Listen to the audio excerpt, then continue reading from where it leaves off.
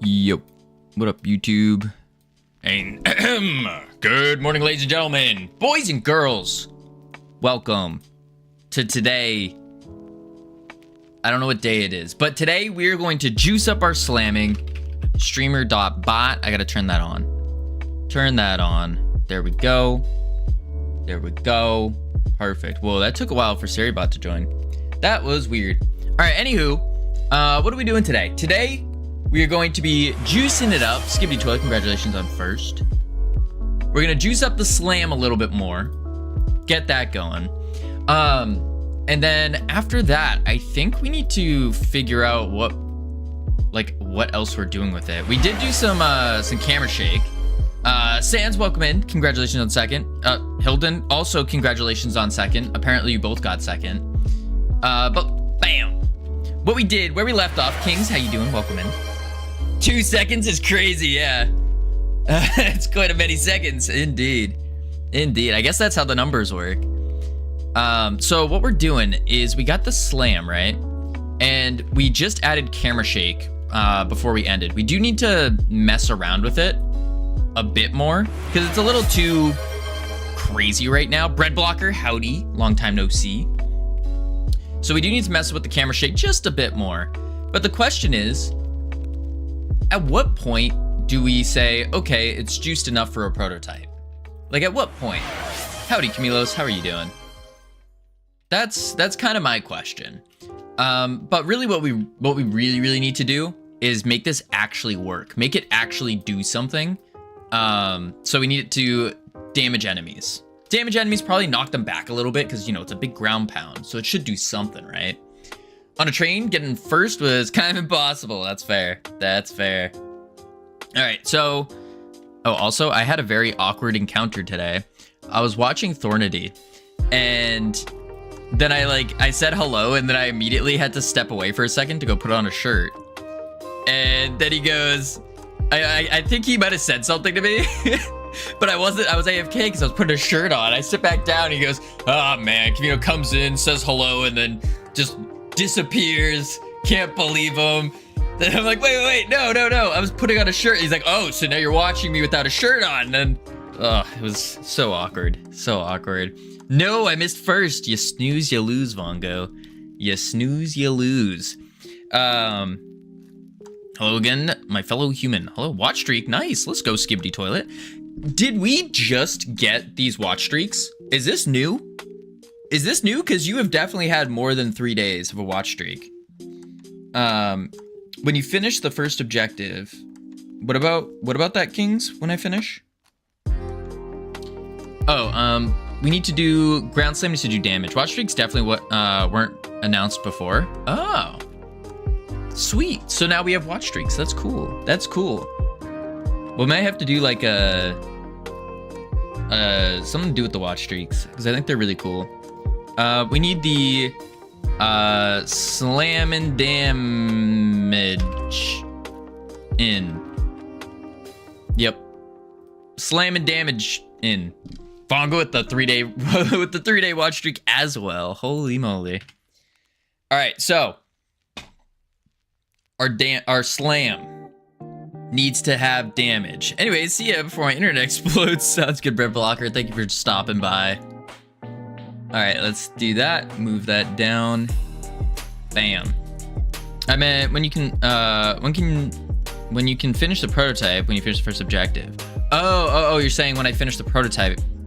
When I finish the first objective, I can finish the prototype. Yeah, so I'm not really doing the objective right now. The goal for now is, I guess, we're trying to develop without going in like linearly in order of how the game is actually played, and instead just doing like, I guess we're hopping around to different parts, and that's how you actually make a game. So you start with like the super fun things, such as like ground slamming. So you go boom, slam. You can do a bunch of other things like that, and the grappling, of course. But yeah, I do want... Oh, why couldn't I hit that? Boom. There we go. So we need to make this do damage, though. We need this to do damage, and we need this to knock enemies back. Boom. Yeah. Yeah.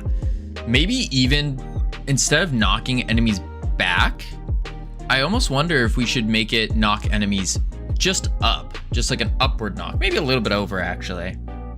Maybe a little bit. All right, so let's go to our slam, which is in slam here.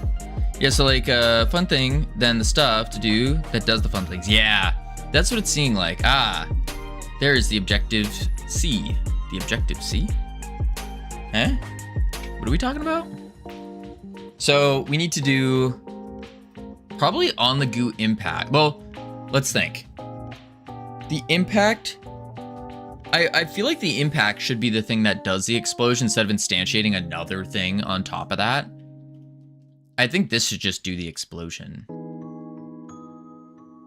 Or maybe we just, maybe it's completely separate. Maybe it is. No, I don't think it is actually. Yeah, I don't think it is. So what we'll do is we'll have an area that appears, area 3D. And this will be the impact area. They're gonna love my resume. Yeah, yeah. Objective C is an ancient programming language. Oh, I see. See what I did there? See what I did there? Oh, I see. All right, collision shape. We're gonna do a. I think we actually want a sphere here. Because we want it to kind of die out a bit. Just a bit. Maybe like that. Yeah. I think that's pretty good. Okay. Impact area. Collision. We are going to put this on no layer. But we're going to mask the enemies. Yeah. You would need an oblong spheroid. Could you reword what is an oblong spheroid? That sounds like some kind of Digimon or something. What's the dumb way of saying that? A oblong spheroid. Dear God. What up, Wingpoo? Long time no see. How you doing? Let's do body. No, your face is an oblong spheroid. Oh. So it's kind of like a, what does my face look like? Looks like this. Oh, I missed my head. I see what you're saying. Oh, I missed. Wait. Oh, it's going because it's going behind me. Duh. Duh. I made it. Welcome, Jeff. Break time. Gotta get ready to nap before work. Sounds good, Jeff. All right, so impact area needs to take the bodies that it hits and then hit them with the velocity to knock them back. Yeah. So body entered. Goose. Oh, actually, maybe we don't. Maybe we don't do a body entered. No, we could. Let's try it. If body is not enemy, then return. Why don't you make your own game engine so all your issues with game engines go away? I don't really have any issues with game engines, King. But I also think making a game engine, like your own game engine, is for me personally, is a waste.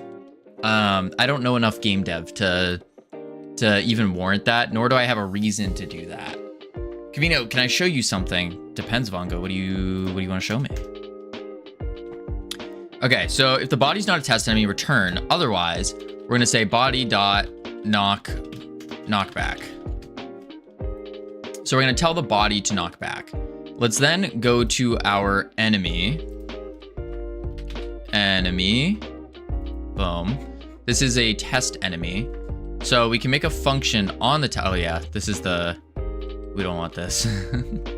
This is the gross vibe coded garbage. Vibe coded garbage.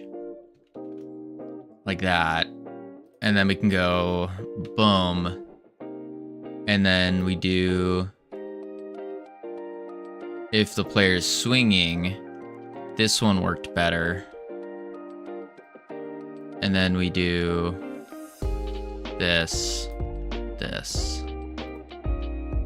Prediction location equals prediction. Wait. Prediction location. We don't need the if either. Boom. Like that. Yeah. Whew. Mail, thank you for the follow. Welcome to the team. You now have access to the beautiful, the immaculate team emotes you can use to welcome people to the team. Can I show you something? It's an emote. Sick. Oh, you're a Godot dev. Indeed I am. Indeed I am. Are you a Godot dev as well?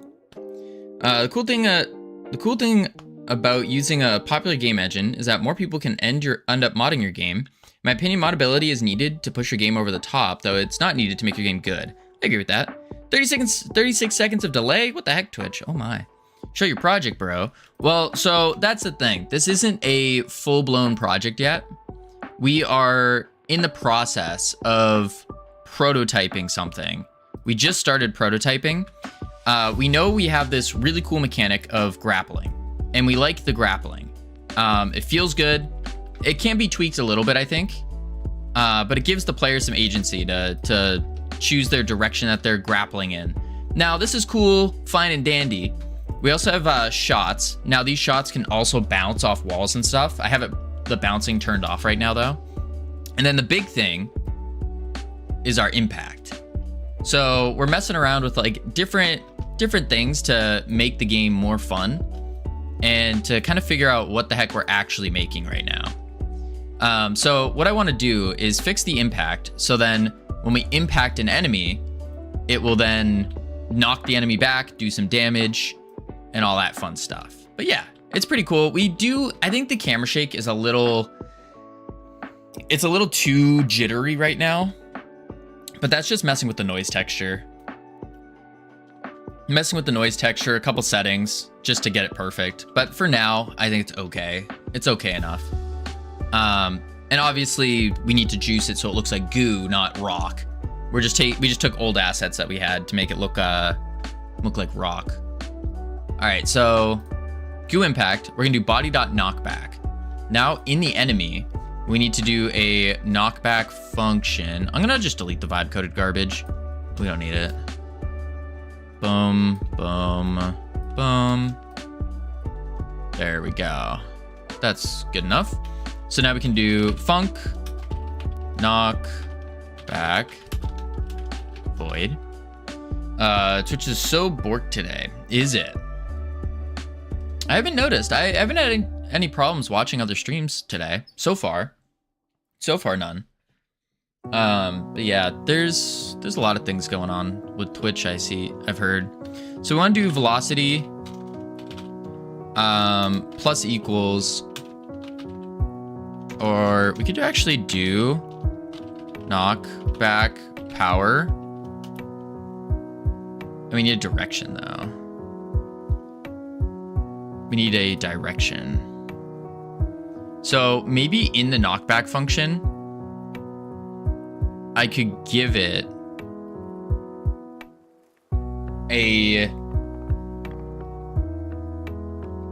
the basis.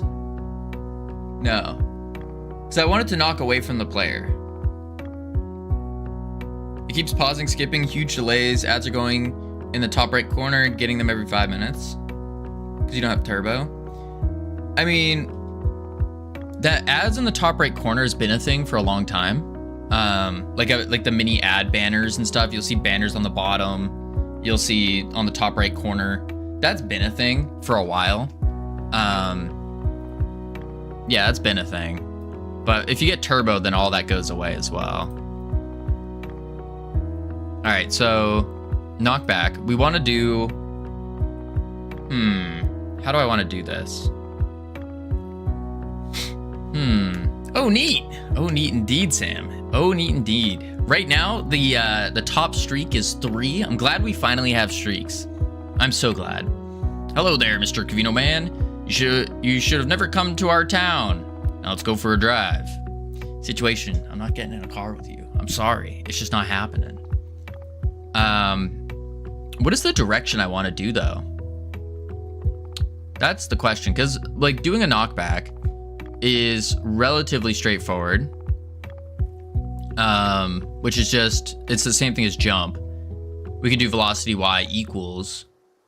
But first, congratulations, Wingfu.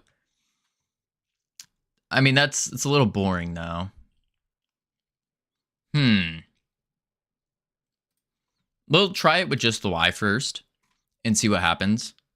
So we'll do enemy velocity dot y, and we do equals. We're gonna say like 20 for now, like that. That's gonna pop them up really high. Bam. You are not first. Prove me wrong. There is an actual leaderboard to everything that we have. Whoa, the music went away. Oh, it's just really quiet. There is a leaderboard to everything we're doing. With that, it's the, what is it? First bash. This thing right here. The leaderboard. Right now, for us all together, we're at 1969. We got to beat Adagon. That's our next goal, is beat Adagon. And then we got to catch up to all these people. All of them. The problem is I'm not streaming as much, so it's a little bit more rough. But if you click into it, you can see who's at the top, who's at the bottom, all that fun stuff. Character modeling made by you? No, that was made by Ironic, who's typically in the chat helping out. He made the little goo wizard guy. But we're gonna probably replace the goo wizard and use a goo character that I've been working on over here. A little Goozilla type guy. So I fixed up his if it's gonna load. I fixed up his teeth, but I need to work on I started doing some crazy armature work as well. Little goo guy though. Let's hide that for now. Here's our little goo guy. I fixed up his teeth a bit. And then I also colored out where I'm gonna put the spikes on him. Because what I want to do is make him kind of like Godzilla. So have some like gooey spikes going down his back. I think that would be really cool. And then of course it splits into two. And then it keeps the two until you get to the base where it's just one. So yeah. Did I mention I already ate? I've already eaten half a pumpkin pie. Holy moly. Holy moly. That's crazy. But yeah, with this armature I'm trying to work on. So I'm just using a metahuman rig because I need the mouth. I need the eyes so I can move the eyes. I need the eyebrows. It's quite a complex little model. Quite the complex little model. So there's a lot I got to do to it still. And then of course I have to add like a jiggle bone to the tail. So the tail will jiggle around. There's a lot. But yeah. That's what we're gonna probably replace this guy with. Let's see here. So I was doing the knockback. I have an enemy here. Just a very basic, simple dude. Knockback Y. Okay, so he doesn't have a physics process, which means he's not gonna get gravity. So when they get knocked up, he's just gonna stay up there. Not good. Not good. So if not is on floor, we're gonna do velocity plus equals get gravity velocity dot y get gravity times delta. Why does that not float in vector 3 and operand? Oh, because it's just velocity equals get gravity, like that. And that should give us that little knockback now. So we'll do that. We'll see how this functions. The attack time or wait time, I'm gonna switch this back to like 2 seconds. Like so. And then we go into the testing zone, close up the map, and we're gonna add a whole bunch of them. So we go enemy, boom, And then we'll bring them like over here or something. Just kind of store them all up in a little group. Duplicate, duplicate, duplicate. Let's duplicate more. Just get a whole bunch of them going. Because that's really what we need to see, is how this interacts when we smash into a horde of enemies. Let's do that. That should be good. Right there. Good enough. All right, let's try it out. On the internet, eyebrows. Yes. Up. And boom. Huh. It didn't work. Let's see. Enemy. Masking 2 on layer 6.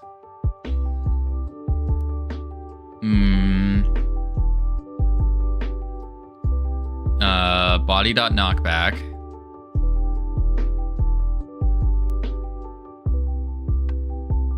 That should be good. Let's also print body dot name.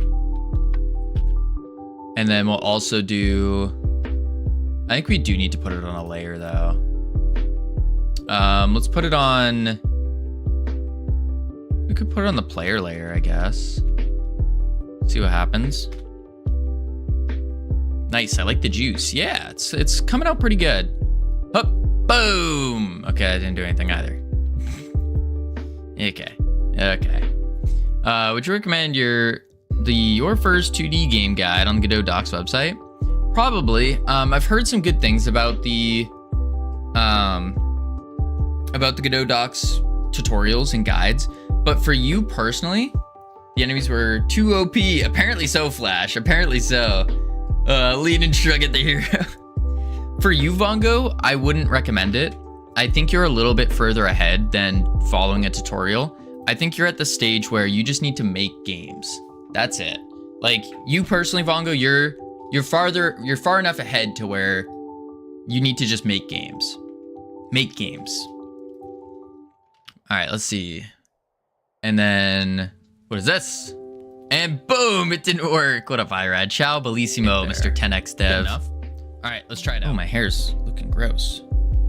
On the internet, eyebrows. Yes. Up. And boom. Oh. That was upsetting. Oh, boy. No, I'm not. Vongo, you've already made a game before. Anticlimactic, very anticlimactic. Why is that though? Enemy. Maybe I need to add the knockback? I didn't think so though. We've done knockback so many times, and every time something goes wrong. Maybe it has to be like, because this isn't, there's something else I need to do here. Something day one Godot stuff. I don't know how to code. Vongo, how did you make your remote control pickup game? May have built it, but I didn't code it. Oh. Clip with little speech bubbles popping up from enemies with what? For real? This is the hero? Would be a funny short. That'd be really good, Flash. That's a good idea. Do you want to know how to code, or do you want to make games, or do you want to know how to code to make games? Good clip. Definitely should be shared to Kavino's story. Yeah, I need to get on the YouTube stuff. That's what I was working on this morning, actually. This morning I was working on setting up some more YouTube stuff and trying to grab the clips to edit a video, or edit some shorts first. I have an idea, and I think I'm going to move for Twitch stories. I've never actually done a Twitch story. What the heck is a Twitch story? I've made a sound effect scene that you can drag into the impact scene. Do you want me to push it? Oh, yes, please. Let me commit the little knockback I made. Boom.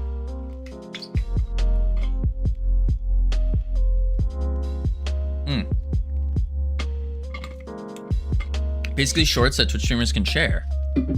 I didn't know about that. Let's, while we're getting that sound effects thing pushed, let's check it out. What do I have to do? Creator dashboard? And then, that's a trailer. That's a challenge. Post your first story. Wait, do I have to go to like content, clips? Share? Add to stories.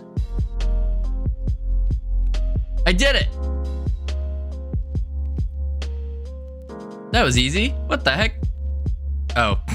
I gotta fix the, oh dear. Oh dear. Okay, I need a, no, don't ban user. We need to edit this. Wait, pull that over. Boom, edit. And then we gotta take, for edit layout, we need, let's do stacked. Get my face expression going. Move this down to the, move this. No, oh dear, oh dear. Okay, maybe I don't. Let's just go full. Expando. There we go. Maybe this will work.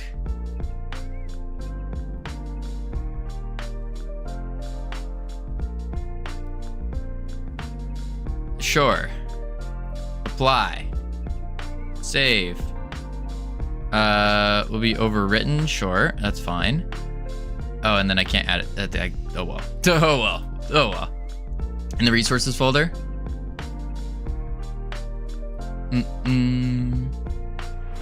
Howdy, Cam. You just put it on the impact scene. Oh. Just put it on the impact scene. Okay. Resources. Sound effects that you can't use commercially because they're licensed to me, not you. That's good. Goo impact scene. So I just goo impact scene. Okay. And that's it? I just slap it on? Or do I have to do something to it? Nope, that's it. Cool. And then we need to do, save that. I need to see why my knockback's not working as well. So I call body.knockback. I need to see if the bodies are actually getting hit though. So let's do testing zone, play, send sound effects. Sound effects plays it in the ready. Sweet. Oh! Oh, there we go. That sounds cool. Oh.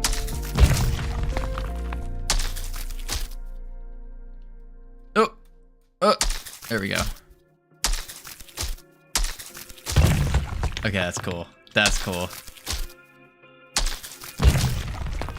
Okay, let's see if we got... Oh, we did get the prints. Okay. So we did get all the bodies that we needed. But for whatever reason, they didn't get knocked back.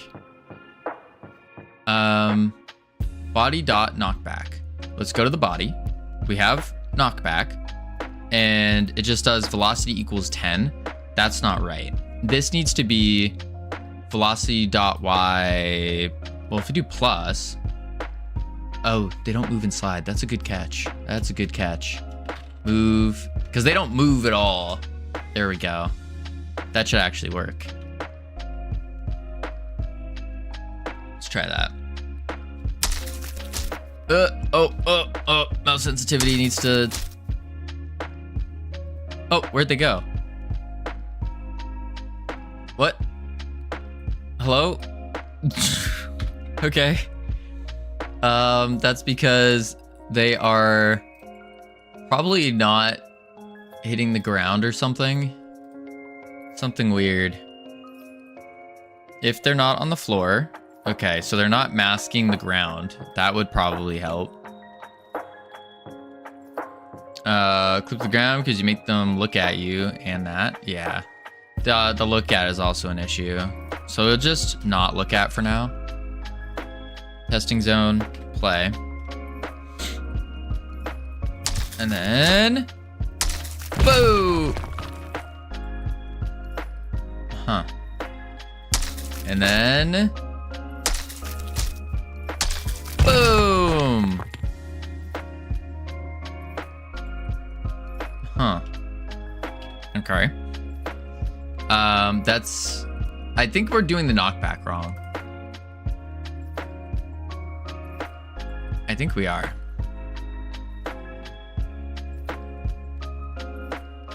Enemy. Oh, know why? That. I was resetting it. And then this would work. So I was pulling them down because I kept resetting their gravity to be always getting pulled down. There we go. Oh. He hopped a couple times there.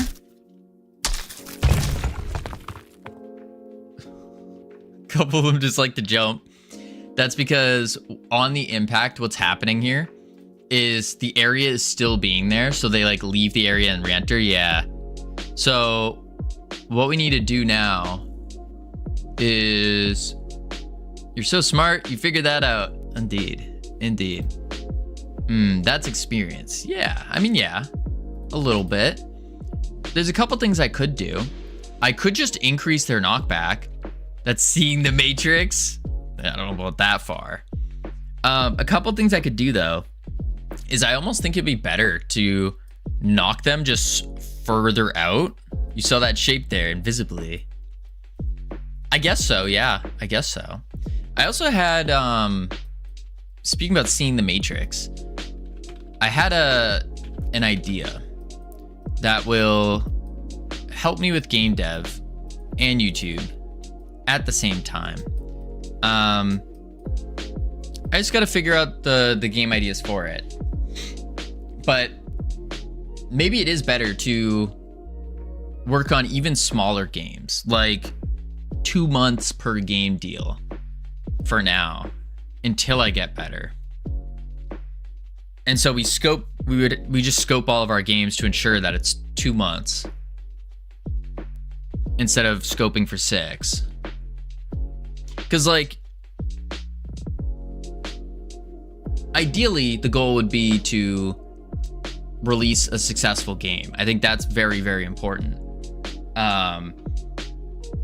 But are we at that level yet? Am I at that level yet where I can go and release a game that will get, say, 10,000 wish lists? Maybe.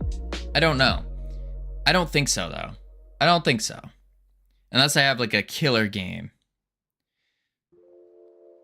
Anywho, knockback. We need to do game dev. That's what we need to do first. Game dev. So what we could do is either A, reduce the shape after it collides, or B, we just knock the enemies back further. I want to see the enemies get knocked back further first. Nothing wrong with your game being 1K wishlist game. That just makes 1K USD. If you only worked on it for 1 to 2 months, right? Yeah, if you work on it for 1 to 2 months, I mean, there's nothing wrong with it making, say, $1,000 US dollars. There's nothing wrong with that. Is it? It's obviously not ideal because you can't really live off of $1,000 every 2 months.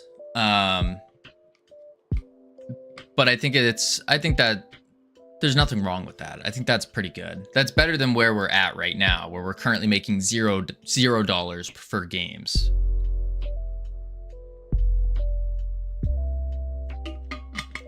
That's what I mean. Right. I think so. Let's do...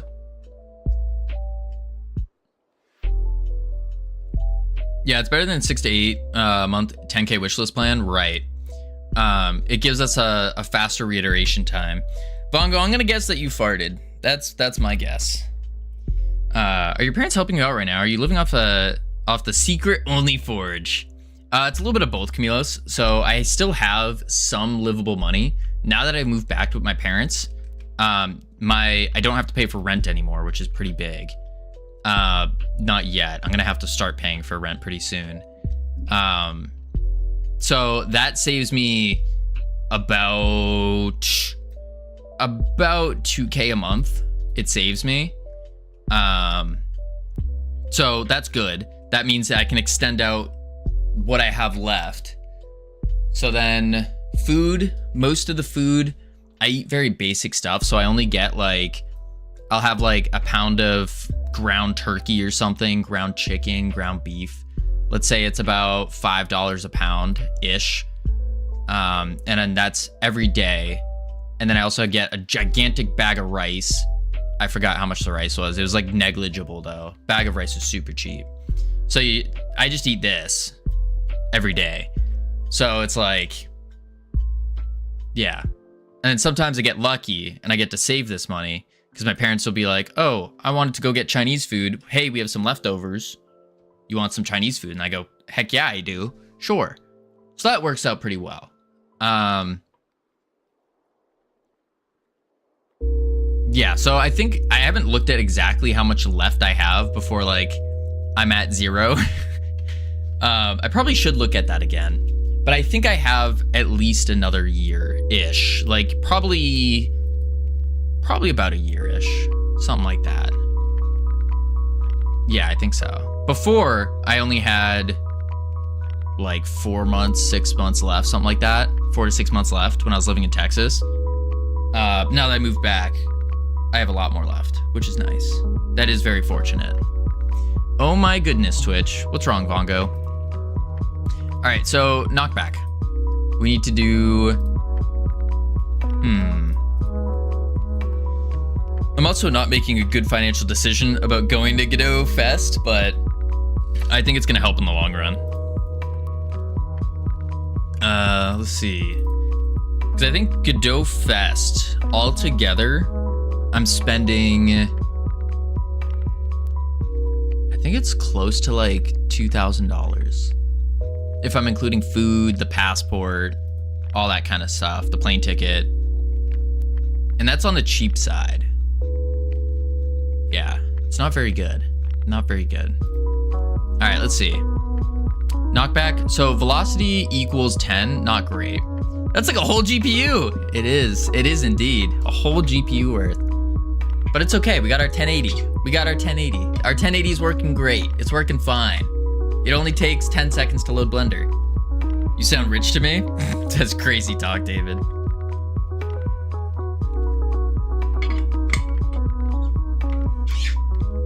Need to go all in on green. That's the play.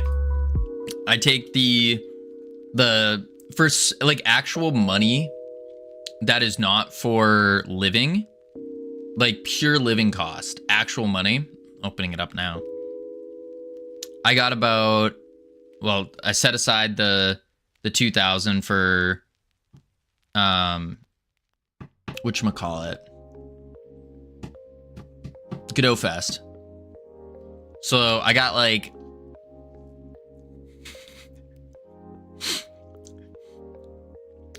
we don't want to say how much that is. That's a little disappointing.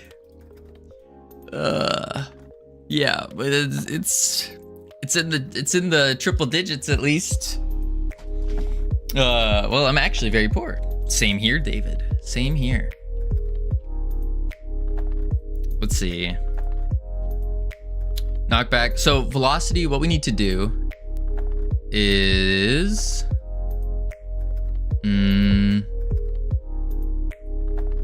where is it? Knockback velocity.y. Why am I blanking on? I always blank on the easiest thing. Infation. Welcome in, first time chat. Me too. It's a struggle. It's a struggle, but eventually we'll get there. So this is our second jump, or the whole jump thing. There was a better way to do knockback, and it's like you have to give a direction. You set the velocity by doing like a direction. You just add that on as if you're moving. Why am I blanking on it though? Like what is my direction?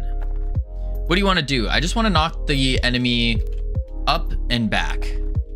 So they just need to go woo like that. And that is just doing the opposite of their basis.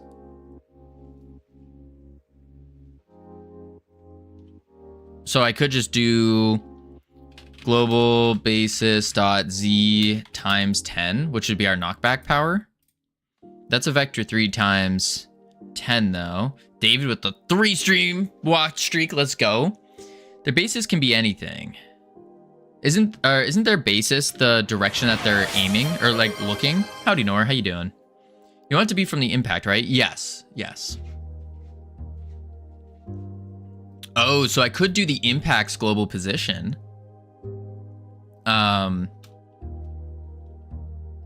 They won't all be looking at the center from. We'll do knockback from or from location as a vector 3. And then we have our knockback power. So then we can just say do a direction. Var knock direction. Knockback direction. Oh, just do the direction. But direction wouldn't be a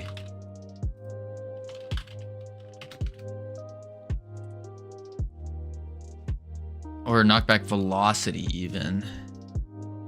Well, I want to do the what do I want to do actually? Maybe I do want to knock back velocity because then that way I can, when we call the knockback, the things that are hitting it can decide how much power to hit them with. Yeah, the enemy shouldn't calculate how the power works. They should just decide to do that, right? So I can just do velocity equals knockback velocity like that. And then on the impact is where I'll do the velocity. So I can say var knockback velocity equals, and then we'll just do our global position dot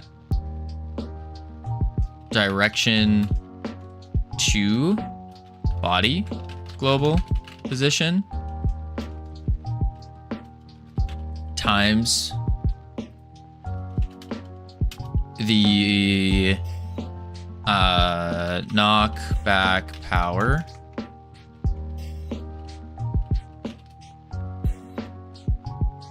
and then knockback power. I mean, why ISP do you have? I have no idea actually. I'm not sure. Not Spectrum though. I don't have Spectrum. Let's do 20 for now. And then knockback velocity. But that's gonna go 2. So we want the opposite way. Wait, or is it? Oh, we'll see. We'll see. We'll just visualize it. Visualize. Hup. And boom. Oh, nope, that worked. Okay. Oh, they're still going because they don't decelerate. Boom. Okay, we need them to go up more. So then they also need to have a Y up. So in the impact, knockback velocity, and then we can do knockback velocity dot Y plus equals knockback power. And would that change it to give us an upward hit? It does. Sick. Sick. Okay, let's do, probably bring this down to 12, I'm thinking. And then we also need the enemies to, let's see, boom. And then we'll just say velocity dot x lerp velocity dot x to 0 over 1.5. Same thing, but for the Z, lerp velocity dot Z 0 1.5. That way they actually slow down. I think I need to plus it though. When I lerp. Nope, I just do equal. Never mind. I was right. Boom. Had to turn on the dang hotspot. Oof. Spectrum's awful. Yeah, I didn't have too great of an experience when I was using them. Ooh. Okay. Now they're not getting knocked though. They're going up. They're not going over.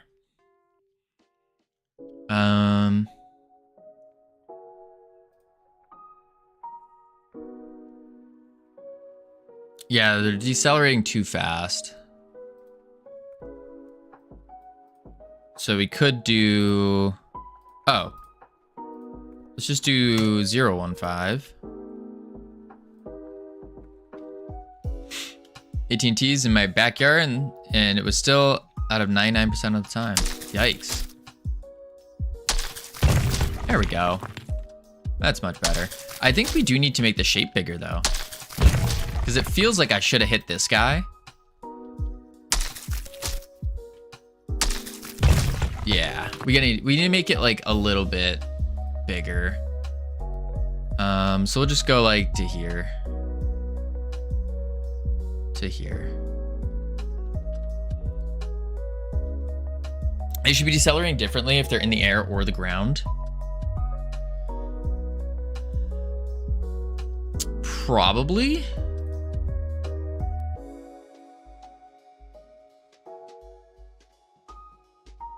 Yeah, probably. The impact doesn't turn the ground to ice, right? Right.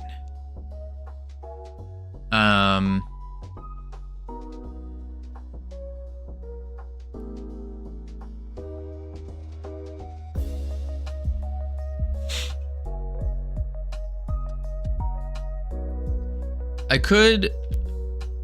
don't think we worry about that though right now, because we don't even have the, like, we didn't set up the movement yet for the characters. We're just trying to get a basic thing for now.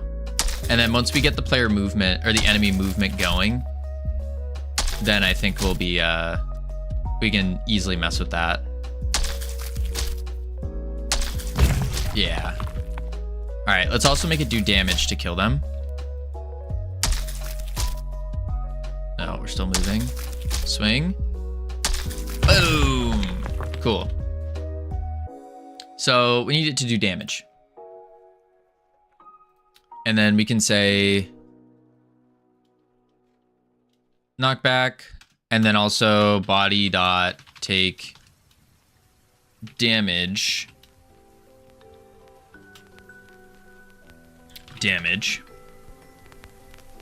We need a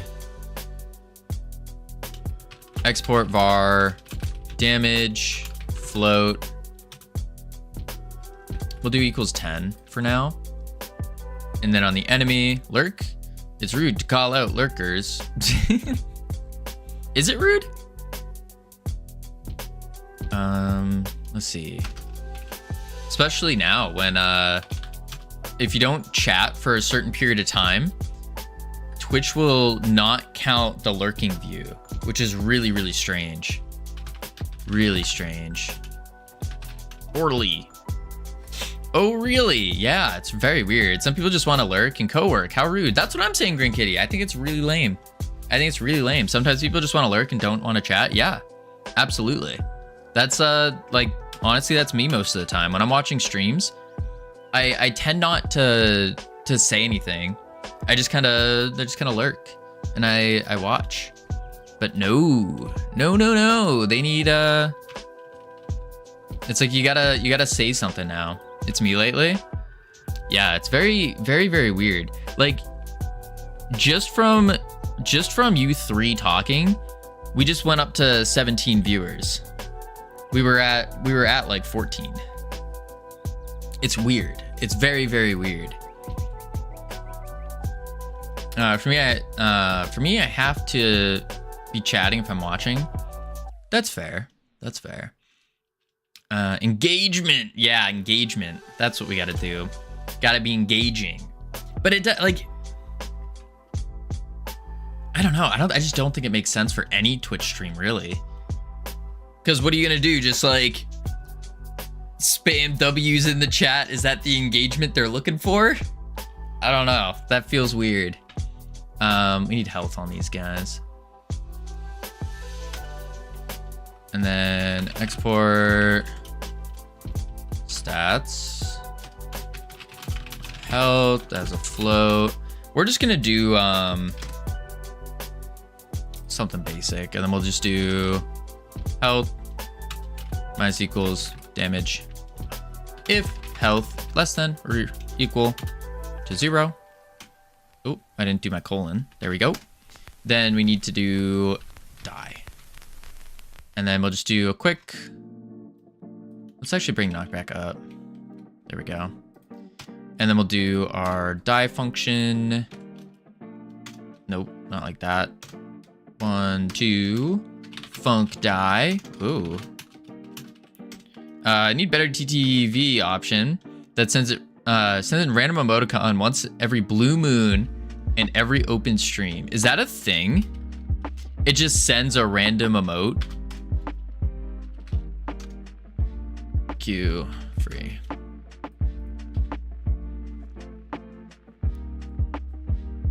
Sends a random emote every now and then. No, it should be a thing. Oh, I see. Yeah, that would. I mean, you could set that up pretty easily. At least from like a viewer standpoint. Like I could set it up so the on a timer, my team oh, that's not it. The team emotes will start playing every now and then. I don't know if you guys could even hear that sound thing that went off. No, you did not. Okay, good. But yeah, I could do that where it's like every time, every X amount of seconds, it just sends the emotes. That would be pretty easy to set up. Pretty easy. Let's see. Let's do play. Okay. So we have this. We slam down. Oh. We need it. We need the enemies to be queued to die. That's what we need. And realistically, what we're gonna do for the enemies is I want to ragdoll them. I think ragdolls are fun, especially for deaths. And it saves us some death animations, which is win-win in my book. It's a real game. You don't want to queue free enemies instantly. Right. So I think what we want to do is like, this is where ragdoll would occur. Something like that. We want to do a ragdoll them, because I also think that's going to be really funny, slamming into it and then seeing them ragdoll. Now, the thing is that something we should be testing out? Because it's kind of that same thing where like we know it will be fun. Is that worth testing, or is it more worth to, you know, actually make the game? I feel like we need to actually make the game. Okay, listening.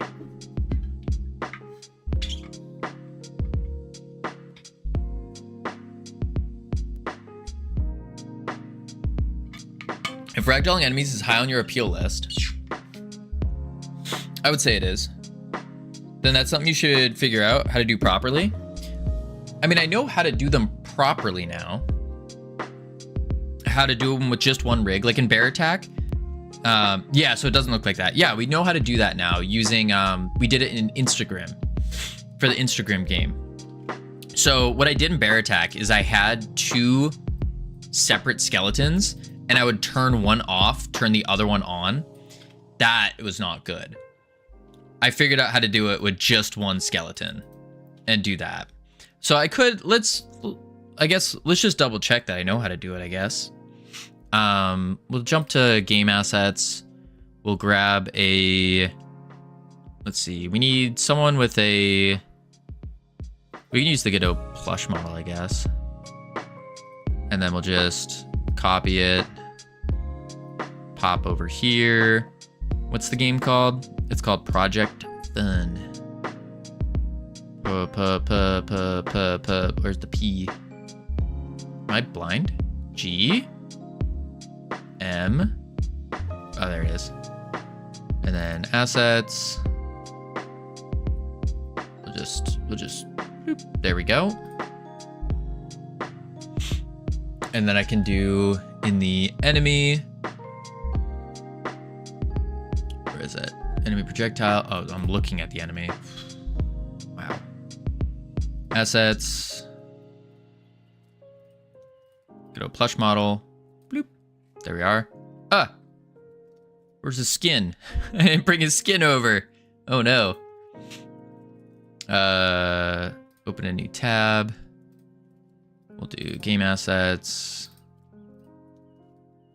Copy. Paste. There we go. And now. That's fine. Edible children. Ooh. There we go. Beautiful. All right, so now all we gotta do is delete this.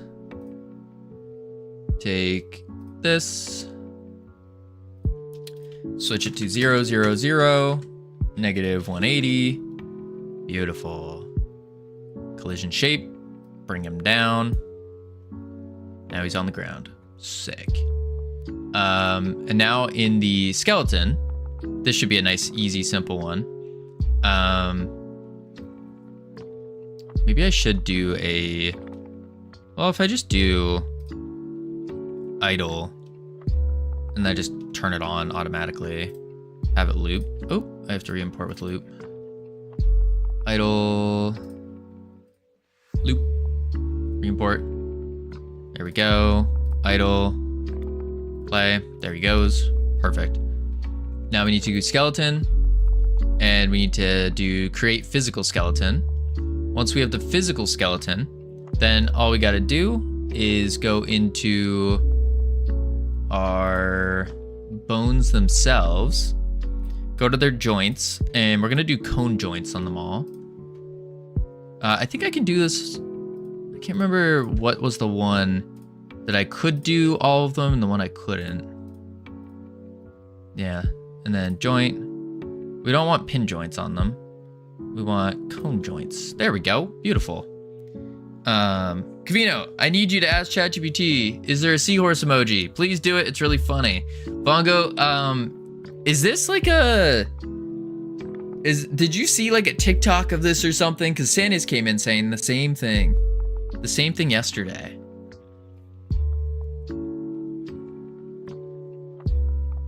Do it? I heard it breaks your ChatGPT though. Doesn't it? Is there a seahorse horde emoji? Like that. Bro, that Godot OC model looking clean. Indeed, Luigi. Indeed. Yup. Just kidding. There is an actual one. That's a dragon. Wait, no, that's a dragon. The real one. Okay, sorry, for real. Still wrong. Okay, real seahorse emoji. Just kidding again. Oh my god, this is terrible. It just keeps going. It just keeps... Who did this? You super chat like kids table. We need a kids table part of the chat. It's a good idea. That's a really good idea. All right. So now that we have this, let's take the physical bones, and I need to turn this off. And then all I do is turn it on. Or I could turn their influence off.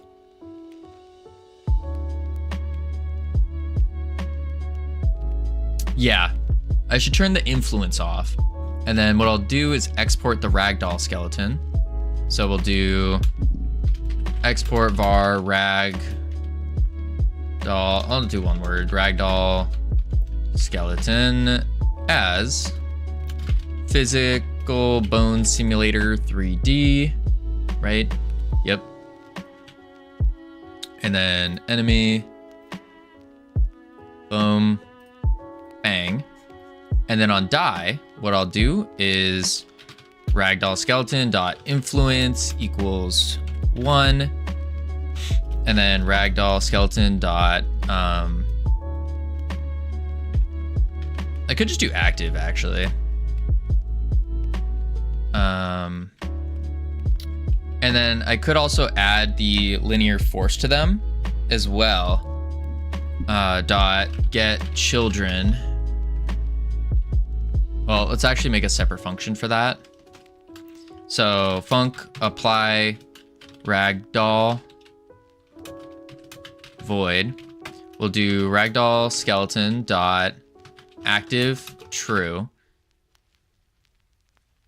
I think influence is gonna be the play. I did it active before, but I think just flipping the influence might be better. So in that way, it's still always following. Breaks like that time I asked forever ago when the letter is missing from the name of the US states convinced me that there was a Q in New Mexico. Seems to be fixed now, that's funny. And then we can do ragdoll skeleton dot get children. If, oh wait, for bone in ragdoll, if bone is not physical bone 3D, continue, so go to the next loop. Otherwise, we do bone dot linear. Do I need to do that? I don't think I actually need to. I mean, I could do the linear velocity. Bone dot linear velocity.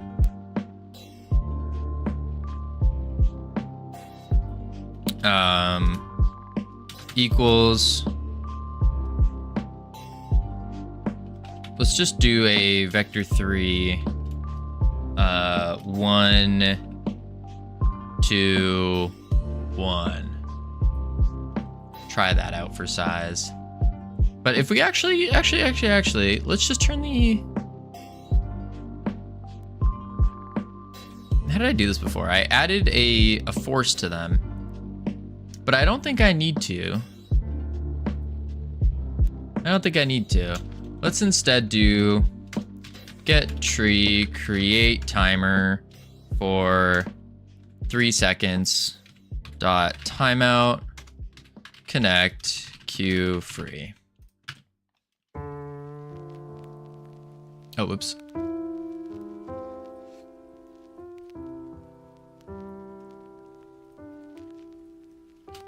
Apply ragdoll. Okay. Play. Okay, they were... I see the issue. Yeah, I did need to turn them off and turn them on. That's what's going on. Okay. Enemy. So influence we keep on, but we do active true. And then in here, influence up, active off. Now, testing zone, play. There they go. Look at them. Oh, like a little army. They're beautiful. And boom! Cool. Yeah, so now I do need to apply the forces to them. I should also turn off their animation player. Enemy. Active true. Let's do animation player dot active false. And then I need to do ragdoll skeleton dot linear is simulating physics. They're not supposed to have dampening. Do they have dampening? There was an actual thing I did that made it really good. I know I applied the linear forces, They have dampening setting. Linear damp. No, it's all at 0. Damp mode's combined, but it's at 0. So they don't have dampening right now. I just need to apply a... Yeah, but shouldn't it be at something?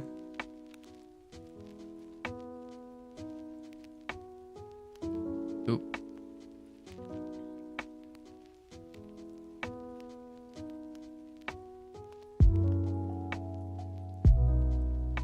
I don't think I need the dampening. I just need to apply a force so then they start going crazy.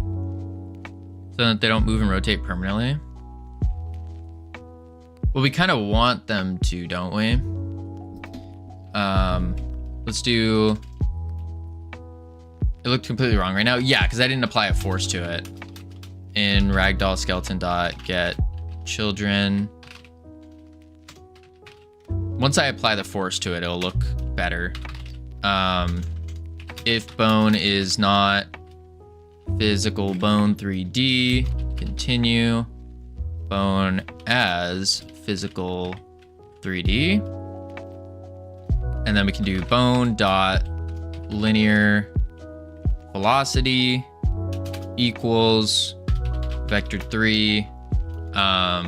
This is where we would do like a random amount. So we would do like a random float range from -5 to 5. Same thing with the Y. We'll just do it for all of them. Boom. Boom. Something like that. Just for now. And that will now give us some random. Don't they do apply impulse? I don't know if they have an apply impulse. Do they? Oh, they do. Never mind. I could do that. Yeah, because the velocity would keep them constantly moving. I can apply an impulse instead. Let's try that. I have to double check how I did it in, Nope, that did not work. Why did that not work? Let's take a quick peek at how we did it before.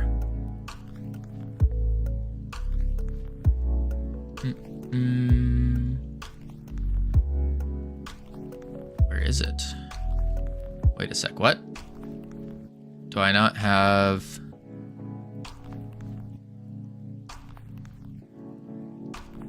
Oh, it's Jamsepticeye. I was like, where's Instagram? They did a pretty decent job on that ragdoll.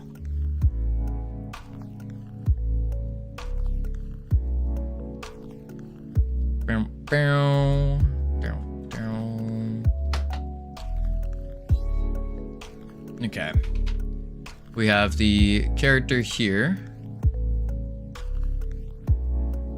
Why is it lagging so much? Holy. Here it is. Oh, stop lagging. Holy. Physical bone start simulation. That's what I needed. We activate the ragdoll, start simulation. Why is this lagging so much? Look at this. There we go. Weird. Yeah, I didn't do start simulation. That's what I needed. Start simulation. True. Start simulation. Apply ragdoll force. This is what I did. Yeah. Yeah. Boom. Hello, what are you working on? Apiotic, how you doing? We are working on a... trying to figure out what our game is, really. Kind of working on a goo grappling slamming type game. I'll give you a little, show you what we got so far. So you grapple around, you can shoot goo balls. They bounce, but I have the bouncing off right now. And then the cool part is, boom, you then slam into them. But we're just gonna set them up with a ragdoll body. So then the enemies will ragdoll when you smack into them. Let's do boom. And then let's delete this. So I don't need that. We'll do func apply ragdoll force multiplier as a float. And then I think I called this ragdoll skeleton. Did I? I don't know if I did.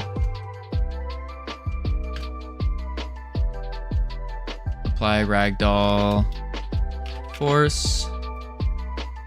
Thing looks great, thank you. It's a work in progress for sure. Oh, it's just ragdoll skeleton as one word. Ragdoll skeleton, and then call expected 1. Oh, because I didn't do. Let's just do 10 for now. Why is it not like multiplier? There we go.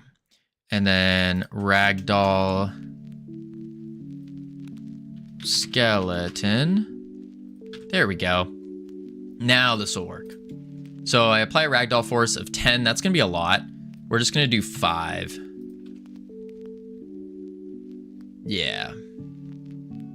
Let's see what happens. I don't know how I feel about this for the angular and linear velocities. We could just apply an impulse and see what happens. Yeah. We'll try the impulse after. Because we know this one will do something. Okay, maybe not. They just kind of flop down. No, don't do an impulse. Oh, don't do an impulse, Munglow. So I am on the right track then. Just got here? Oh. We're working on ragdolling right now. What up, Okie Dokio? No idea what you're doing? Oh, doing ragdolls. Doing some ragdolls. I don't like using their global basis. I don't think that makes sense. I think we do an impulse. But if we do an impulse, then they're always going to go the same way unless I do that random velocity range thing. I like the cat ragdolls. Cat ragdolls? What are those? Boom. And then boom. And I'll just do bone dot apply impulse. Let's do bone as physical bone 3D. Oh, why did that? Bone as physical bone 3D. And then apply impulse using a vector 3 random float range from -5 to 5. We then copy that, paste, and try the impulse now. I love you, Kavino. Thanks. Just start the simulation for now. Yeah. We can just do start simulation. I don't know why they're not popping up anymore. I guess because they die immediately. That's probably why. Enemy.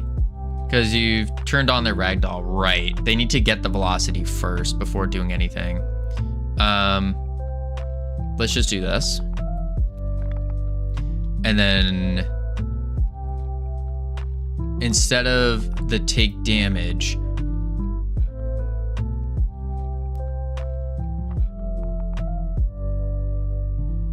I guess I could apply the knockback on the ragdoll. Maybe. Let's see what happens when we start simulation. I think they'll just flop though. So instead when they die, let's await get tree create timer. We'll wait like 1 second. Dot timeout, and then we apply the ragdoll. But I want the ragdoll to occur when they freak out. Yeah. It's close. It was close. Okay, we definitely need that impulse. Enemy. Try call deferred on the ragdoll. Not await. call. What's the difference? Because I was watching someone do this earlier.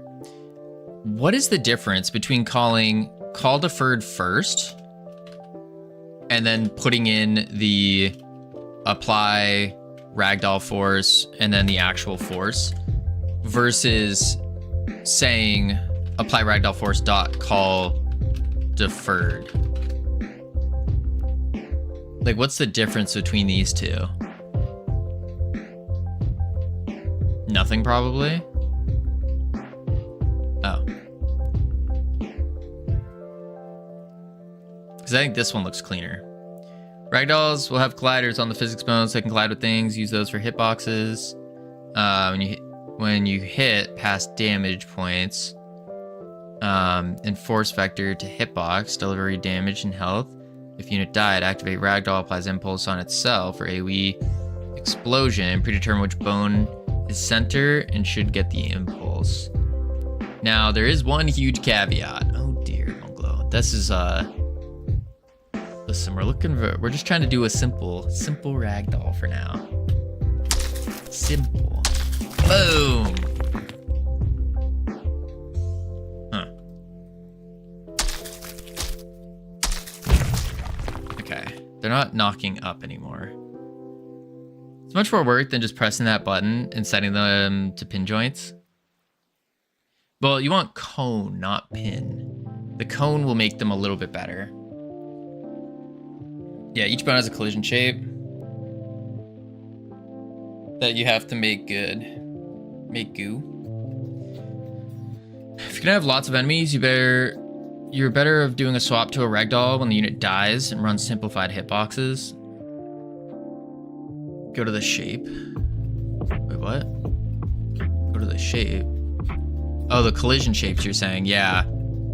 You're saying to fix their collision shapes so then they don't collide with each other as much, like right here. Oh, that's an arm in the way. Boom, right here. Which they're not really colliding right now. It's a very simple skeleton, luckily. But no, it's just the impulse that we gotta fix. Or not doing an impulse, but doing the velocities. I think that's gonna be a big one. But it looks like the call deferred thing doesn't really do anything. And then let me do this. Bring this back. Like so. Appreciate the lurk, okie dokio. Focus on work. You're right, Cam. You're right. The issue running ragdoll setup on the enemies is they aren't ragdolling means that each physics tick, the physics sim will have to resync every other one before running the sim. Well, oh, call deferred and base type nil. Okay, so you can't do it that way. Huh. Have to do it this way. I'm gonna call the airline tomorrow as well. What? Why are you calling the airline? You did it wrong? Well, yeah, I wanted to try to see that other version because I've seen apply ragdoll for. Oh, and then you do the argument. Oh. And then you do the argument 5. No. It doesn't like that. It needs to have the argument in there.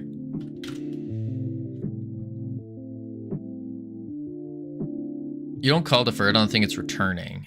Oh, I get it. I was trying to figure out why I've seen some people put it at the back. That's for if you're returning something. Like if you're returning another function, you can call deferred it. Without the parentheses that apply ragdoll, I think? No? Oh, no. I mean, we know this works, but those drinks my mom got me were so bad. 10% though. Apply ragdoll force without parentheses. Oh, you do it as a callable. Oh. So it'd be apply ragdoll force dot call deferred 5.0. Like that. Impulse forces and forcers should be deferred since it should need to be deferred since they stack up in the physics body and get applied next tick. Okay. We just need them to go... Mystical Cell with the resub. Yo, 4 months, let's go indeed. You had the Godot mesh. So we can see the bone shapes. Oh, yeah. Bloop. It's a very simple model. That's why I'm like not messing with it. Like I know you could come to each collision shape and fix them up. What does the chest shape look like?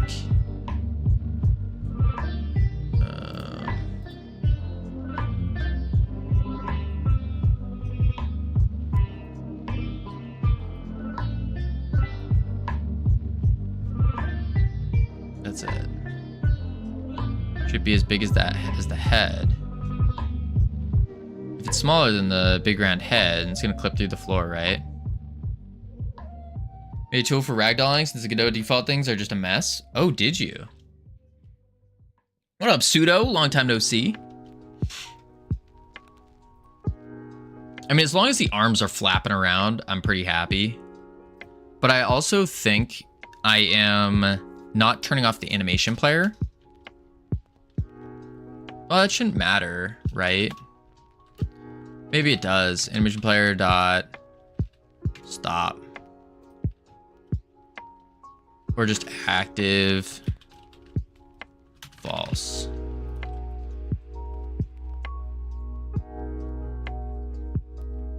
Also, it used to be bugged and shows the wrong gizmo not updating, so you had no idea what the angles you changed it to and the joints and so on. So I don't know if it's fixed now. How you doing, Kavino? I'm doing pretty good. Doing pretty good. We are trying to get some ragdoll stuff going. But what I want to do is I want to see. We need like not 5 seconds. Holy moly. I guess, no, I shouldn't do that. I should see the ragdoll first. Ideally, what's going to happen is if we know they're going to die, so we need to do it here. If we know they're going to die, we want to let them ragdoll out in the way that you knock them. But right now, we just need to get the ragdoll working. Boom. They just flop. Why are they not going up?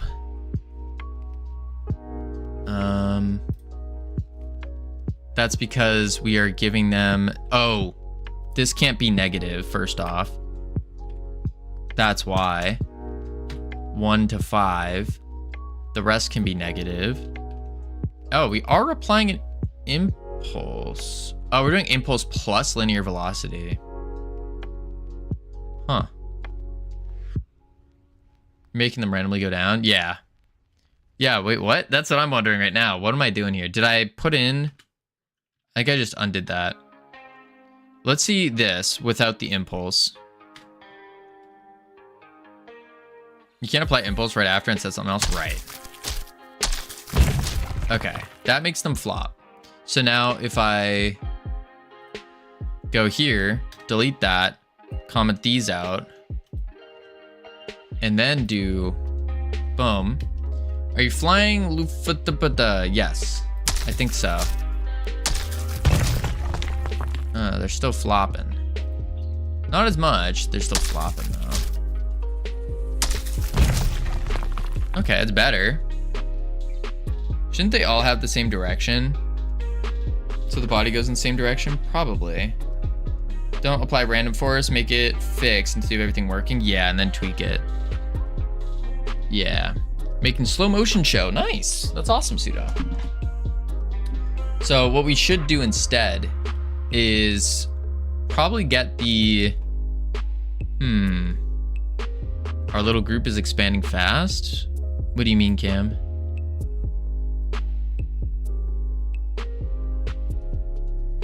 Little group expanding fast?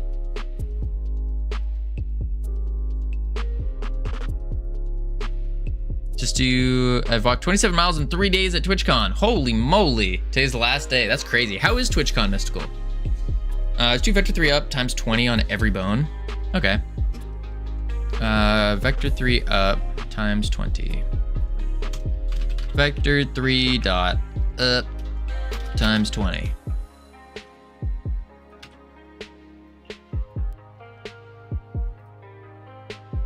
Play. And if you want force vector to be consistent regardless of unit's mass, then times the vector. They don't have any mass. Oh, there we go. Okay, that went up. And then we need them to go outward as well. Good. If no, you mean... Oh, yeah. I know that, Cam. I look at the messages.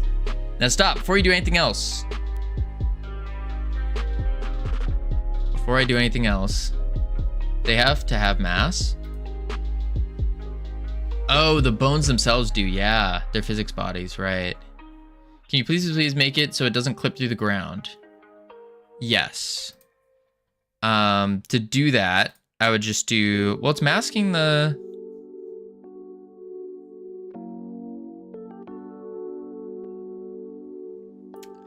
I would have to go through the collision shapes and make the collision shapes. So the collision shape needs to be here. That's why they clip through the ground.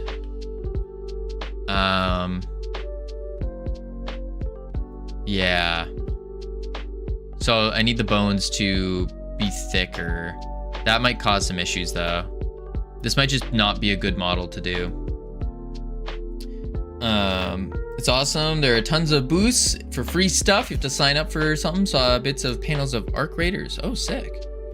Find the head shape and then make that actually round.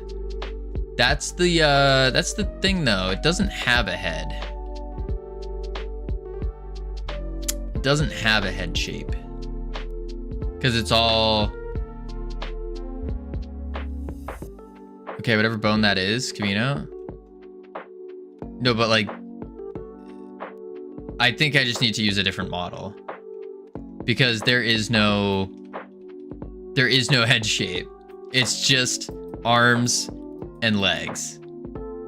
All at some central point, which you would think there would be a bone here. But I'm not seeing a bone there. An arm, leg.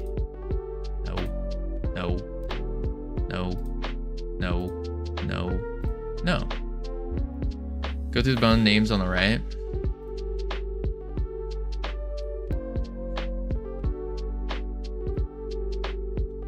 There's a deaf head.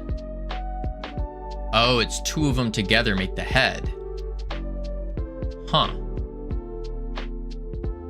So it's really just the arms.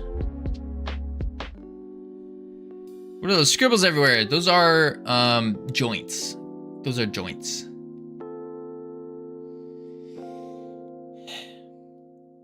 Deaf head.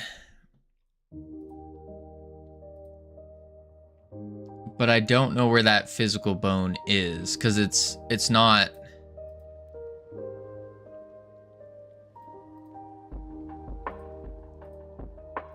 It's two bones. That is one. First round's on me in Germany. Sounds good, Cam. It's not two. Am I just being visually decepted right now?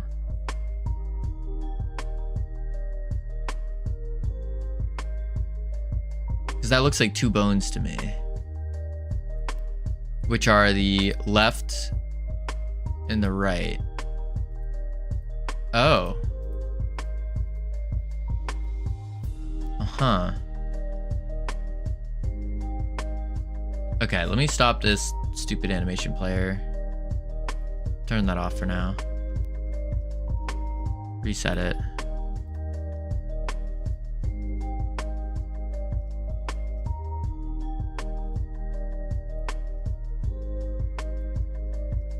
Okay.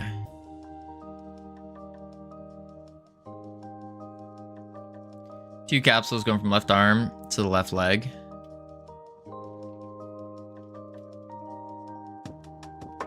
Yeah, we have this capsule and this capsule.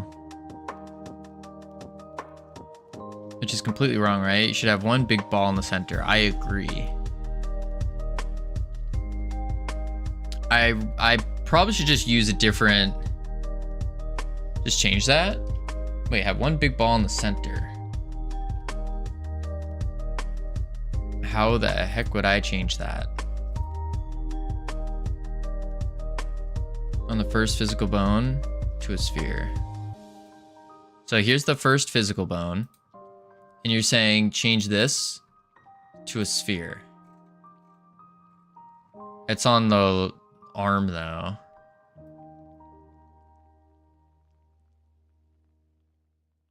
Move it to the center.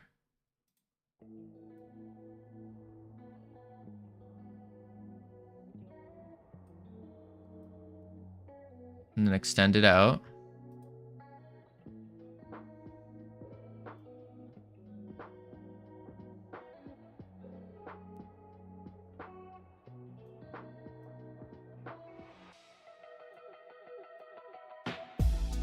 Like that. It's not on the arm, it's on the def head. Ah. Oh, it is on def head. I see. That's def head, upper arm left. Okay, I understand now. Okay, so that fixes that. Let's see if that worked. Boom.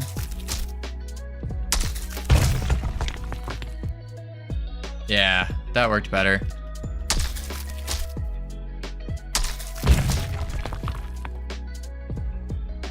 Okay, cool. So now what we need to do is apply the knockback effect to them as well. To do that, let's see.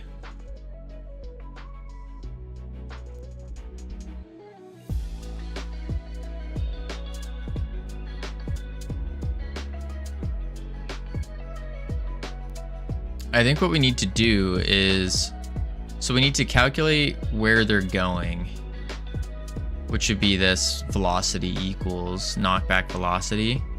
We just add that on. But to get the knockback velocity, we need to do this knockback velocity, which is this fun stuff. So what I could do is on knockback, I guess which one's going off first though? Because I could do on knockback, they take the damage, and then we can move that knockback velocity into the apply ragdoll. Let's do apply ragdoll, and then we'll call it force, not multiplier. Force. Delete the linear and angular. And then apply ragdoll, call deferred, force of 5. And then the force will be, well, we need a direction.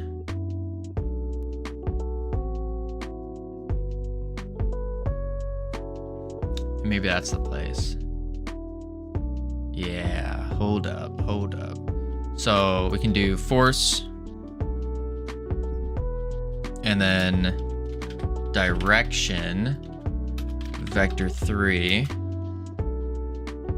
and then we can do apply impulse direction times force, apply ragdoll. Instead of calling it here, I'll do it here and say apply ragdoll, knockback velocity, and then we'll do a force of 5 and see what that does.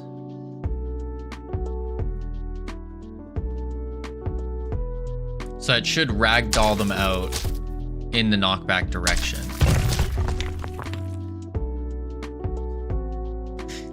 Yeah, the force is a little strong, but very strong. But we kind of have the right idea going. Enemy. Let's do times 2. Oh, let's do times 1. Just follow the knockback velocity.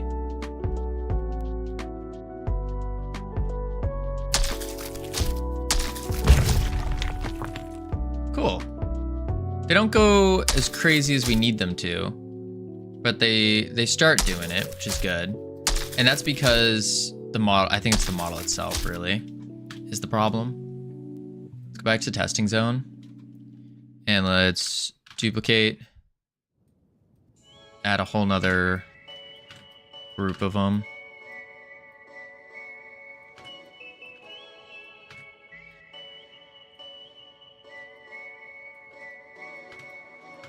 There we go. Oh.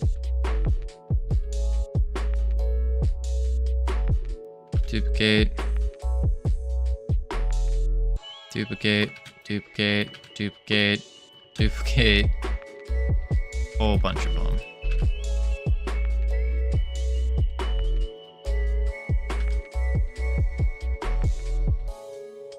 That should be good enough. I mean, that's, yeah, that's fine. All right, let's give it a go. Boom, bam. All right, so they need to do a little bit more. Whoop. Yeah, they need to be a little bit more crazy. So the way we can do that is probably change their mass and also make them a little bouncier. So we'll grab all the bones. All the bones. Bam. And we'll bump their bounce up just a little bit. Turn their friction down a bit. Mass is fine. Gravity scale. Let's bring the gravity scale down just a tad. That way they're a little bit more floaty. Let's try that on.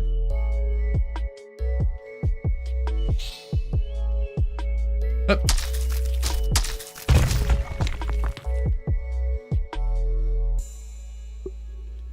Definitely better. Yeah, that can work. Cool.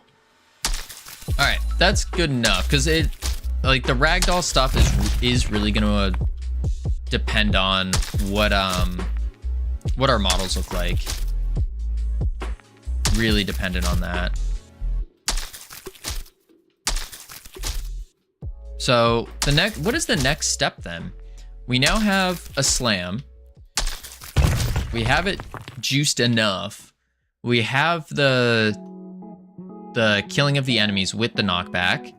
Game looks pretty good. Appreciate it. But that's the thing, is it's not really a game yet. We just have actions for the player to take. So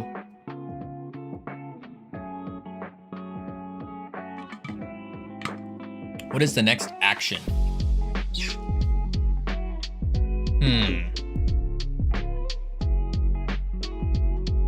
The foundation then?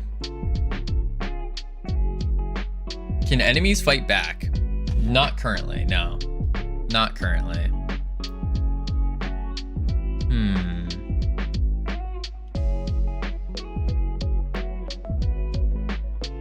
So we probably should, well, actually they can technically fight back, yeah. Not well, but they can.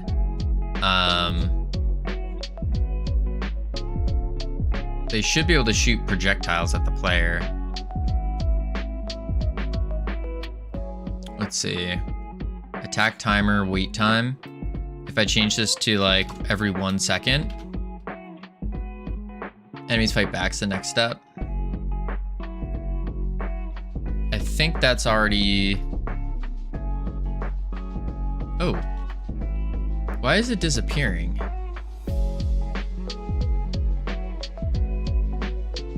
They're just immediately disappearing. That's a 10-second on the obliterator. Masking projectiles and player. So why are they disappearing immediately?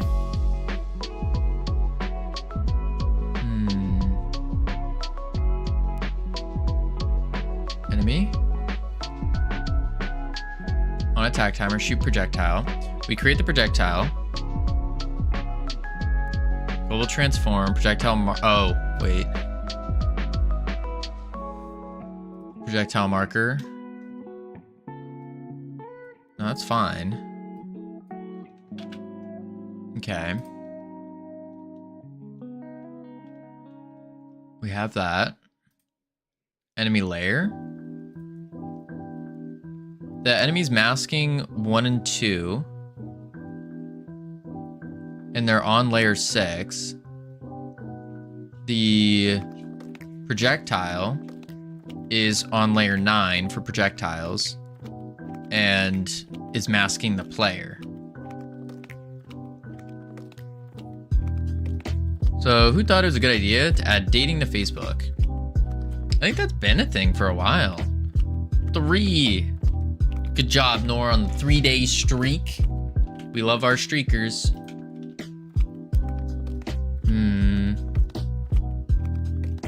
I'm excited to see, now that we have these streak stuff, I'm excited to see what kind of numbers we can start pulling. If we can do like a 10-day streak, 20-day, bajillion-day streak. Whew.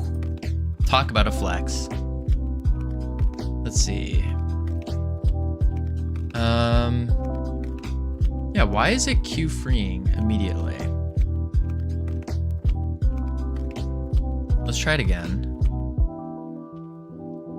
They should just be shooting at on a 9-day streak on HypnoStream. Yeah, I guess we just got the streaks. I thought we had them, but I might be confusing it with the Freedom Forge account. Yeah, look at this. Oh, they're appearing in different locations. Huh.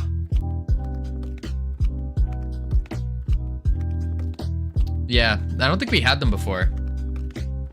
It says if you reach 10, you get acknowledgement. Oh? What's the blinking thing? Those are the bullets that it's shooting. Let's see. Projectile marker.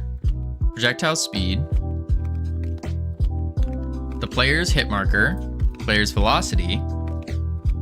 Prediction location is player's velocity. So, oh. What happens if the player's velocity is 0?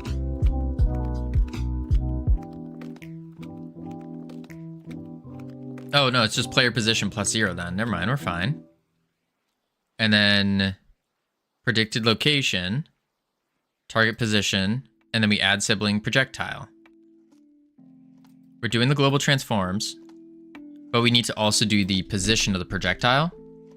Target position is not a position.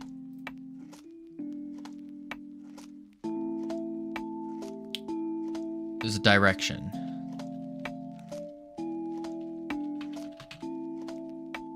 It's okay. It's just rewording. Just rewording something.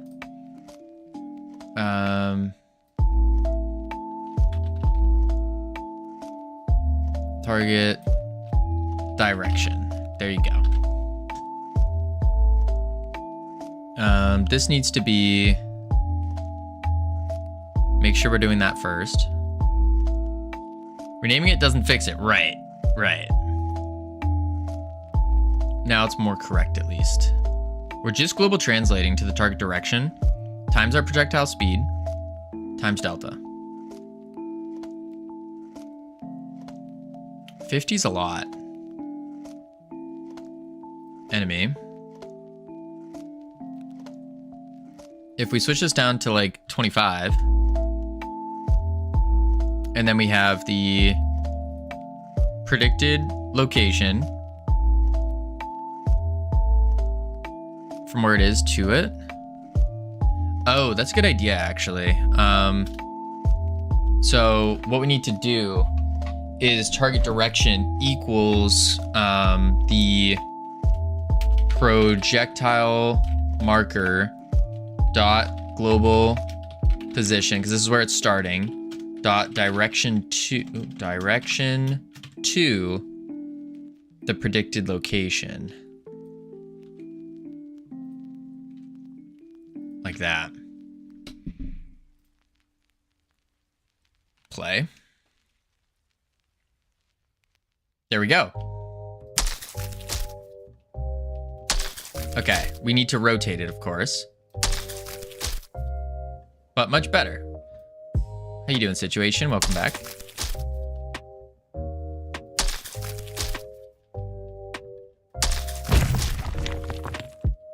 Oh, they're still shooting.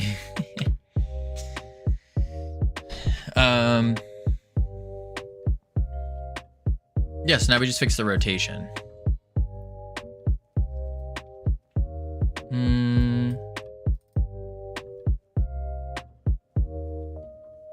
How do we fix the rotation? We need it to... And we could just make the projectile look at the player for a brief moment. Projectile look at player.current.hit marker.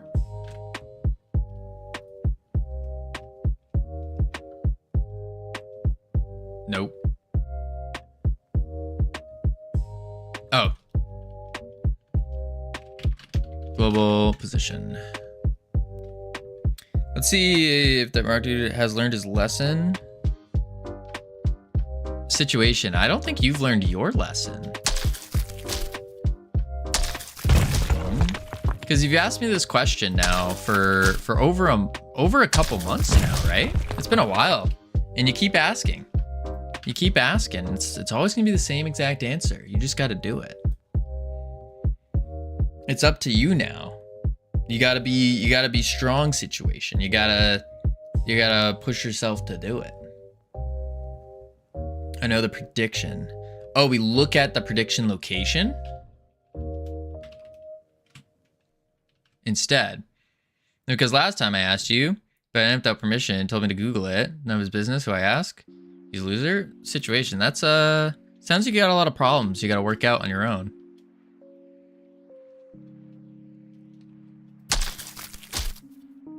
Boom. Bam.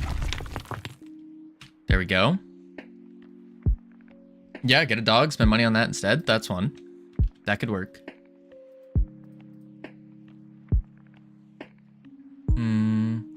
But that's the thing, situation. Like, no matter how many times you keep asking me, it's all gonna be the same exact response, like the same answer on how to quit. And it's really just up to you to be strong enough to be able to do that. And if you're not, that's okay. But take it slowly, one step at a time. The slower you go, the easier it's gonna be. It's still gonna be extraordinarily difficult to do, but if you really wanna stop, then you're gonna stop.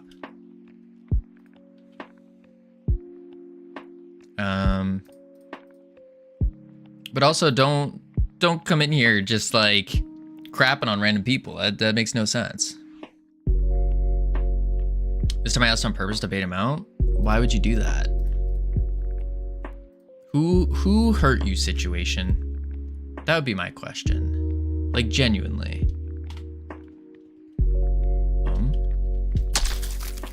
That seems like it's working. And now we need to stop them from attacking when they get hit.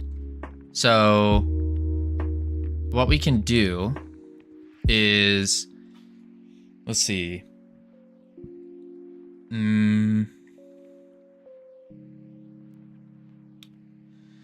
We need to stop the attack timer. So did you? It's a good question. Because there's a lot more qualified people that can tell you. I'm just basing off my own experience. Shoot projectile. On attack timer. And then we also need to do we need a way to stop the attack. So we can stop the attack by doing a is knocked, a little variable. And I'll talk to non-subs. Situation, you're not a sub either. What do you mean? What do you mean? Var is knocked. Cool. False. Literally and figuratively. Turbo. I'm a turbo sub. You get that money from money from that too. Yeah. It's a little bit more than an ad. That's true.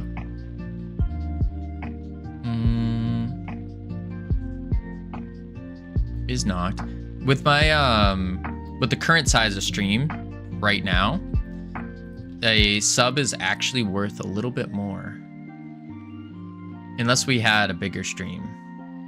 So then I need to do here is knocked true. And then what would turn this off? Is knocked. I don't think this is a good play. I need to like actually make the enemy if I'm gonna do this, don't I? I probably should actually make the enemy instead of just trying to like weasel together something that's basic. I mean, I can still make a basic enemy, but I think I need to do a full-blown enemy. So what I'm gonna do is in the testing zone.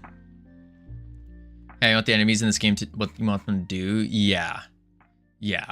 I think what I'm gonna do here is do a node 3D. Call this enemies. Grab all these guys. Shove them in. Clean it up.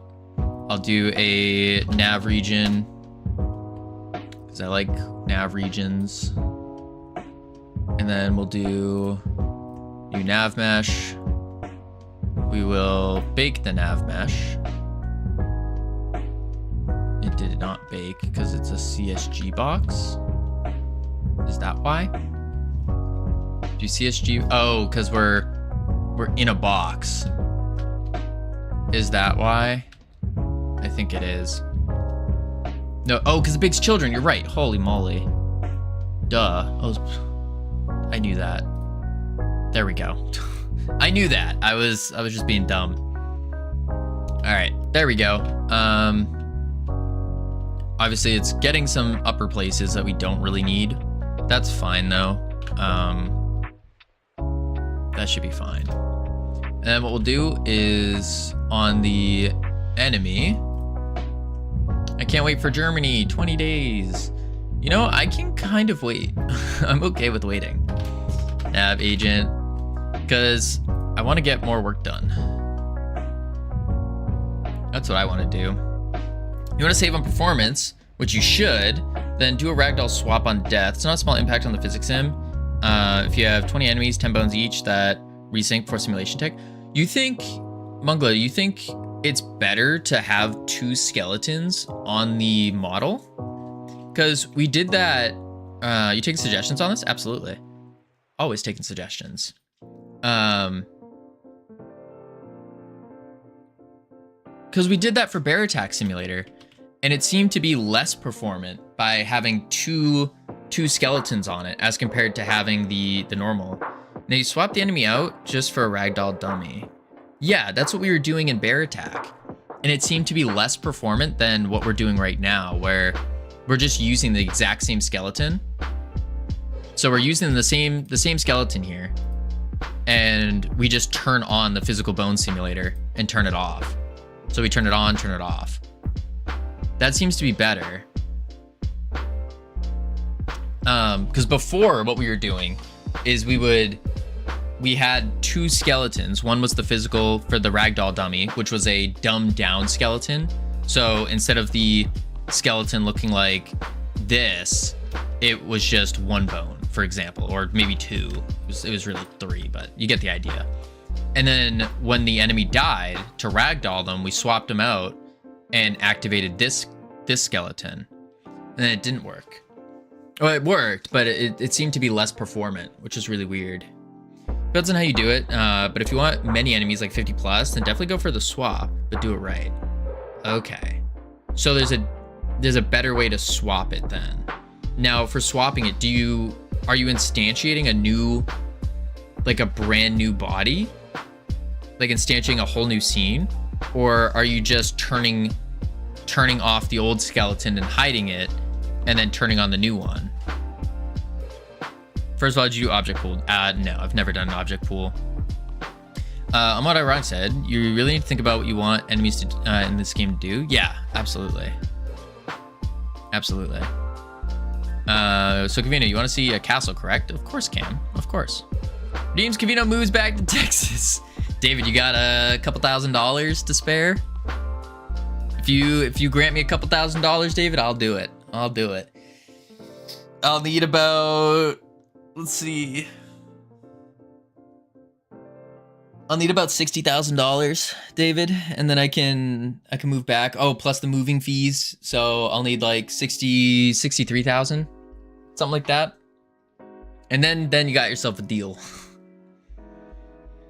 I'm just coding my black hole simulator thingy while munching on lime plus salt plus chili. Interesting. The instantiation is the heavy part of it, but if you use object pools for both enemies and ragdolls, you shouldn't notice the swap. Oh. See, I've never done object pooling. That sounds really important. Haven't done it yet though. Whoa, my hair. My hair's getting so long that it jiggles when I shake my head. I don't like that. I don't like that at all. While having a canker sore? You masochist. At the very least, the ragdoll should be pooled and reused.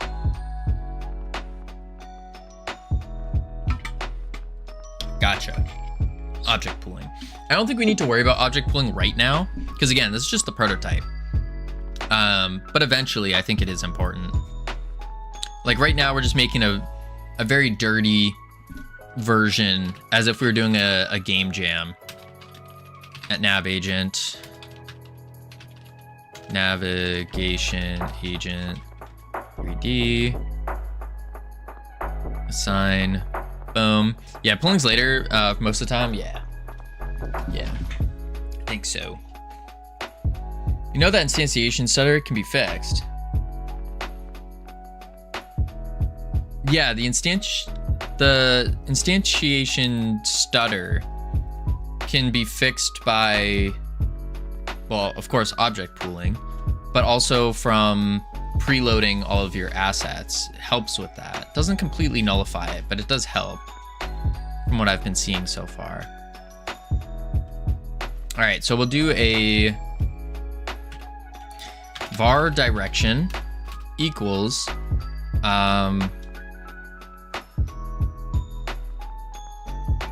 global position dot direction to nav agent dot target position. We need to do nav agent dot target position global position. So right now it's just going to move to the player.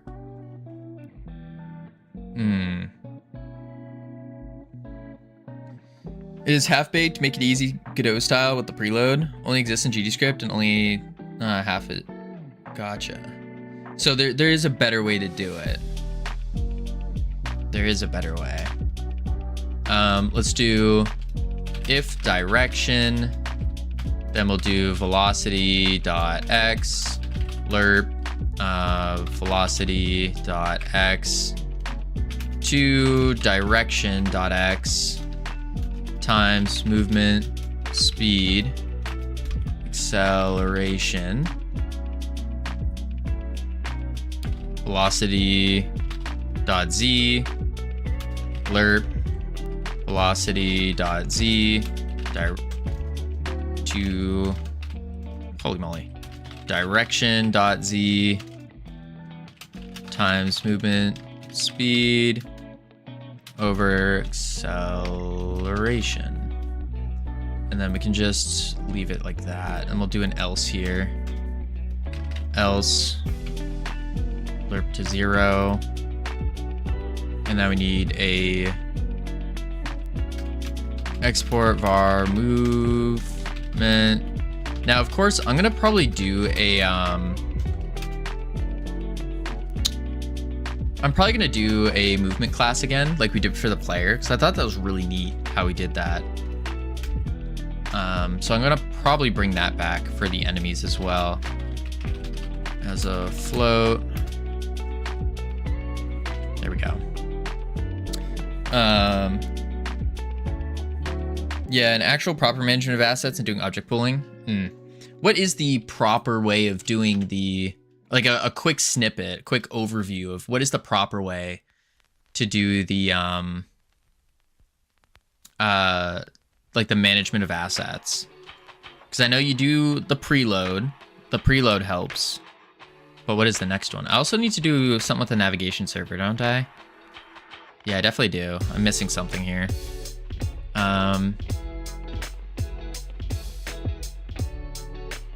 I set the target position. I got a direction to the nav agent's target position. I need to go to the next step on the navigation. Oh boy, how do I cheat? Well, preload under the hood loads it into memory. You can do that yourself at any time for anything. Right. Looking up old projects is not good. Just to get a reminder of how to do it. I think looking at old projects is useful. What if you did it wrong? Well, that's where you look at how you did it before, and then you see if you can tweak it, if there's a way to tweak it. We're not blindly copying and pasting from old projects most of the time.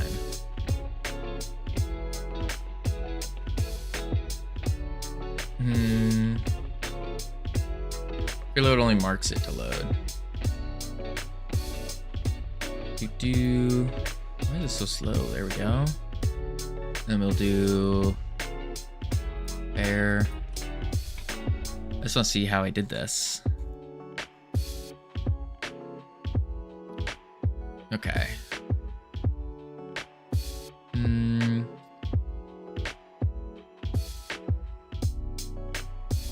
Okay, direction 2. No, I did that correctly. I'm just not rotating them yet. That seems to be correct. So we're doing the nav agent.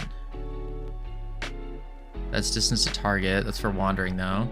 Target position, we set it. Then we set a direction.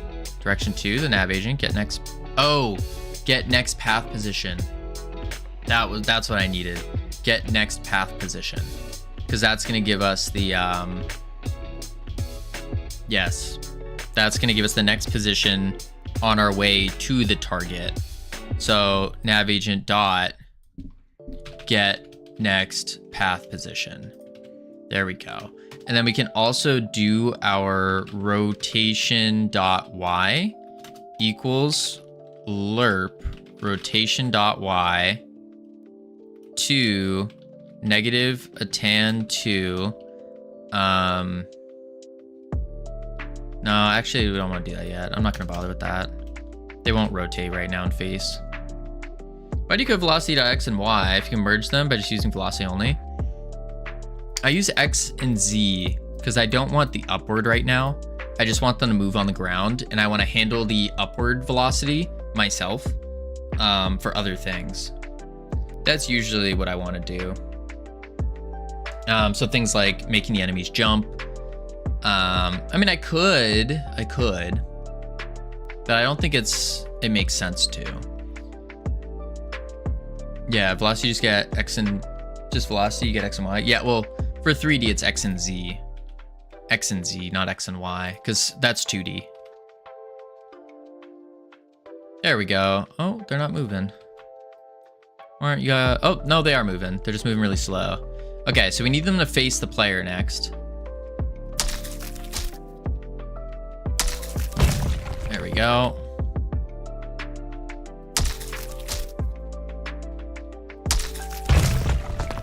There we go. Okay. Let's make them face the player. So to make them face the player, we need to do rotation.y. I think I actually add it.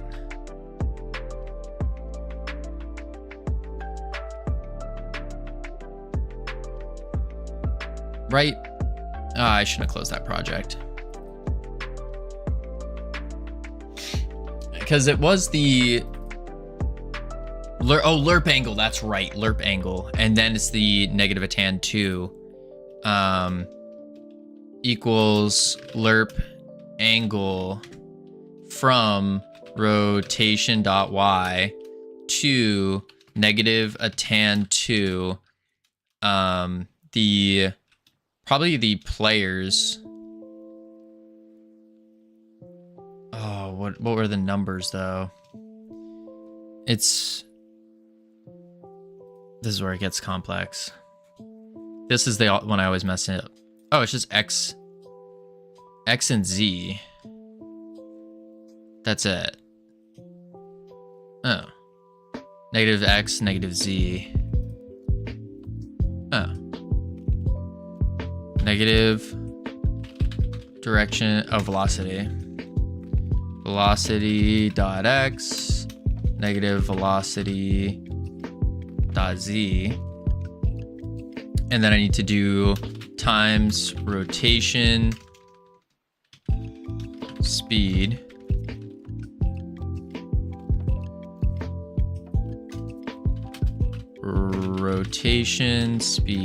float equal, we'll do 0.15 for now. Expected 3. What was the other one it needs? Oh, wait. There we go. Let's try that. Full idea of velocity as a direction hasn't landed yet. Kavino. How are you doing, Kavino? Doing good, Celso. Wait, the whole idea of velocity as a direction hasn't landed yet?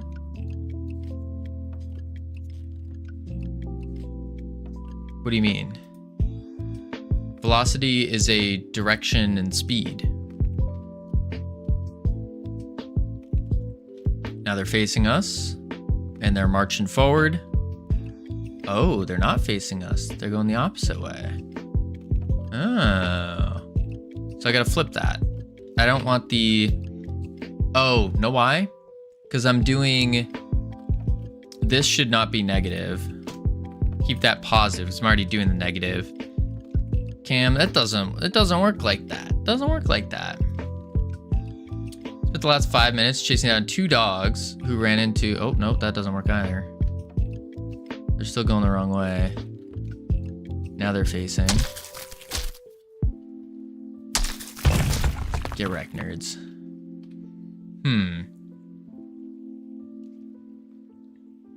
Doesn't work if you put your name in there. I ran to the middle of the street and almost got hit by a car. That's not good. But you're treating it as X and Y and Z separately instead of just a direction. Yeah. So, like I was saying, I'm treating it separately. I'm treating X and Y or X and Z separately because this gives me more control over if I want to manipulate the Y. It's not like they're jumping up and down to move and all that. It's not like they're going to have a Y velocity in the first place. And so I'd rather have that full control over it where I don't have to worry about, oh crap, it's being lerped as well. I don't think that's necessary. So splitting it up gives me that ability to give them a jump, oh, this is just on gravity, to give them a jump and whatever else I want. Make them do a jump boost type deal and all that. But if I was doing straight velocity and lerping that, then I think it would start causing issues. I think I need to do Z and then X.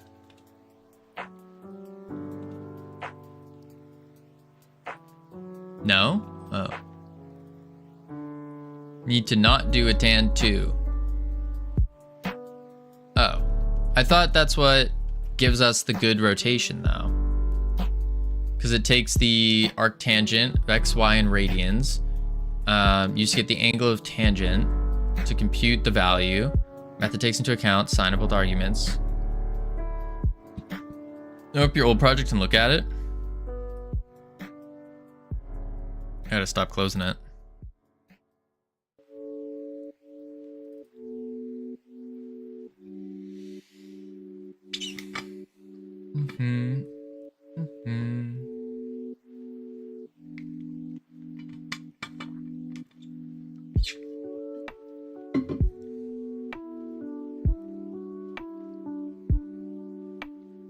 Rotation.y equals a tan 2. Negative direction. Let's do it in here for the moving state. We lerp angle, rotation y, a tan 2, rotation speed times delta. Oh, I'm doing a tan, not negative, yeah. I'm doing that, and then that, and then X, and then Z, and then rotation speed times delta. Like that, right? Negative direction dot X dot Z, rotation speed delta, lerp angle. Yeah. Now let's try it.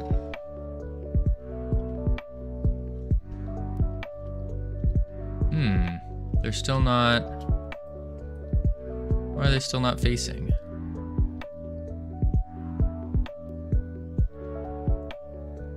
Oh, they're not moving fast enough. That's why. Try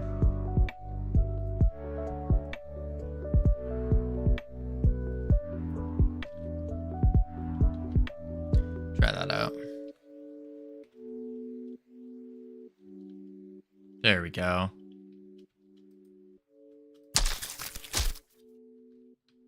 Yep. Much better. Whoa. Whoa. Whoa. Why did all of them go? Okay. Huh. Okay, so now we need to make them faster. Movement speed, make it like 12. Like that. Now it's just an army of little Godot bots that are shooting us. Now really think about how enemies in a game like this are doing. Or what the enemies in a game like this are doing. Yeah. Yeah. Adjusting movement speed as they turn is nice too. Could get that. Not yet though. So for the actual what they are doing, I don't think we would ever have a situation where there will be a bunch of them like this. I think instead what we would do is we would have a combination of enemies. I think so. So the more angle is off, the slower the speed. Like inertia. Oh, so that gives them, you're saying that would give them like a loopy turn instead of giving them just a straight turn.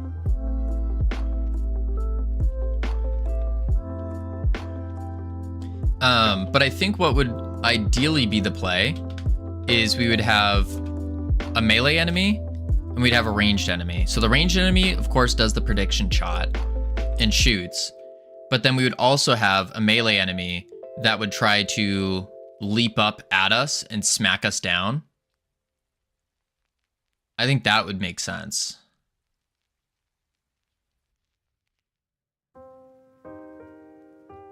Something along those lines.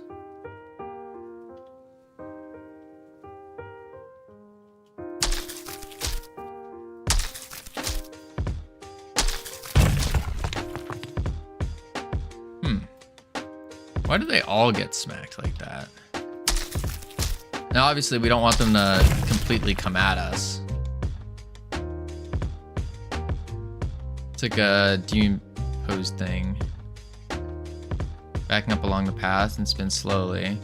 Oh, you're saying instead of doing this, they would turn.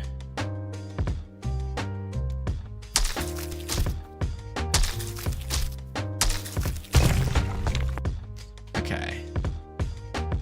So these guys, they need to do probably a backup state. So I would have to make them with states where they do a little bit of basically what the enemies would need to do is they have their range. Let's write it down. So they have a range. If player is in range, they shoot. Otherwise, they walk to range. Then they shoot player. If player is closer to the range. Then they jump back and attack. I think that would make sense. So if you get too close, they'll do a little knockback on themselves. So they'll jump back a little bit and then shoot. Otherwise, they're running after the player and shooting them. I think that would make sense for a basic ranged thing. Don't use the same range. Yeah. I'm just saying, like, we would break this down. It's just a quick pseudocode, like quick and dirty explanation. Jump back if half range. Right.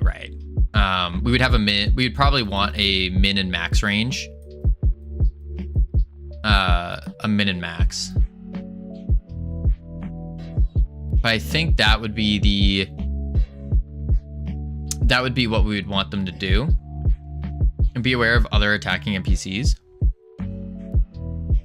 Do we want them aware? We could make them aware. I don't think, do we need to though? Yeah, mob rule. I think we'll just make them basic first. Yeah, let's do that basic first. So we need some states in these enemies. We'll do enum state. We'll have idle, moving. We need them to jump back. So that would be attacking. Well, attacking can be part of moving. I think it's fine if they move and attack. Or do we want them to stop and attack?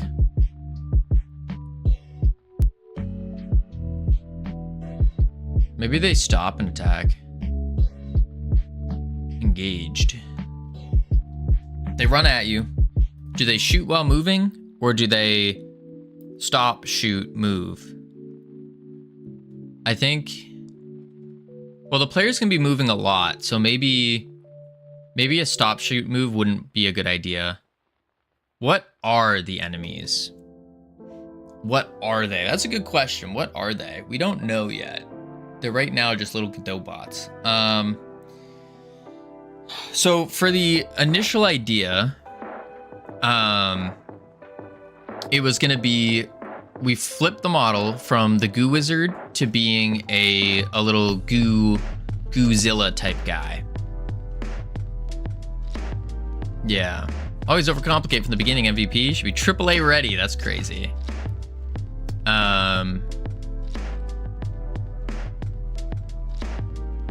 So if we go with the Goozilla guy, what would happen is we would have a basic enemy of a scientist. And it would be like a little scientist that would be running and shooting. Because a mindless zombie attacks differently from a trained squad of mercenaries, correct. These ones would be like untrained, just scientists with blasters. That's what I would think.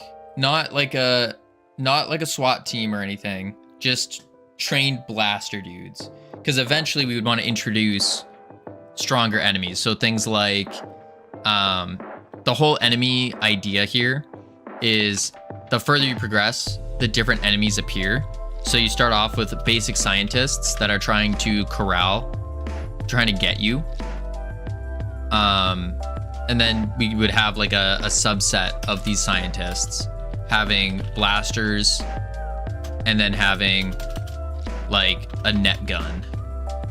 Something like that. And then we would do like the next wave or whatever, next couple waves, all of a sudden you break the map and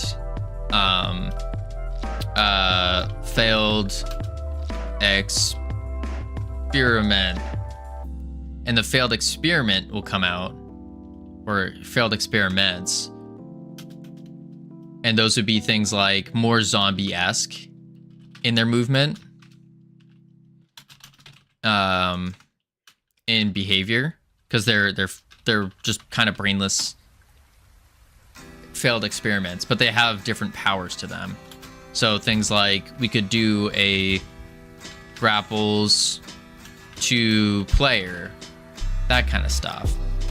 And then we would have the SWAT science or whatever, scientists. And these would be the like trained, armed, and dangerous. And then of course a boss. That's kind of my idea for the enemies here.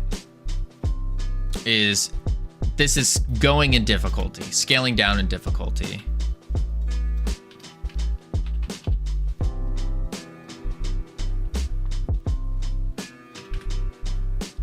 Hard, easy. That's the idea for the enemies.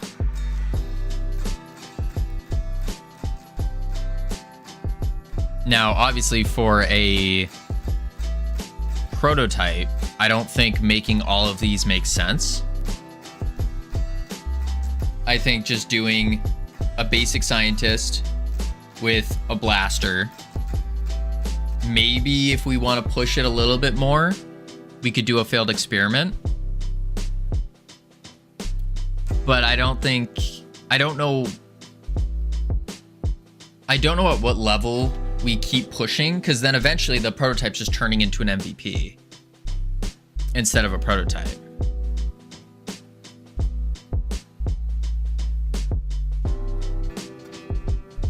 So I think what we need to do is we just do this one first. Let's actually do this guy first, see how that feels.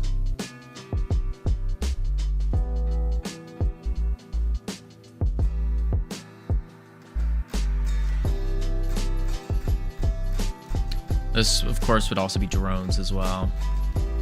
I should probably be writing this down in like a save. Let's go character. Where is it? Boom, boom. What is chat and GBT even about? Oh, San, is I looked it up. I looked up the seahorse emoji. That was wild. Boom.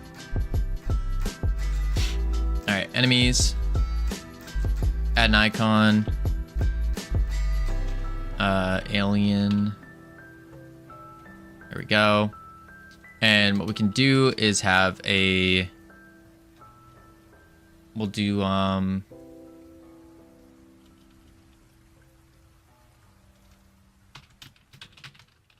scientists, and we'll do blasters, net gun shooters, and then we'll do failed experiments. These will be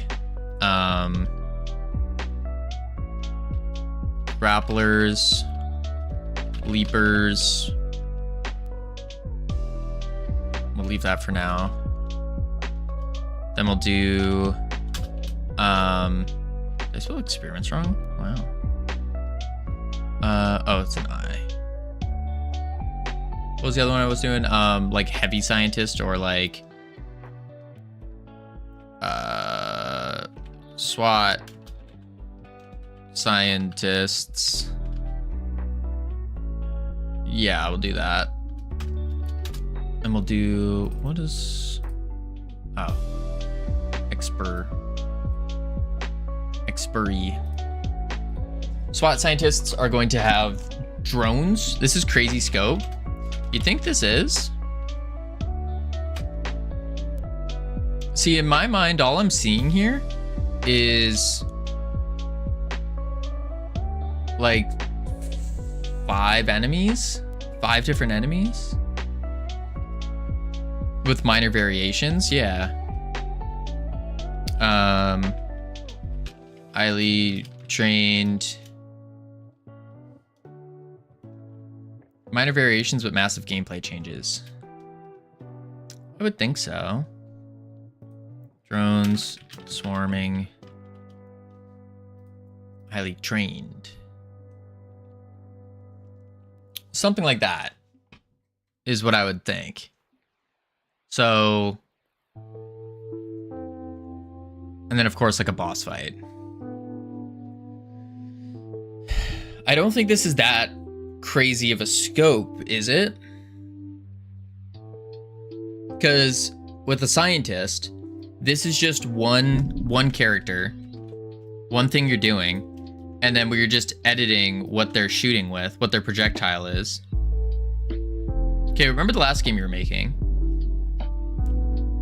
Yeah.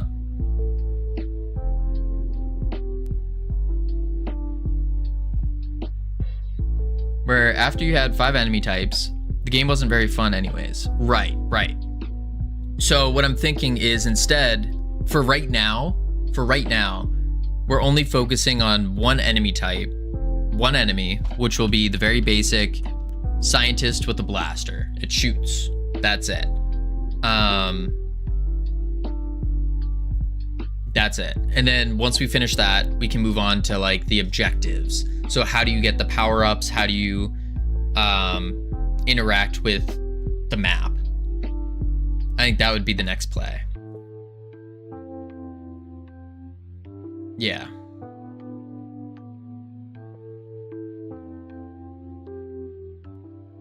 I think that makes sense. And we're almost done with the blaster scientist. Almost. Where we're really going to hit the complexity is when it comes to the upgrades and trying to handle how those are going to happen. That's going to be a little bit more difficult. Yeah. Okay, that's meta. All right, let's do that. So we'll do boom. And we have movement speed. We need a damage. Well, I don't need to do damage yet. You need enemies that can actually challenge the player, that are actually fun to play versus. Yeah, that's where because you can't just start off with it being extraordinarily difficult. You have to ease the player into it. So that's where we have blasters, just standard shooting at you. And then we get into the failed experiments. So these are people, like enemies that will grapple to you, enemies that will leap to you. So they'll jump up in the air and try to knock you off or knock you down.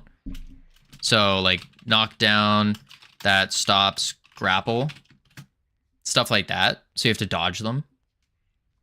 Because obviously you don't want to be on the floor. That's kind of the idea.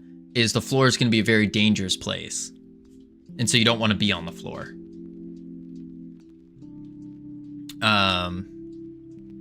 And then, yeah. Unless you add BJJ, that's true.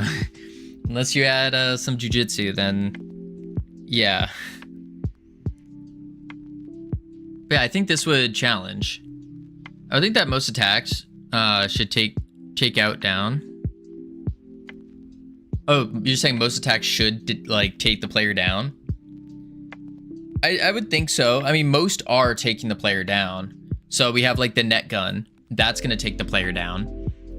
The leapers, that's gonna take the player down. And then once we figure out these guys, I mean, they're obviously gonna have something that takes them down.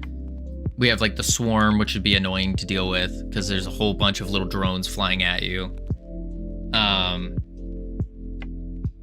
Yeah, but there's quite a few to take them down. And then another way to force the player into movement or out of movement would be through the objectives. So that's why I was having that objective of sitting on the where you have to stand in one place. Because think about how difficult that's going to be to stand in one place when you have these enemies that are shooting at you, that are trying to leap at you and all of that. That's why I had such a boring, relatively like boring seeming thing where you have to stand still, because standing still is very difficult in this game. It's a challenge to stand still. And that's why I made it an objective. Godot should invest a few billion yen into speech-to-text functionality. I don't think that's worthwhile. Don't think it is. But yeah, that's the idea. That's the idea. So let's get the blasters going. Finish those off. We need them to be more sporadic in movement, though.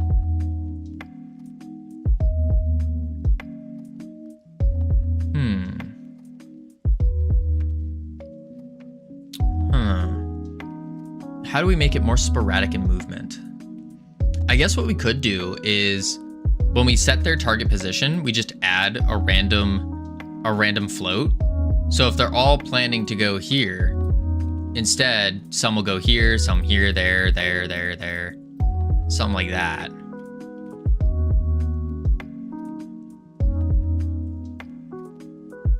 Yeah, I think that would work. So sporadic in movement.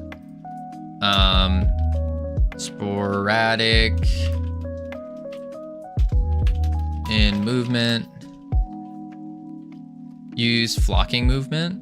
Well, I don't want them to flock, because flocking would mean that they're all standing in the same general area. I don't think we want that for these guys. These are untrained scientists.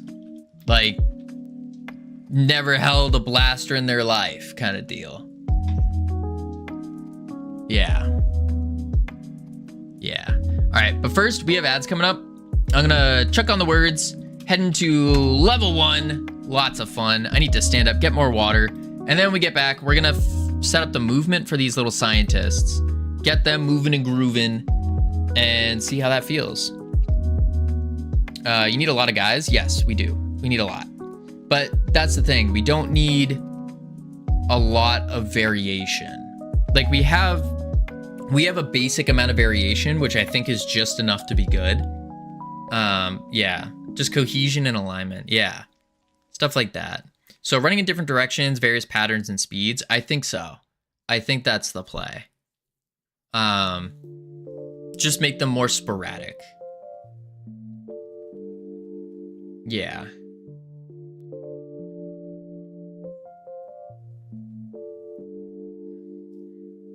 And we could even, crazy idea that just popped into my head. We could have a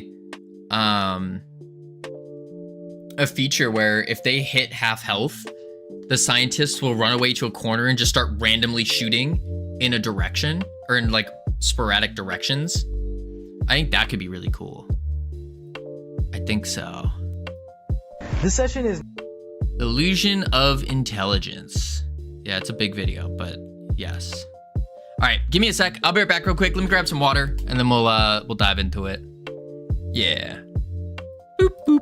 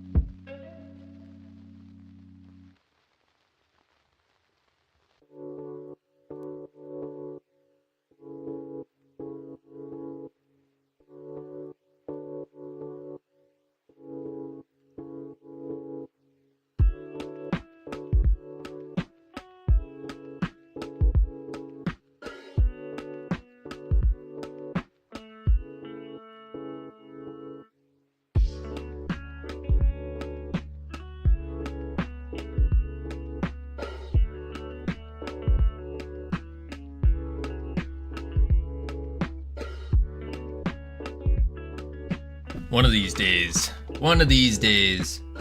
we will beat level 1. Boom, boom. All right. Whew. Welcome back from ads, everyone. Hope they were fun, exciting, entertaining, all the words. This is a lot. This is a lot. I don't want to watch an hour of content right now, but I need to save this link because I'm going to watch it. Copy, paste, save, bam. Yeah. These are the goals. Racial responsibilities, strategic purpose, 3-second scope, intelligent decisions, instant reactions. Gotcha. Okay, so what we can do then is it worthwhile to, I guess it is, to juice the enemy as well? So when they take a hit, they take a hit and they have some kind of thing back? Maybe.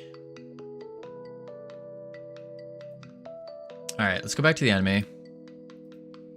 And so what I need to do is what? We need to set up the states. So I think what we'll do is they won't move and shoot. These guys, since they're the basic scientist, they're going to move, stop, shoot, because they're not good at attacking. So idle, moving, attacking. And if we can make the most bland of enemies fun, then I think we're going to be on the right track.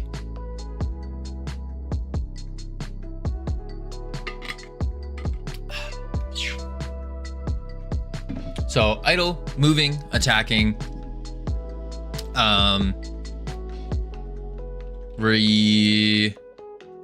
retreating, and dead. Yeah, there we go. Idle, moving, attacking, retreating, dead. Yeah.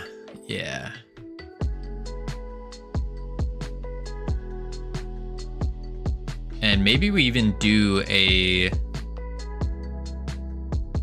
We don't need them to idle ever.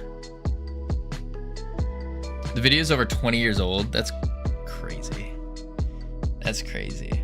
And Halo does have, like... It's still all true, right? Halo does have some of the best enemy interactions. Like, you shoot a grunt, and you know you shot the grunt. They freak out. And I love it. They get hit, they say ouch. They tell their friends about it. They're like, I just got hit, man. It's like, what? I think it's good. I like the grunts. The grunts are probably some of the most fun enemies to shoot. And we could do that with these scientists or something similar. So what we could do is have, because the grunts are probably really detailed, but we could do a basic version of that and take some of the core principles. So we have an idle state. Do we need an idle state? Maybe we do. Moving, attacking, retreating, dead, and we could probably do a cowering as well. These will be our states.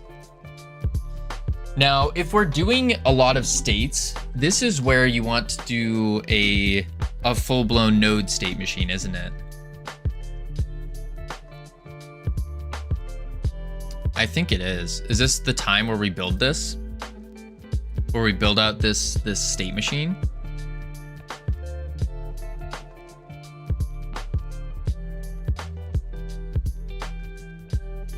Maybe. All right, so let's do var state. Var state equals state dot idle. Bam. And then what we'll do is, I would never do a node state machine. It's a big meme. Is it? Really? Because doesn't that help keep everything compartmentalized? So if you're like, oh, there's something wrong with my cowering, you look at the cowering node.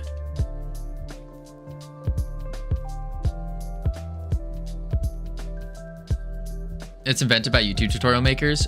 Ah, say less. I understand. Okay, so we're gonna do a match state. Match state.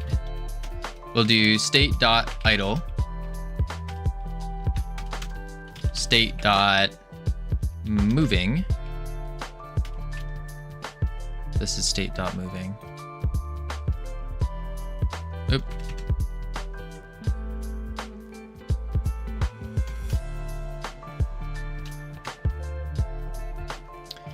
State.attacking.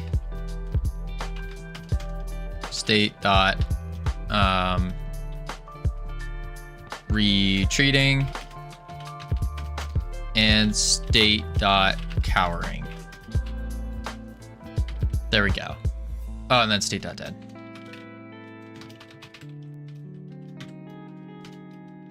Okay. We got some basic states now. It's a little crazy. So, step one, we need them to be, they're going to start in idle. So we can do this linearly. They start in idle, so they're just going to stay still. That's it.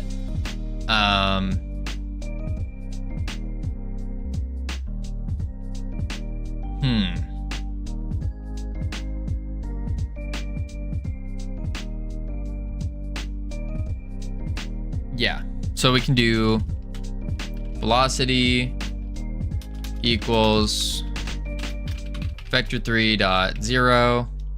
Oh, or we just pass, because it's not like it's going to do anything. Yeah.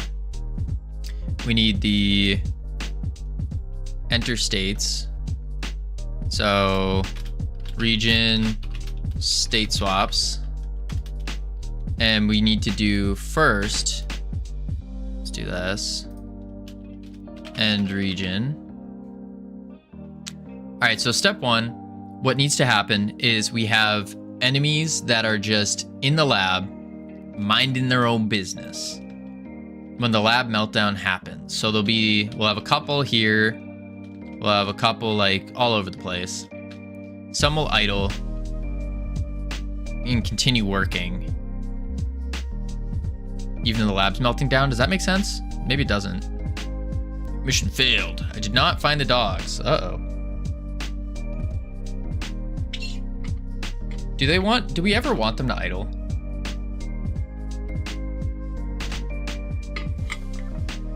The lab's melting down. Maybe we don't. I don't think we do. So what we'll do is on start, so on ready, we need to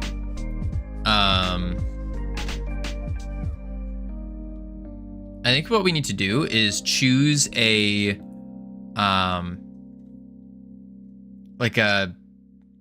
choose initial behavior. Yeah. The dumpies were on beat. Oh dear. Func choose initial behavior. Instead of choose, it's just gonna be pick. Pick initial behavior. And this will be a state. So what we can do is var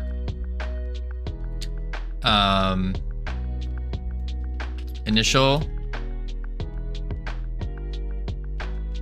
behaviors as an array of states equals state dot moving, state dot retreating, state dot cowering. Yeah. Next, what we need to do is return initial behaviors dot pick random. Bam.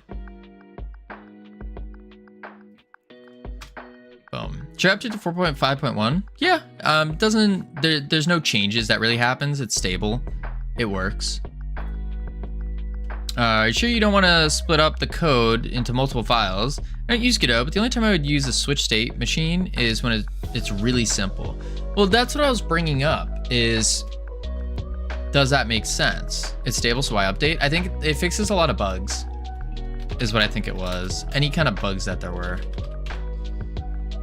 Okay, pick initial behavior. But yeah, I was talking about switching to a node state machine, so in that way we could kind of clean it up. But Ironic was saying it's made up and not a good idea. So I lean towards taking Ironic's word for it. I don't know the reasoning why though. I am still a little curious about that. There we go. Boom. And now we need to do, very important, we do a label 3D, debug state label, pull it up. There we go. We need to do flags, enable. That's fine. No depth test. Save. I don't know anything about that, but I do know splitting up a system like that is a good idea. Imagine how big the file will get. Yeah, that's kind of what I'm worried about, is we're gonna have a lot of states. So it might get a little large. Bar debug state label as label 3D. So I don't know. Boom. And then debug state label dot text equals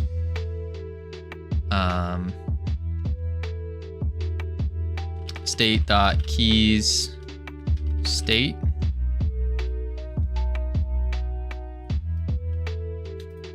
As a string. There we go.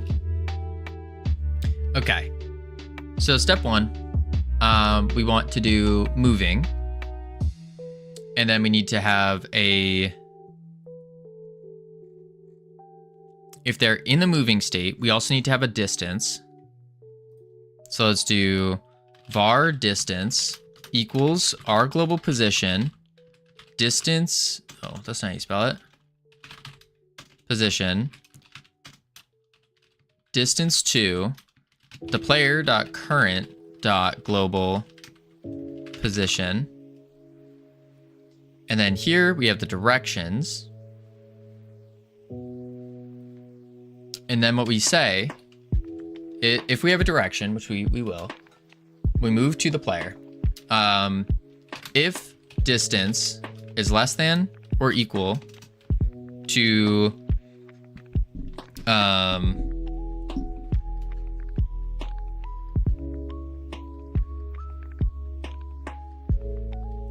is less than or equal to attack range, which will be a variable. Export var attack range float equal 15.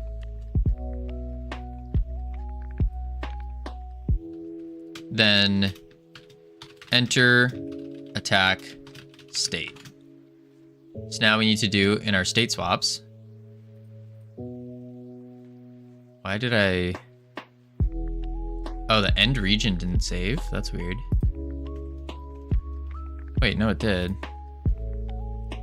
Oh, because I put pick initial behavior on that. I don't want that there. Func enter attack state.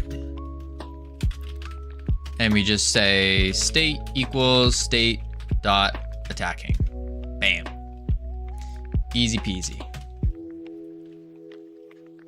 State swaps. So we enter the attack state. Now, when we're in the attack state, what we want to do is we want to start a timer to attack.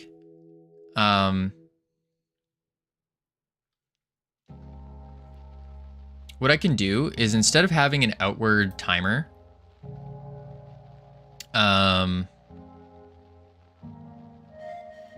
we'll delete this. Delete the attack timer.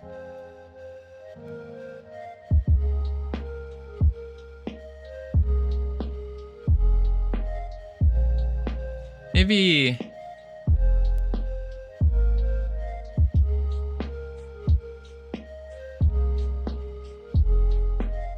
No, maybe we don't want to do that, actually. Because if we do a physics timer, what's the difference between a physics timer and a normal timer? Is there a difference?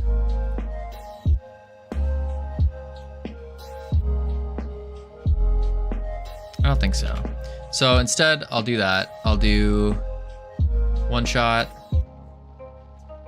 And then if we're in the attacking state, we want to say velocity equals vector3.0. We want to keep move and slide. Move and slide in case we do get attacked and we need to knock back.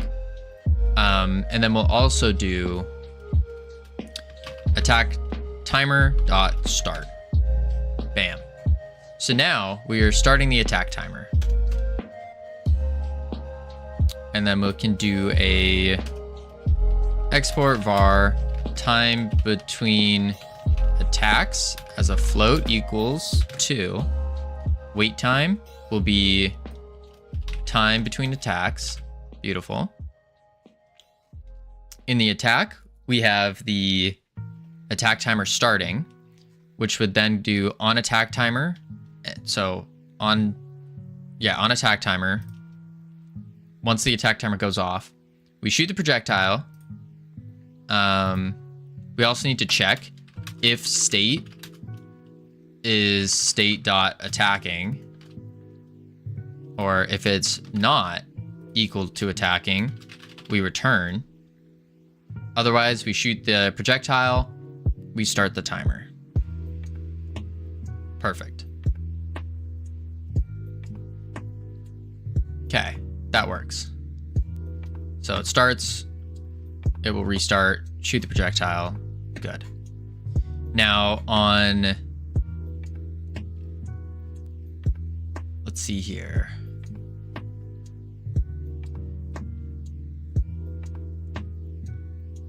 Let's go to our health, or take damage here. Take damage. We also want to say, we're going to need a max health as well. Export var max health as a float. And we'll just set it to 100 by default.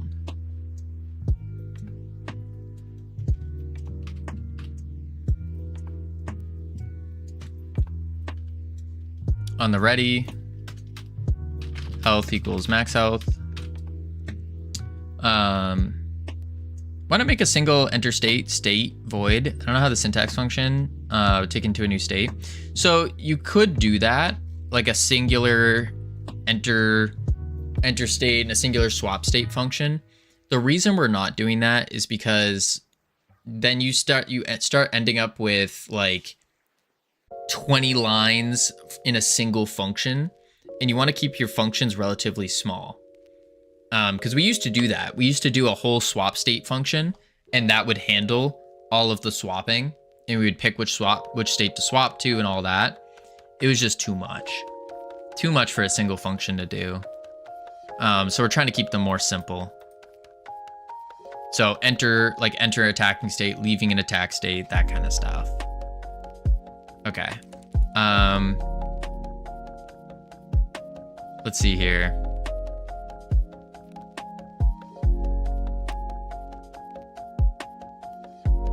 We want to do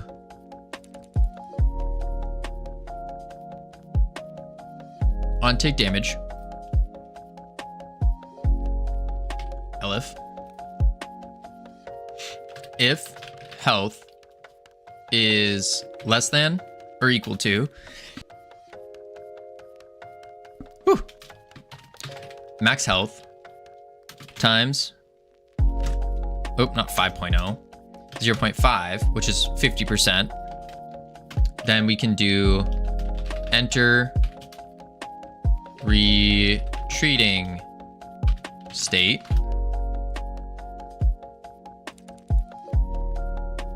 Yep. Magic numbers. You're a magic number, Sam.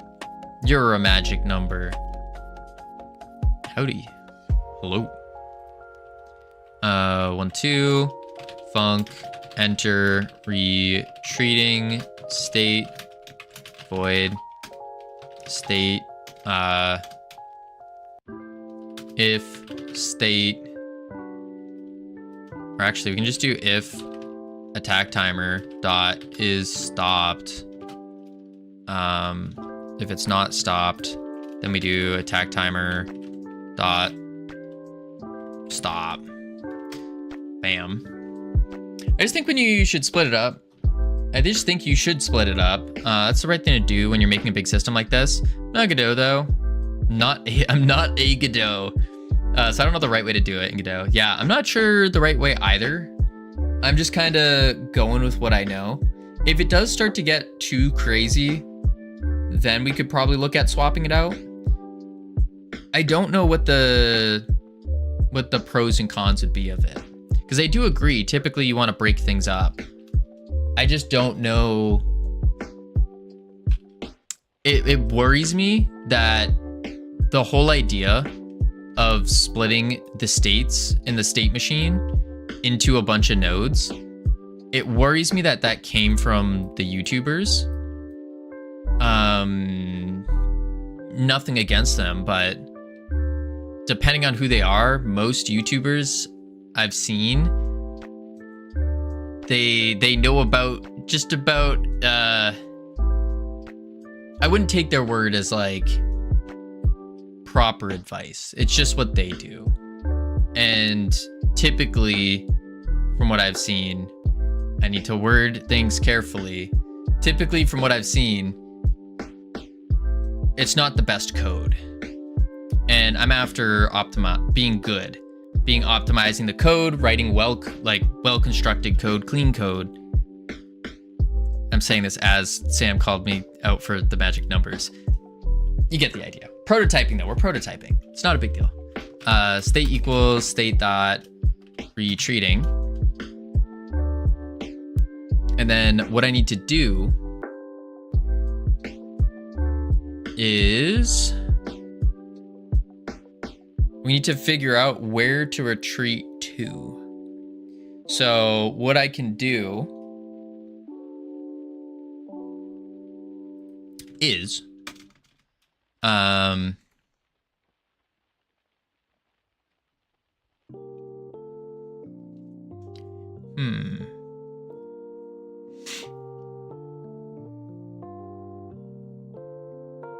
okay, we can do var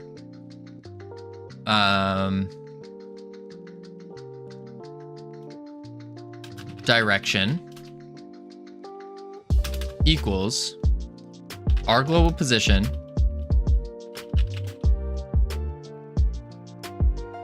actually no, opposite way around. The player's global position dot direction to our global position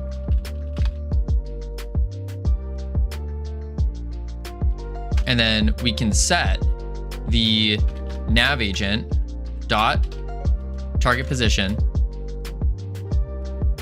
No, that's the direction though. We need a point to go.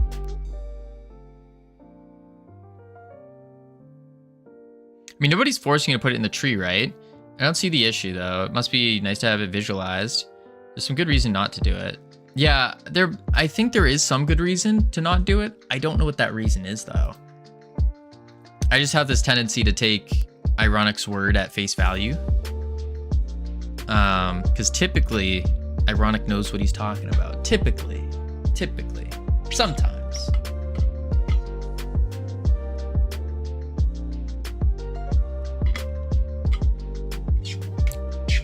right, I need it to run away. How do you know Ironic isn't trolling you? Really the big reason is because Savage said that, gave his stamp of approval. That's the big reason. Like, if Savage, who's like a Python wizard, if he was like, for many years, if he even came out and was like, oh, Ironic knows what he's talking about, like, I'm gonna step back, then you know. There's a lot of evidence proving that Ironic knows what he's talking about. Maybe this Ironic should tell you what the right way is then. Maybe. But Ironic's probably also working on his new project, Nulgorb's Ordeal 2, the sequel, the ordealing, the second ordeal.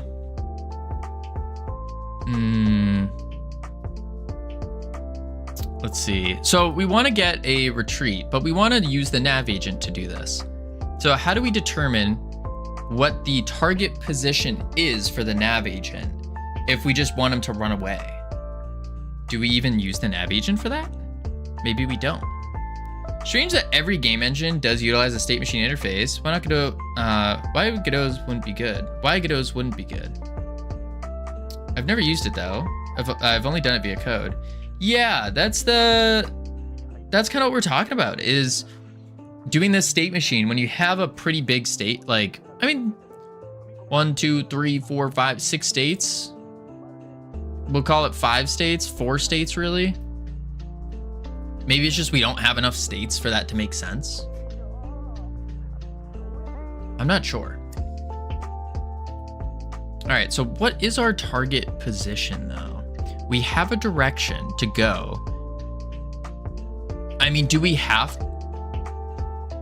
Does it make sense? Does it even make sense to use the navigation agent when running away? I mean, regardless of using the builder code, you have to write the logic via code, right? State machine would be harder to refactor if you need to, using the UI version. Yeah, I could see that.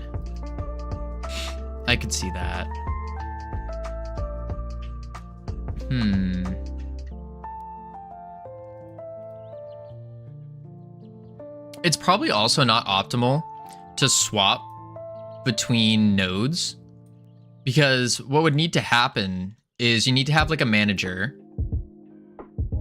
or even really you should do it on the player. So the player needs to look at the manager, and the manager, it needs to say like, it'd be like movement manager dot move or something, and call that in the physics process. Or the movement manager would actually do it and say move would have to be like player dot velocity on everything, which would be annoying. Yeah, I hate to speak to your movement manager, please. All right, how do I do retreating on a nav agent though? Because the nav agent is going to give us some nice avoidance if we have things on the ground.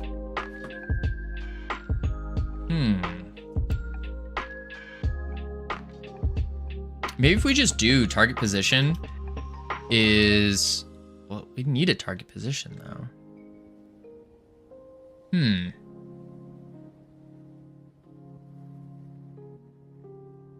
Maybe it equals the... Well, that gives us a direction.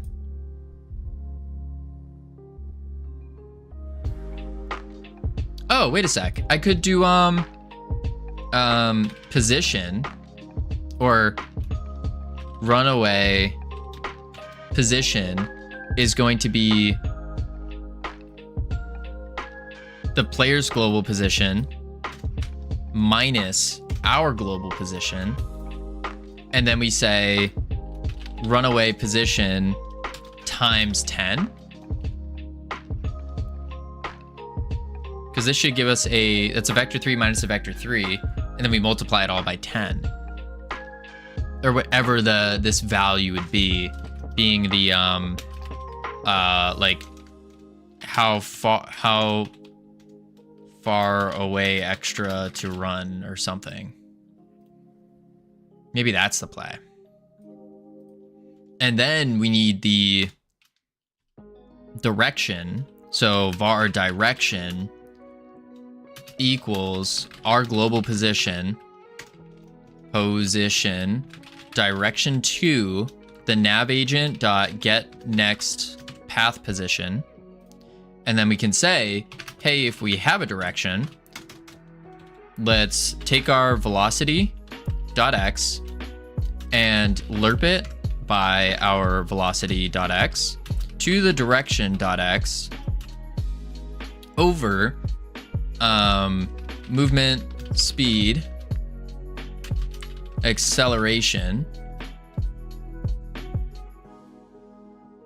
probably times delta. No, we don't need to times delta. There we go. And then we can do velocity. Yo, cuz, what's the haps? Not much, little bro. You know, dog, we're just flipping the do and chilling, you feel me? I just lost so many brain cells there. Equals lerp velocity. We're actually making some exciting and amazing enemy movement, enemy behavior. There we go. Chilling on the chain wax. That's streets ahead. I feel for real on God, bro. Yeah, it's pretty aight if you ask me. We're just doing we're taking our ops and we are we're adding behavior to enemies. Yeah, we're No, you were making spaghetti. That's what you're making. I'm not making spaghetti. You both lost me so quickly. No diggity doubt. I've lost myself already. Else, we're gonna do velocity dot x equals. What's the difference between move toward? I keep forgetting. Velocity dot x 0, and then I keep forgetting. Like, why do I do this? Am I the ops you were checking? Oh, nah, dog. You ain't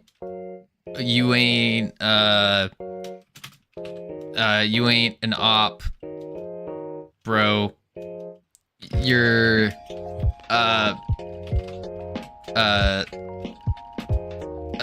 no. I don't know how to translate. You aren't an op worth checking. He's making Morrowind again. It's over. What do you mean ironic? You even said you sent me a video of the Halo enemies, and you're like, oh, make the Halo enemies, and I was like, okay, say less. I'll make the enemies so they're reactive. They do different things. They have behaviors. Some of the scientists will be scaredy cats. They'll run away. Other ones will try to be brave and take on the Godzilla. And others will just flop over and die. Perfect. Say less. Morrowind is hilarious. Keep saying I'm making Morrowind. He keeps saying it. And, you know, joke's on ironic. One of these days, maybe we will. Maybe we will make the next Morrowind. Just to spite ironic. That's what we'll do.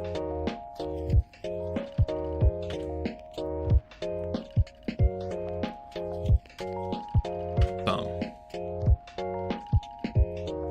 Spite dev, yeah. Oh wait, I did that wrong. Here we go. Okay, retreating. And then we can do move and slide. There we go, beautiful. So what should happen here is if they're retreating, they will run away. Now, what we need to do is say what?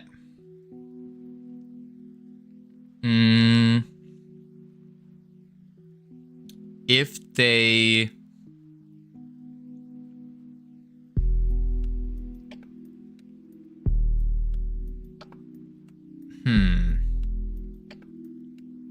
if they hit the wall, maybe? No. Let's do... Because what the idea here is you attack an enemy. Once they get to half health, they're going to retreat. They're like little grunts. So they're going to retreat and they're going to go cower in a corner. So they get to the corner, they're going to cower, and while they're cowering, they're just going to be blasted random directions. Just rapid fire, shooting in the corner, looking away, and hoping for the best. They're always going to run all the way to any corner. That's what I'm thinking. Is there, well, either to a corner or a wall. So some might run away into this and then just stay here. Some might run away to here. Some would run to here. They're kind of like little mice, little grunts. That's what I'm thinking. So what I could do is if they collide into the wall, have a ray cast in front of them. If they hit the wall while they're moving. Okay, so it can run infinitely because they're running away from the player. Exactly. Yes. And the player could, in theory, corral them if they so please. Because we're really trying to give the player a lot of agency here. That's kind of my goal, is I want to give the player a lot of agency in the game. And so to do that, they need to be able to mess with these kind of mechanics.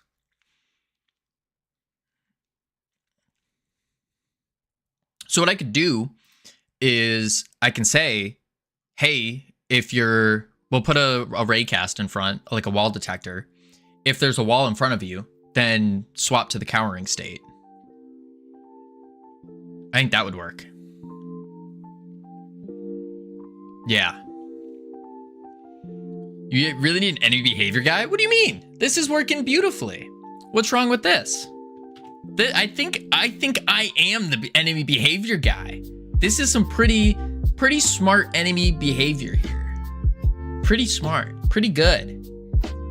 I mean, you play PvP games. I do. It does help because the enemies are all pre-programmed to where they are just people. Having enemy behavior is not the same. Do you guys not think this is a good behavior? Like, good set of behaviors to have?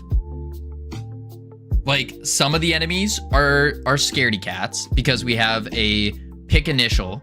So some of them will charge at the player and try to shoot them. Others will just immediately run away. And then some will just stand still and cower in fear. So you got like to put it in slang for the young people to understand, you got the Giga Chads, the ones that they'll go into battle. You got the scaredy cats, the ones that are gonna run away, and then you got the iHearts that are just gonna stand in place, cower in fear, and just blindly shoot. So that's kind of the three behaviors, like grunts and Halo. Kind of similar, yeah. And what we'll do is we'll have like an aggro area that will do this. What did I do? Oh, nothing. I was just explaining in like slang terms how the enemy behavior is gonna work. That's all.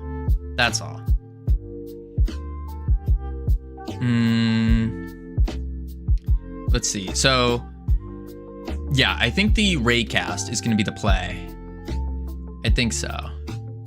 So let's go here, and then we'll do, oh, not Control A. I keep doing that. Let's do a raycast, and this will be the wall detector. The wall detector. And then what we could do is export subgroup nodes. I really should.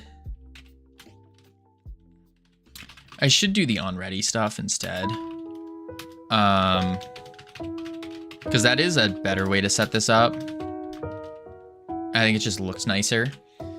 But then again, at the same time, it's kind of like, how much of this am I going to be rewriting? Probably a lot of it. If this idea does succeed. Probably. Yeah. That's a pack scene. That's not even a node. That's fine. Nodes. Do I do another one? Just export, sub, packed scenes. Boom. There we go. Darcy blows. Okay.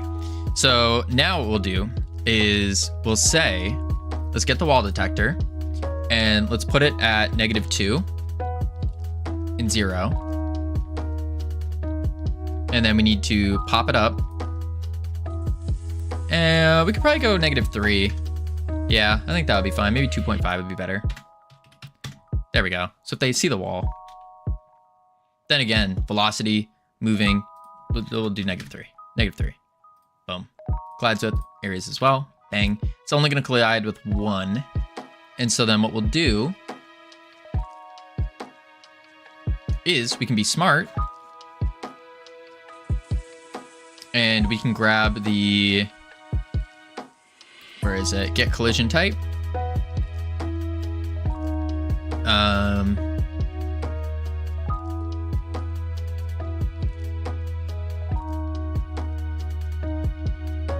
But I can just say if it's colliding because it's only going straight. It's not moving. So in the retreating, we will say,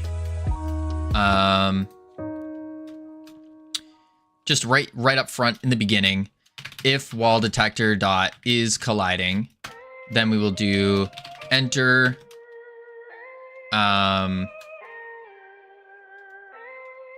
enter cowering state, func enter cowering state, state equals state dot cowering, like so. That's pretty good. We could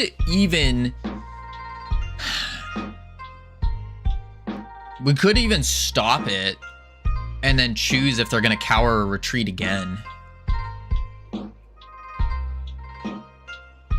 And just run around like a chicken with their head cut off. Let's not do that yet, though. That can be an additional thing later.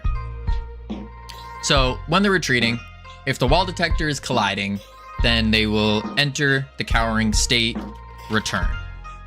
Boom. Cool. Now, in the cowering state, what we need to do is we need to say vector3, not vector3, oh my lord, velocity equals vector3 dot 0. We are going to still have a move and slide in this, just in case they get hit. We want them to still slide. And then we'll also do a I think that's it, actually. I think that's it. So then what I'll do is I will have in the enter cowering state, we will switch the shooting. So what we'll do is do a function for func cower shoot cower shots void. We'll do var projectile instantiate, and then we can do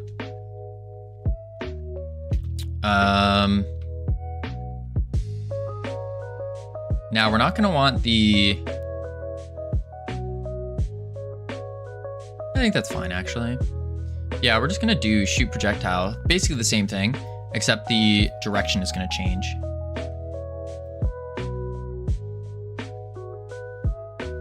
Yeah, except the direction's gonna change. So just do that, boom. And then in the direction, we don't need a prediction. Instead, we will do the var random direction equals our projectile marker. Wait, did I set that as a thing? I did. Look at me go. Projectile marker. Dot. Direction. 2. Oh, global position. Reuse some logic, maybe? Yeah, exactly, Mario. Exactly. And thank you for the follow. Welcome to our team. You now have access to the beautiful, the immaculate team emotes you can use to welcome people to the team. Position dot direction 2. And we're going to do the direction to the player. Target marker. Global position. Then what we can do is... actually, let's do this. Direction to player. Then we can do var random direction equals direction to player plus a random float range from, let's go like -5 to 5 to, we don't want it to shoot in the ground, so we'll do, yeah, we'll do this, hang on. I can do plus offset. Let's do another variable. Var offset equals offset vector 3 random float range from -5 to 5. 1. Oops. Let's just do this.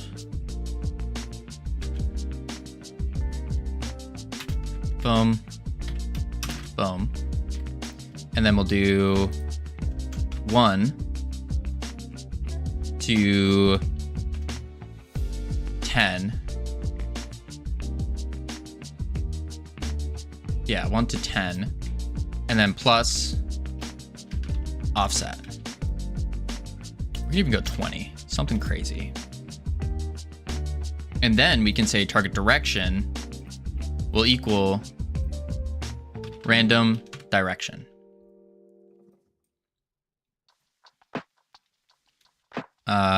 Random direction. Try that out.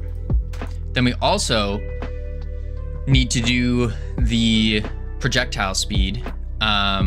Here we can just do projectile speed times 10. Oh, that's crazy, actually. We'll do plus. Oh, no. We'll do times 2. Times 2. And then we'll say, we also need to do the attack time as well. So we'll do,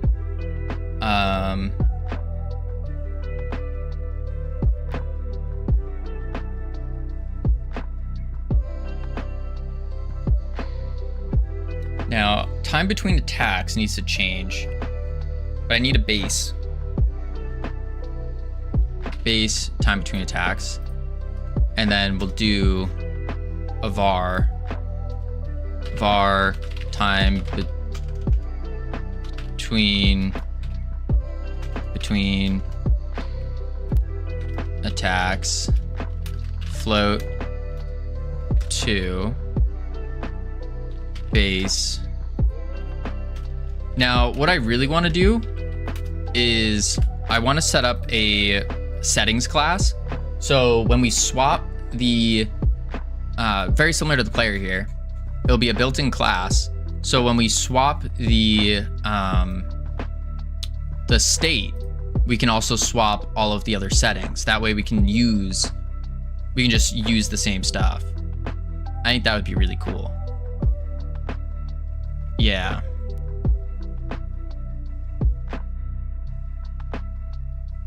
Yeah. What we'll do is... Actually, let's do that right now. Yeah.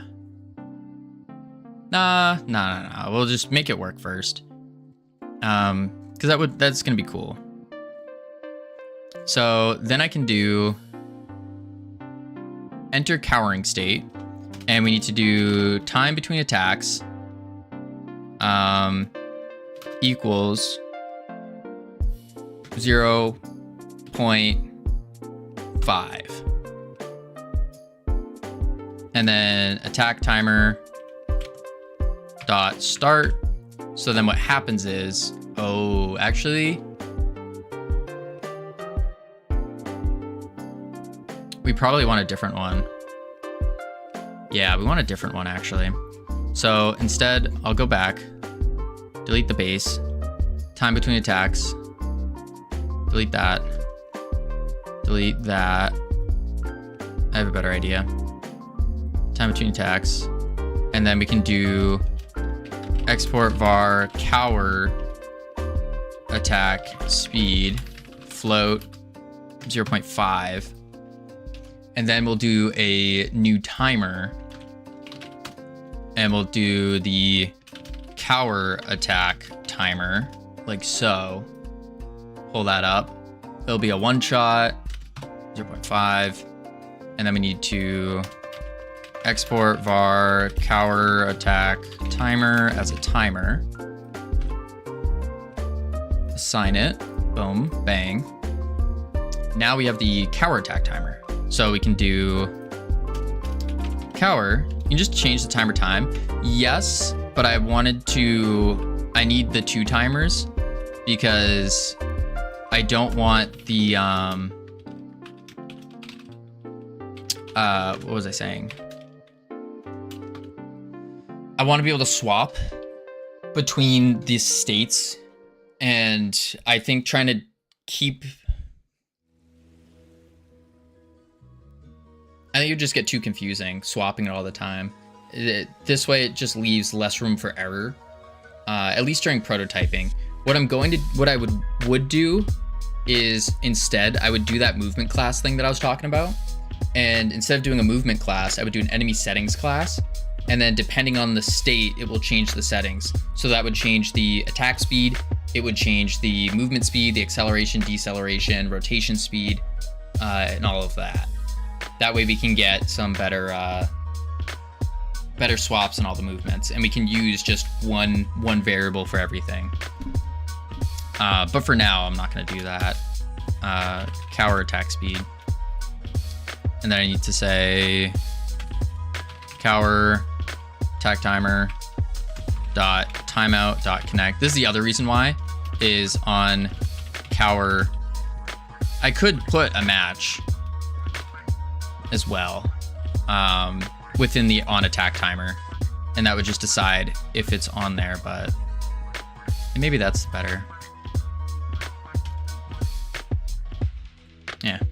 Func on cower attack timer void. Then we'll do if state not equal state dot cowering return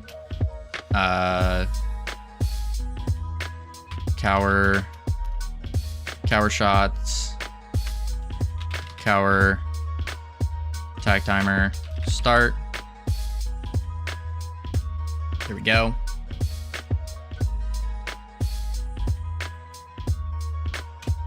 Bam.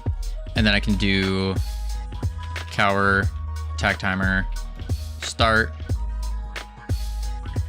There we go. So what should happen here is we're staying still. The timer's going to go off. When the timer goes off, it will shoot in a random direction towards the player, but randomly. Yep. Yep. And we'll do it that way.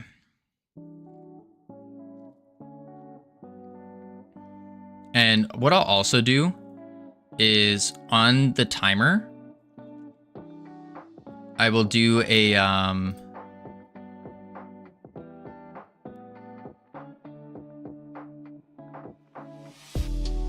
let's see. I'm gonna do a var cower ammo as an int equal 10. And then I'll do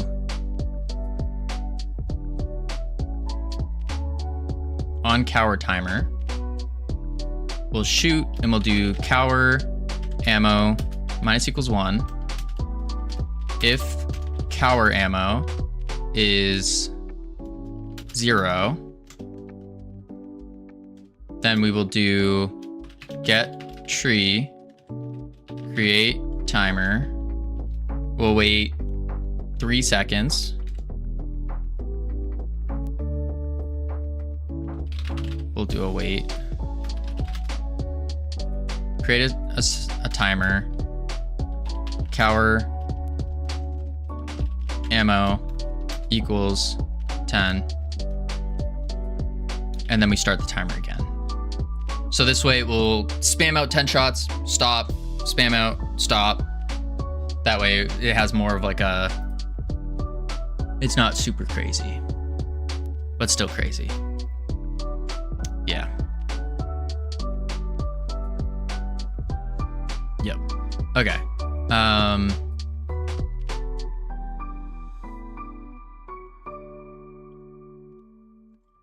Cool. So we now have cowering, retreating, and then dead. So for die, this is where we need to do it.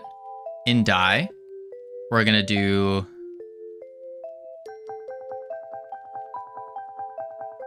why am I not applying, where am I applying ragdoll? Right here in the knockback. Ah, that's right. I shouldn't do this. I need the knockback velocity though, but not really, because if it doesn't kill them, then it just needs to knock them back. Yeah. So then if they die, what we need to do is we do state equals state.dead, and then we need to apply ragdoll to a direction, which would be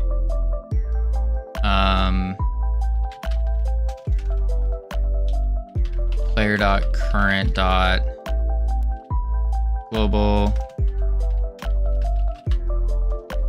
position direction to position, and then a force of 10. But it's not going to move and slide yet. Because in dead, we don't want them to move and slide, do we? Maybe we do. Move and slide. So now when they die, that should work.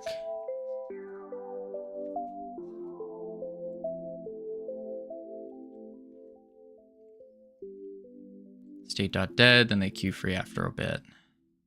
Yeah. Okay. Next up, we need to do a... Idle's not doing anything. That's fine, though. I think we run it. Picks initial behavior. Sets that. I need to do damage to them. That's what. So 100, we need to go to the player. And let's go to... Yeah, the player has no damage right now. No damage. Yep. So we need to do export var damage float equals, we'll say 10 for now. Oh, I'll do it. We'll just go 25. 25. And then what we can do, we have that swinging slam. So goose slam impact here. And we can do impact dot damage equals damage. Goose slam impact damage, good. And then if body's in there, body will take damage, good. We don't need to print the body. Cool. And then we want to do the next one, which is the goo ball. We need to take damage as well so we can die. Let's not take damage yet though, that's fine. Goo slam impact, so we shoot the goo. Goo ball needs some damage. Goo ball dot damage. Damage. Now we go to the goo ball. Damage.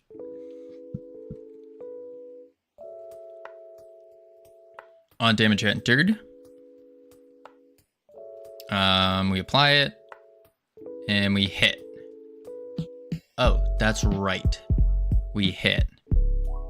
That is right. Entered areas dot hit. And then those entered areas dot hit. We don't have hitboxes in yet. So we need to add a hitbox. Wait, hitbox. Or do I just do Control A? I think I do. Or Shift A, sorry. Hitbox. There we go. And this will be we'll just have one hitbox for now. I think that's fine. Collision.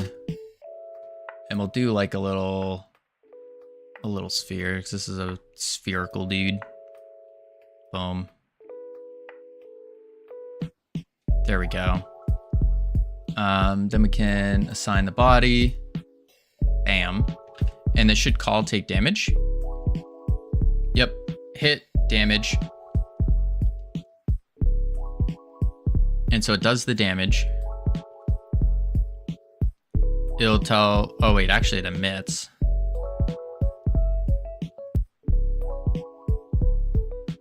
Yeah. So I need to get the hitbox then.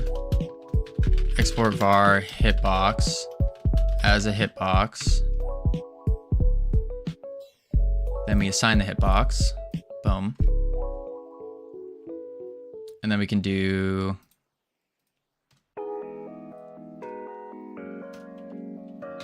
hitbox dot hit box hit dot connect on hit. And now drop down to here. Howdy bongo. Funk on hit. Taking in a void. We need to take in a damage float. And then we say take damage, damage. Like that. Yeah. Right? Pretty sure. Let's also do a print self.name. We'll just do enemy hit. And then we'll do this damage. Yeah. Okay. Now we need to make sure that the hitbox, yep, that's an issue. Hitbox needs to be on the... Where is it? There's a hitbox layer somewhere. Hitbox. And then it has to mask projectiles. And then in the player... Actually, let's go to the goo ball.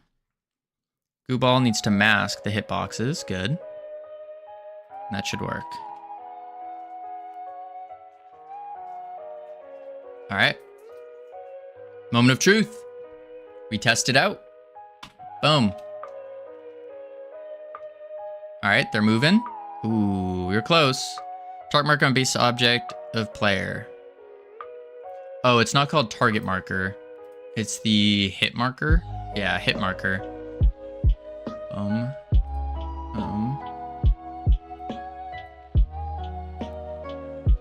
Hit marker.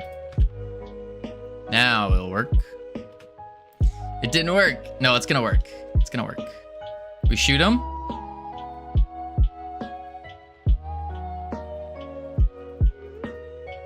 I don't think he's taking damage. Yeah, he's not really taking damage here. Let's slam him. Oh, he didn't get knocked back either. What are you doing?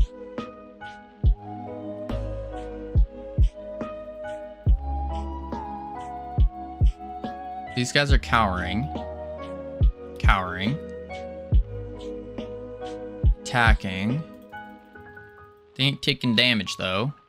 Let's see why. They are taking damage actually. That's me taking damage. Ah, these guys are not taking damage. We're getting errors instead. Let's see why. Expected 1, but was called 2. Oh, because we need to say which one. So the connecting needs to do when the enemy connects with it on hit. On hit, we need the box as hit box, damage as float. And then I can say enemy hit, enemy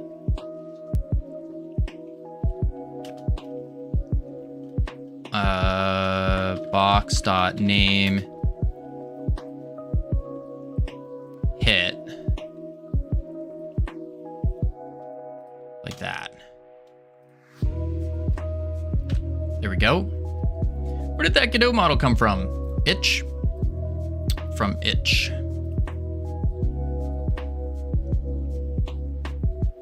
Look at them running away. Cowards. Oh, you're not a coward. All right, we're hitting the box. Okay, he's taking a lot of damage, but he's not dying. He's just retreating. Huh.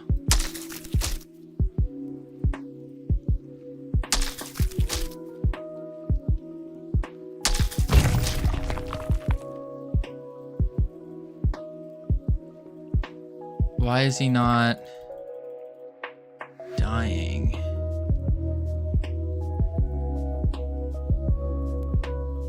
Yeah, so they start retreating when they take enough damage, but they won't die. Why won't they die? Oh, because we have an Elif here? Yeah, that's why. Just an if. Actually, I can put the if here. Tab it. Die, return. And then we can do it. Because they're always hitting the first if statement. Which is silly.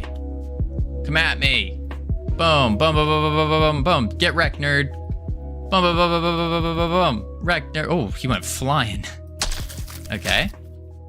And boom. Huh.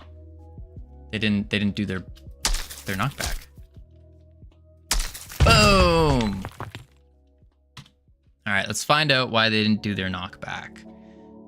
They didn't do their knockback because their velocity is constantly being set to 0. That's why. Yeah. So I'll just delete that. Keep the move and slide. But also, they're cowering when they detect the wall. No, that's fine.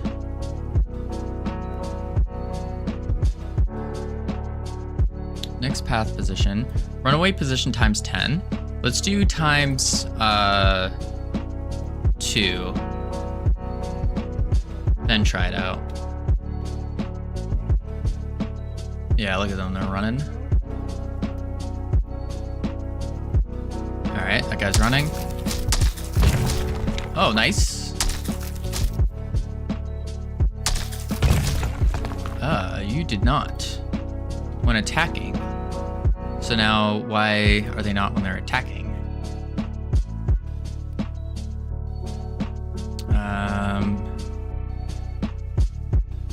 Idle, moving, attack. Oh, because it's being set to 0 again.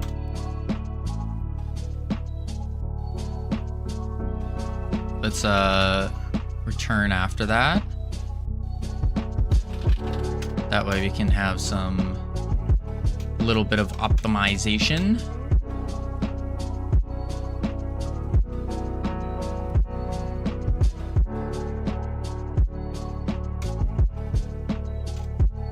Yeah, I think that'll work.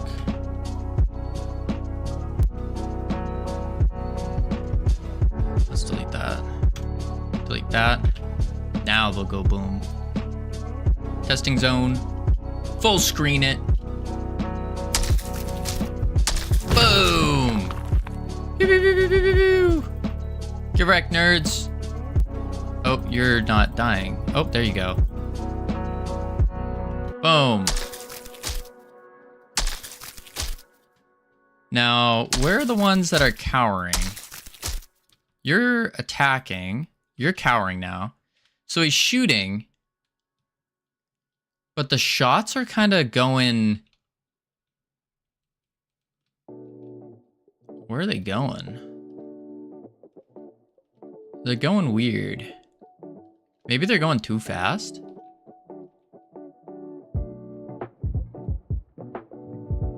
Something's up with the cowering shots. Something's up with the cowering shots. What are you? You're also cowering. But you're not shooting.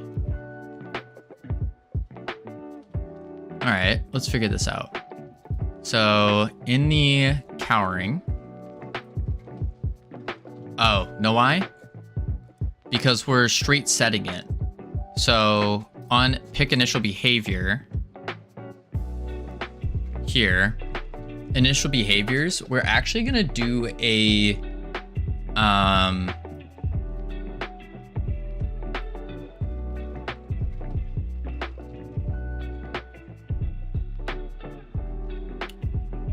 We're actually going to do a callable. And then pick random. And then we'll do enter moving state.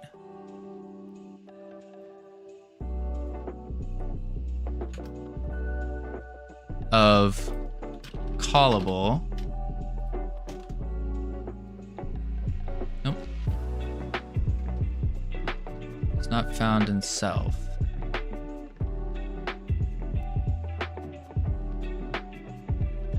It's enter. Oh, there's no enter moving state. That's silly. That's why. Wait, enter moving state.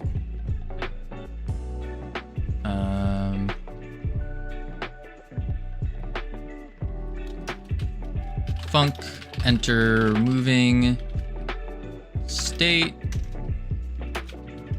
void state equals state dot moving. Enter moving state. This needs to be a callable though. There we go. And then enter attack state. Enter cowering state. I think we'll just do those 3. Oh, we could do a retreating actually as well. Yeah. Enter, retreat. Why is it that this one's not blue, but these ones are? All right, pick initial behavior, returns a callable. So instead of doing state, I just say pick, and that should run, or dot.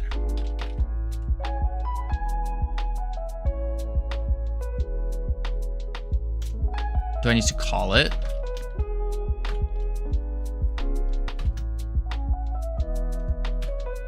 And then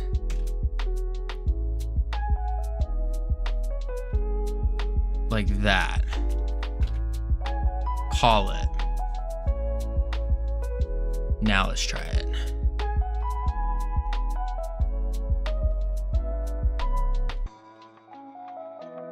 That did not work. They're all in idle. Okay, so not calling.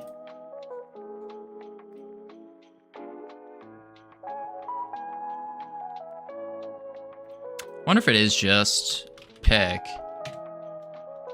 But I thought you had to call it. Yeah, you definitely do. Those are just idle still. Because it returns the callable. And if it returns a callable, dot call. There's no way that's a thing. Because dot call, it wants an argument. Calls the method represented by this callable. Arguments can be, oh, that's where you enter the argument. So if we have no argument, we leave it empty. And then we do dot call, and it works. Nice. Boom, boom, boom, boom, boom. Yeah. Hup, bam. Boom.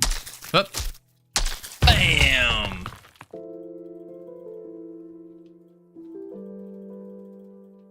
Hup. Bam.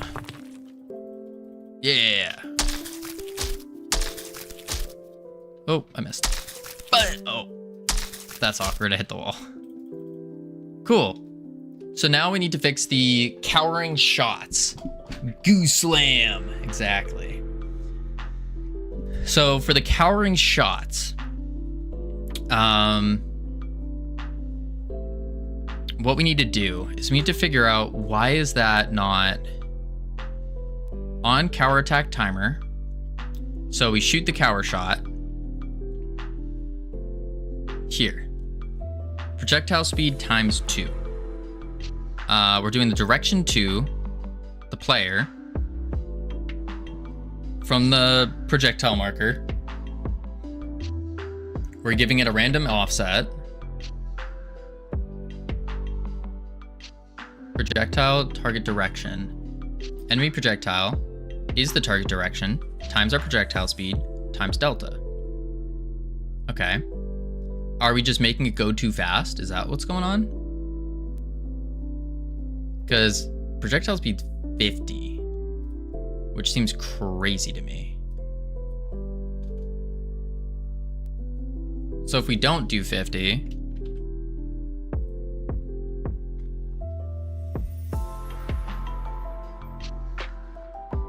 okay. Ah, the cowering one.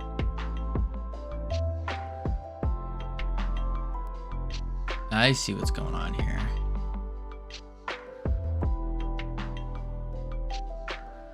Yeah, that's going way too fast for the cowering.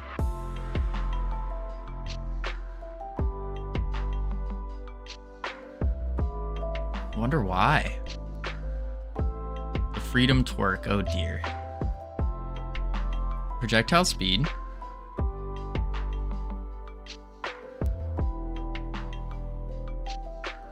What is predicted location?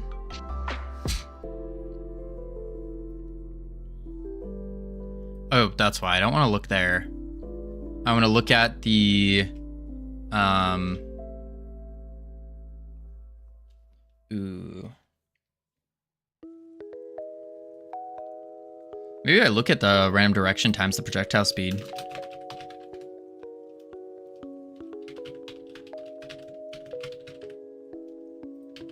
I don't know if that'll work though. Yo, freedom twerk. All right, that's better. I feel like it's still shooting really fast though. Stop. What's wrong? We're almost there. Think about this. We needed to shoot like almost like a machine gun shot, like boom, boom, boom, boom, boom, boom, boom, boom. A direction is not a position. Correct. So I need to figure out where the position is. But the position is going to be random. Oh, so I could just do the look at player.current.hitmarker.global position plus offset. And that will give us a position.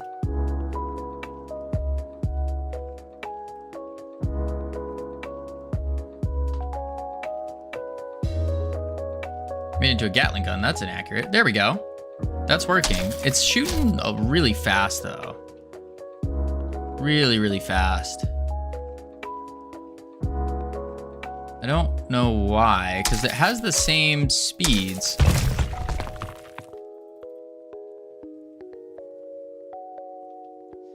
Spin in circles there. So he's cowering. And he's shooting properly, but look how fast it's going. Like the projectile speed's too fast.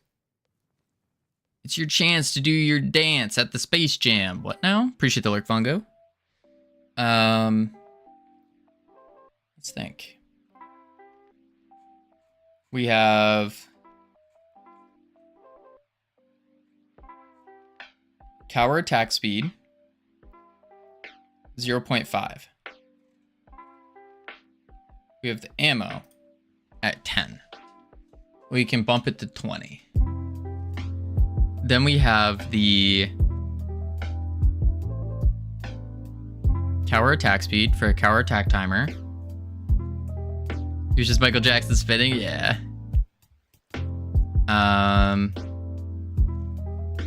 Enter cowering state.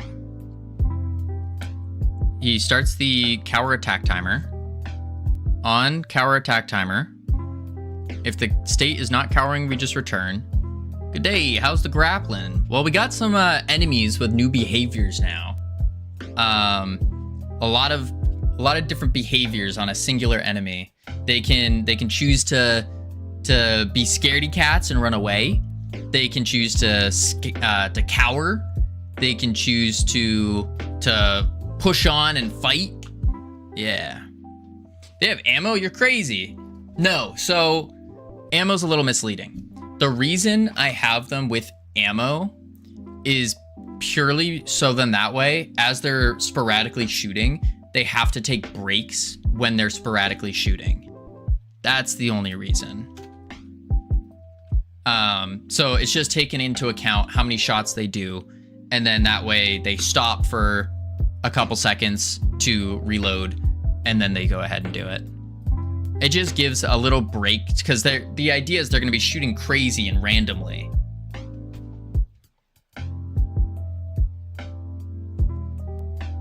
So what I could do is I could just rotate the shot every time as well. Or better yet, where are you spawning the bullet? I'm spawning it still at their same marker position. So same place as everything, right in front of them. Right here at the projectile marker. Oh, in code? In code, I am spawning them right here.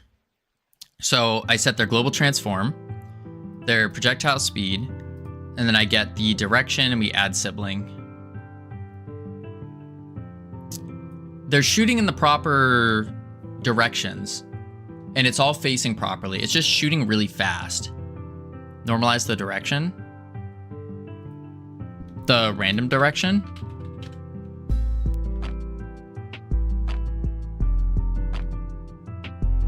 Yes, you have to normalize it. Ah.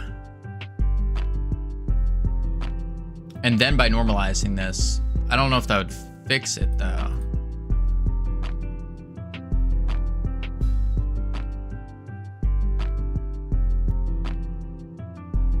It would? Oh, let's try it out. Ah, there we go. Look at him go. Shooting randomly. I'm gonna change the Y offset though.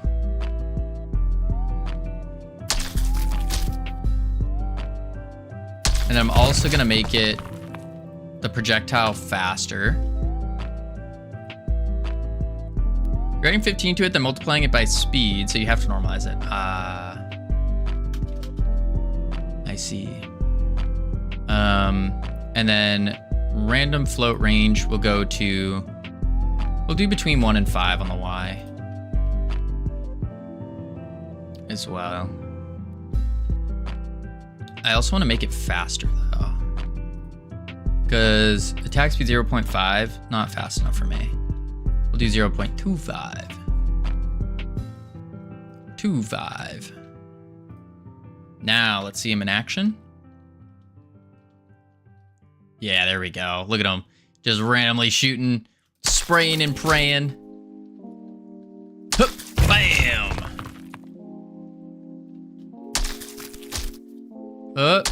Boom. Looks kind of cool so far. That's what I'm saying.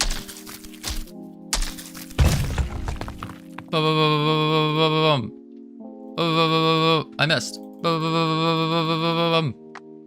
You wreck nerds. Up. Boom. Okay. What I also need to do is, I need to fix up this goo ball. Oh, did they? Oh, they're behind the wall. Oh, I also need to make it so the shot will not go through the wall. That would be important too. So to make the shot not go through the wall, that's gonna be pretty easy. All I have to do is just say enemy projectile will mask 1 as well. And we'll say if body is not player, then Q free. There we go. So they'll just delete themselves when they hit the wall. Cool. Oh yeah, we're fixing the goo ball. That's what I wanted to do. So we want to bring the bounce back. Yeah, we want the bounce to be there. We also need to have a cooldown on the ball bounce. And a hold to shoot. Yeah. So what we'll do is shoot goo.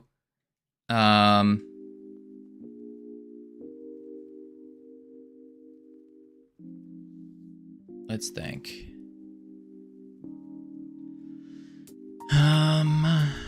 Movement settings. Here it is. And then we can do is shooting true. elif event is action released. Right click is shooting false. And now we need a is shooting bool. All right. Is shooting. There we go. And now we need a attack speed. Attack speed float equals do 0.5 to start. And then we'll do a probably just an attack timer.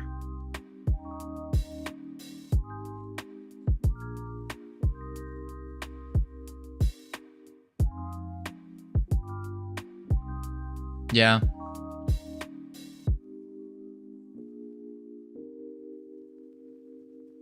And I can even do a setter on it.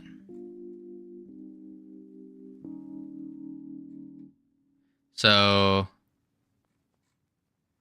is shooting, set value, is shooting value. If is shooting, then we do attack timer start. And we'll just return. Otherwise, attack timer stop. Goo wizard timer. Attack timer. Oh, it's an on ready. Whatever. On ready bar attack timer. Yes, Camino. Game indeed looks cool. Thanks, Skywalk.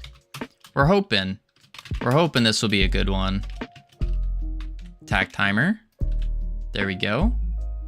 And then I need to do on ready.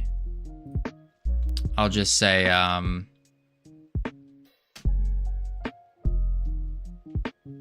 let's do attack timer dot wait time, attack speed, attack timer dot timeout dot connect on attack timer, then func on attack timer, void, we'll do shoot goo, attack timer, start.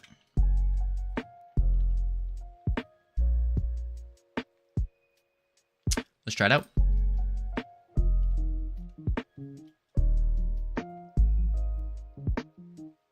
Take damage on CSG box. Oh. Oh.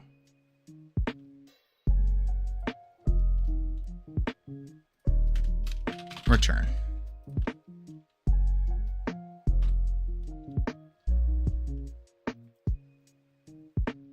There we go.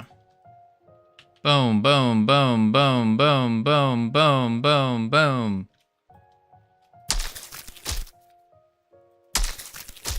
Beautiful. All right. Up we go.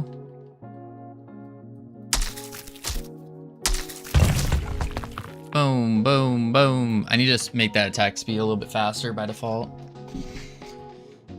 Actually, no, maybe it's okay. Maybe it's okay. We'll see. Let's make the... Oh, wait a sec. No, the goo ball's fine. So I need to re-enable the bouncing of the goo ball. Yeah, because right now, if it collides, just Q freeze. So let's re-enable our bouncy goo ball. Oh.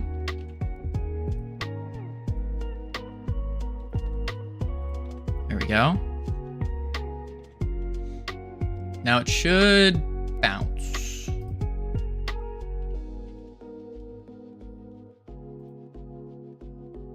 Oh, it did not.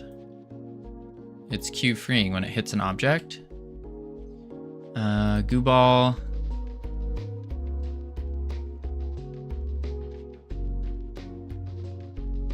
Oh, if area is not...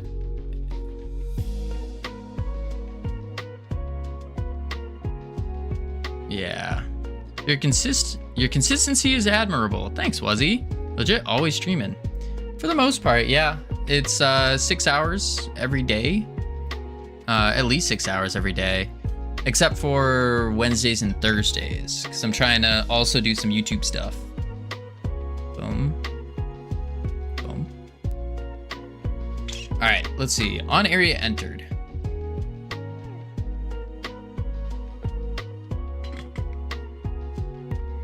That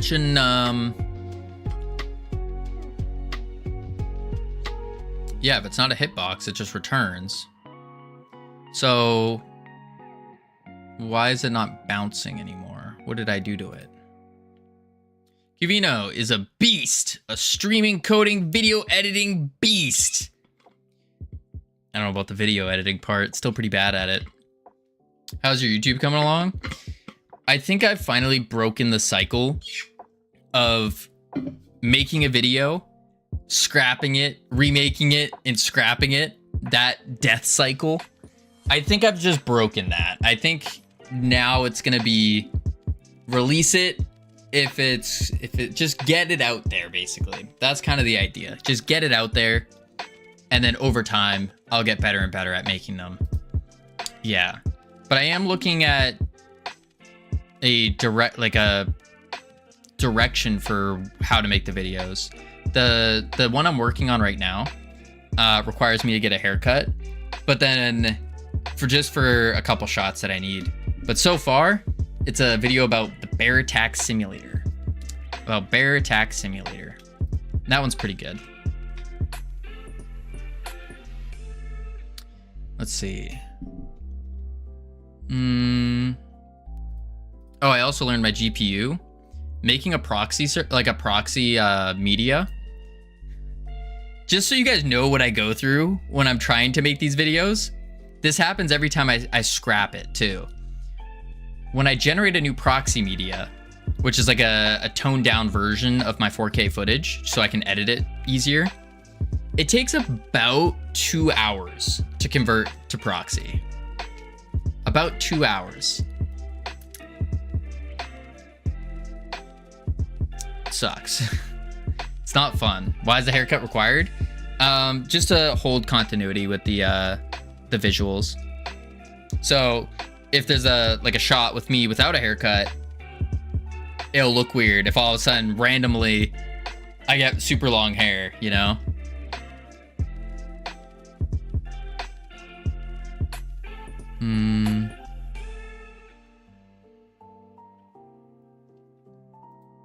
I think the haircut thing is a bit excessive. Maybe it is. Maybe a little bit. Maybe a little bit. I do need... So what I really need, though, is I need to... For one shot, I need to have my hair really long, or as long as possible, and soaking wet. And then for the next shot right after is when I need to have the nice haircut. It's part of the video, but I think it's necessary.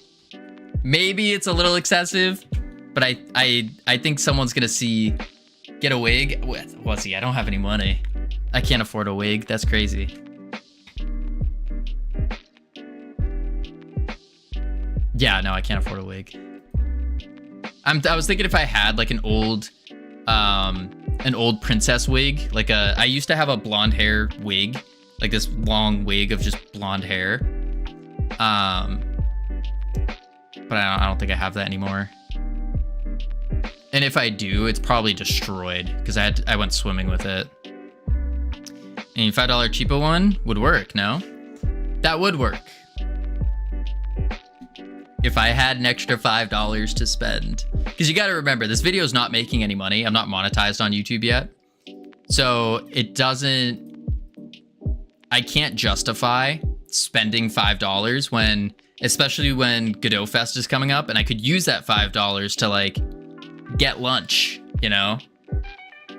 So yeah, we're kind of just waiting right now. Let's see, visual bounce. Why the ball's not bouncing? Move and collide. If we collide. Yeah, that should just work. Or are we doing pop? Bounce count 0? It was working before. And then I turned it off. Yeah, it's just deleting itself when it hits the ground. Why is it just deleting itself? Is it this?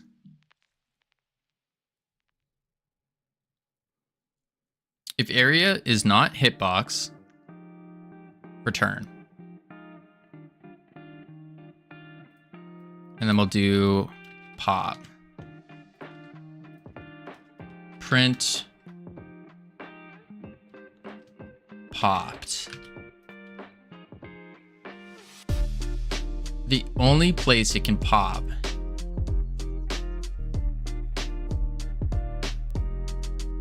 is there. Damage area.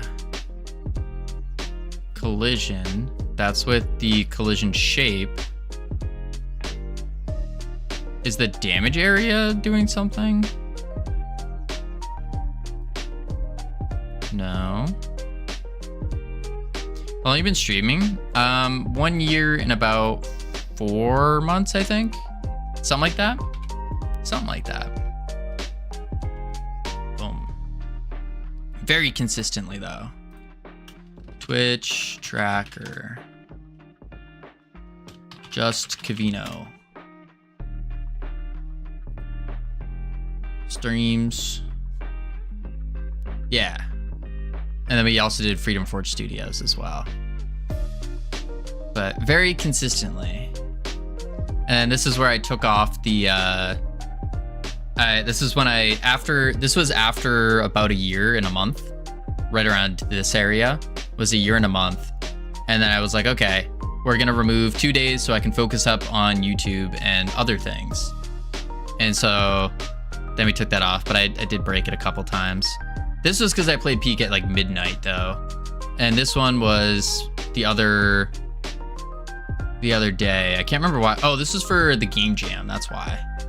We were doing it for the game jam. Yeah. How do you stay so consistent? You just do.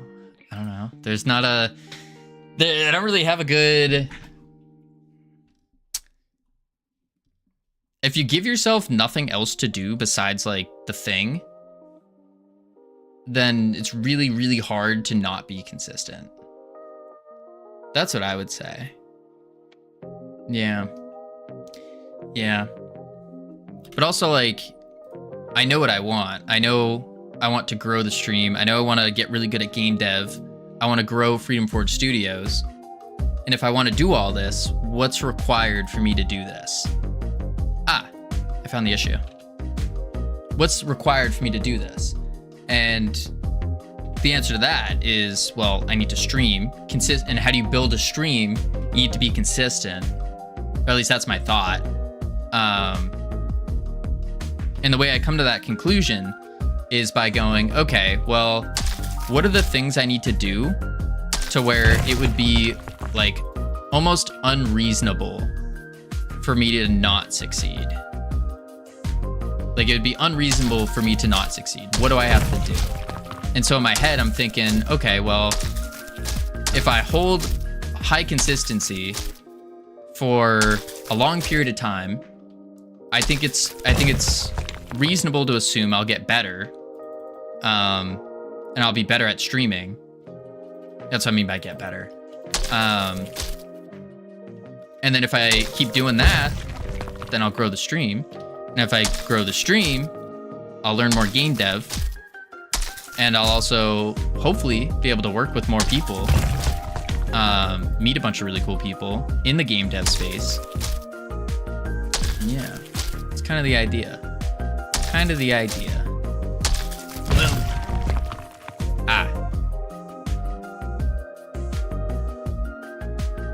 That's a problem. Because I have them on moving slides so they can bump up. Maybe after the slam impact, I do body dot velocity. No, it has to be like after the knockback on the body, maybe. Yeah, easier said than done, I feel like. I mean, yeah, it's much easier said than done. I mean, the real like tactical thing about staying consistent is I remind myself, like, why am I doing what I'm doing? What's the reason for me doing this? And yeah, I know there's days where I don't want to stream. I don't want to do game dev. I want to just game. I want to sit back. I want to do nothing. Like, there's definitely those days that happen.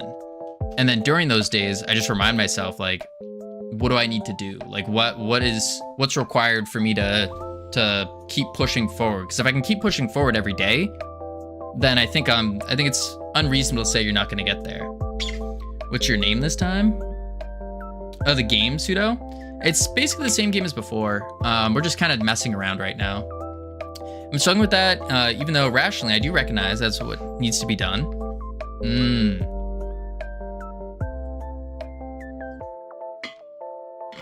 There's definitely, like, by no means am I perfect. By no means when it comes to consistency. I think one thing that I do is when I am having those like struggles of like, oh, I really don't want to do this, and I know I need to do it, because there's definitely those times. Those times are mostly for me. Those are after stream. They're on Wednesday and Thursday. Those ones are rough. At least on stream, it's like more accountable, because it's like if I miss a day on stream, like I know for a fact someone's gonna say something. Someone's gonna jump in the Discord and be like, Kavino, what the heck? Why aren't you live? What's going on? Something like that. So that keeps me on, like, it's like, all right, I just need to start stream. But then it's the whole, from there, like the tactical thing that I try doing. And it's rough, like, don't get me wrong, but I do the snowball thing. So I start with the smallest task possible, such as opening DaVinci Resolve, for example, just for video editing, because that's what I'm struggling with. I open DaVinci Resolve, and it's like, okay, I need the or maybe even before that, actually, it goes, okay, I need a video idea. So I open like Obsidian, and then I go, okay, let's look at the Twitch clips. That's the next one. And then it's like, okay, that's a good Twitch clip. Let's find the footage in 4K resolution. And so then I go find that. And it's like, okay, now we open DaVinci. And I just take it super small steps at a time, progressively getting more difficult. And notice how I said opening DaVinci here versus finding the clip. Like, finding the clip in 4K does, like, to most people sounds more difficult, but that not for me. For me, it's like just getting DaVinci open is sometimes really rough on those days. So it's all progressively harder based on you currently. And then from there, put the footage in, start cutting up the footage, adding in some transitions, adding in the text, and then so forth and so forth. Keeps going. That's basically what I do, or I try to do. And then the big problem is when you eventually hit that tree, because your snowball is going to roll down the hill and hit a tree, and then it's going to explode. And then when that happens, you got to trudge back up the hill and do it all over again. But sometimes that's more difficult because you were just working on something really, really tough, really, really hard. And it's like, well, crap, that's all I have left is to do that hard thing. And so here, what I've been doing recently is I'll just start on a new video. And yeah, it leaves me with some leftover projects. But some days you kind of get into it and you're like, oh, wait, I can start with a giant snowball. I'm feeling really good. And then I'll jump to that project. That's what I've been doing tactically. We'll see if it ends up working or not. We'll see. But yeah. My game is functioning in VR. Let's go, Pseudo. That's awesome. All right, where was I? I was doing... oh, yeah, the move and slide. So after the knockback, what we'll do here is equals knockback velocity.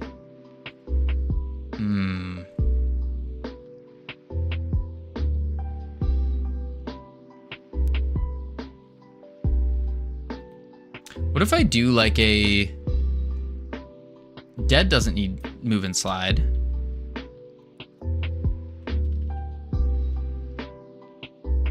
What if I do like if is on floor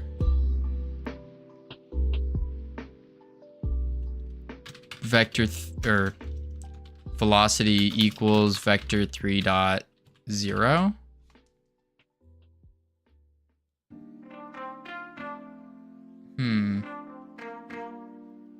Fair. I haven't really had luck with the snowball method though.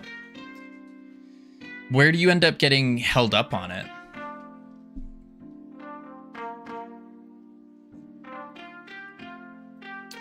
Because it could just be that you're not taking the because I find it for myself sometimes where it's like I won't start easy enough because I'll think it's like beyond me or something. I'll be like, oh, opening up Godot, that's not a thing. That's just easy. But like, no, you gotta start super simple. Just at any moment, I can say screw it and then do something else. Yeah, that will happen to me as well. Where it's like you're doing it and then all of a sudden at some moment it's almost like you get distracted or something pops in your head and you're like, oh, I need to do something, or it's like, oh, I'm gonna go watch a YouTube video, and then it's like, oh wait, now I'm getting stuck in like a rabbit hole, or oh, I need to go game, I want to do this, I want to do that. I haven't found a solution to that yet. That happens to me a lot. The best thing that worked for me in the past, but I don't have the ability to do it anymore, is changing location. So like picking up my computer and moving it somewhere else, going into a different room or going outside with the computer. I don't have the ability to do that anymore, unfortunately. If I did, then that's what I would do, but I don't have that ability right now. Drifting in for that refresh, always here with you. Thank you, Nintendo.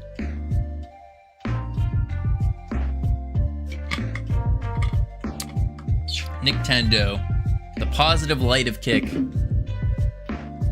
Let's see if I do the is on floor vector 3-0. That might just make it so they immediately stop though. Fair, yeah. It's still something that is definitely a struggle. I'm trying to figure out more of. Okay, nope, that did not work.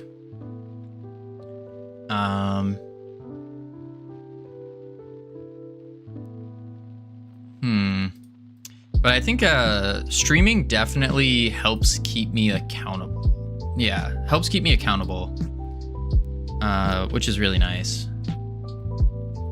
Let's try this. So we're just constantly pulling down. I deleted my YouTube app for my phone to study, which helped me just give myself less options for distractions. Yeah, that sounds like a really good one. Another one is I'll take my phone and, oh, you can't see it. I'll switch the color to black and white if I notice that I'm touching my phone too much. Even if I like throw my phone across the room or something, sometimes I'll like stand up to go get it because I'll be like, oh, I need it for whatever I make up in my head for a reason I need it. So then I like tell myself, okay, you can use it, but it has to be in black and white. And I don't know if you guys have ever tried using your phone in black and white. It's very not fun. It's not fun. There we go. And so that tends to help a lot.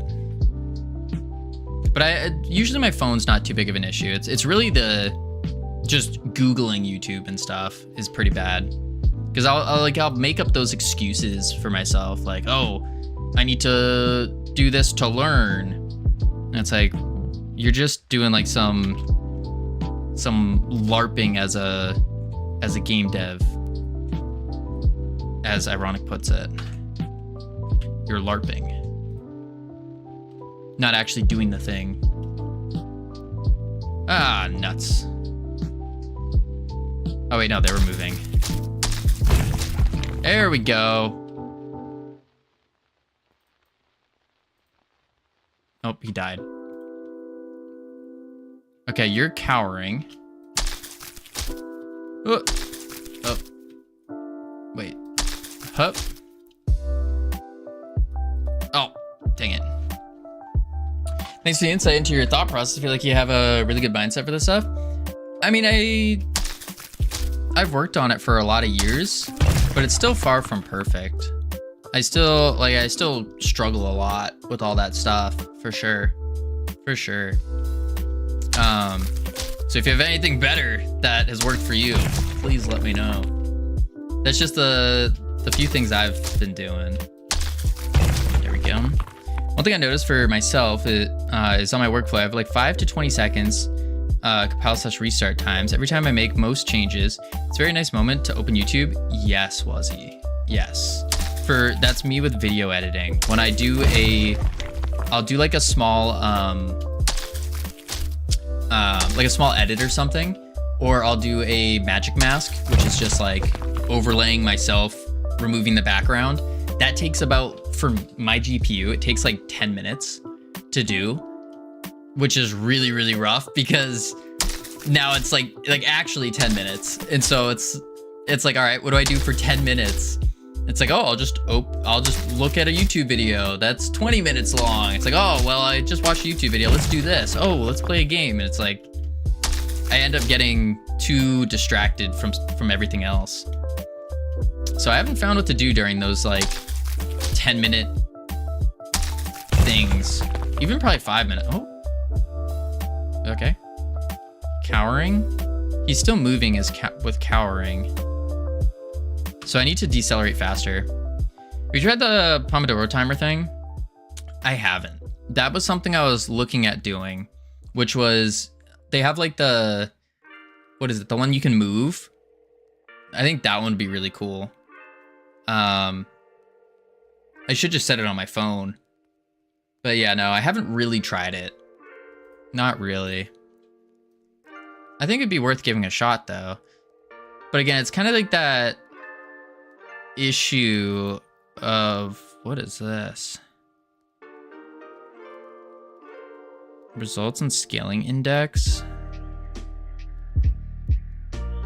It's kind of like that, the issue though of like, what happens if you have to wait that 5 to 10 minutes or 5 seconds to 20 seconds? And what do you do during that time in between?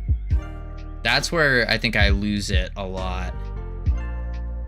Oh, the result invalid scaling is not supported by Jolt. Oh. Interesting. Maybe plan background tasks. See, that's the other part. I don't really have like background tasks. It's all just big tasks that take different kind of mindsets to do. And that's where it really gets me, because it's like video editing is different than game dev, which is different than like studying for game dev and other things, which is different than like business finance stuff. And so it's like I have to like context switch if I want to jump out of one of these verticals. And that's where it gets really, really rough. Can't really relate, but that does really happen to me often. Let's see. Okay, so this is all because Jolt physics can't do this.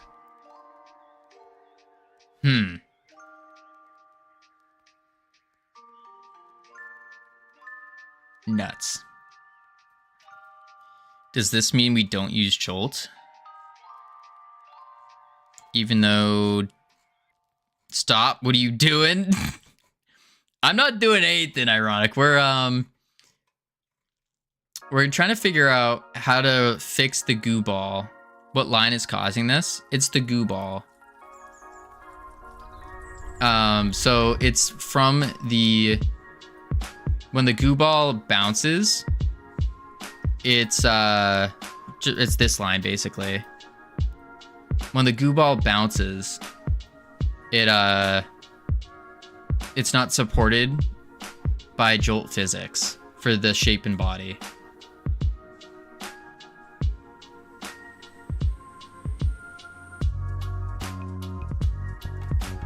This is the tween for it.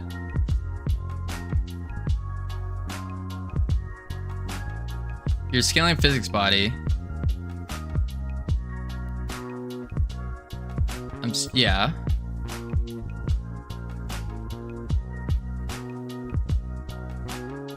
Oh, you're saying scale the mesh instance instead of the actual character body.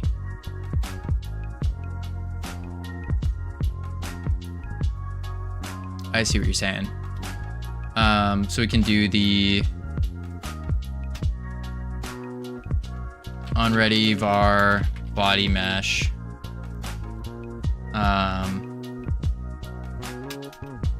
As mesh instance 3D get mesh, and then I'll do the body mesh instead. You don't scale physics by 1.2 point blah blah blah. Every time you see an error, it's not Godot. What's wrong? Do you remember that? Well, yeah, no, I didn't say I was right. There we go. Let's see. Good, no errors. That was it. Okay, except for these. This is where Godot's wrong. Godot's wrong here, ironic. Unrecognized UIDs. We never touched the UIDs. All right, let's see. So we have that. We have the bouncing goo balls. We got some enemies that now do things. Do we add like a spawner?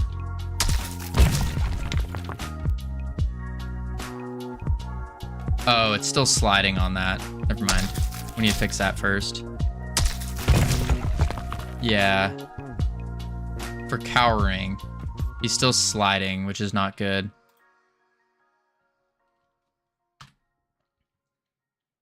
Because we need him to slide so he can get knocked back, right?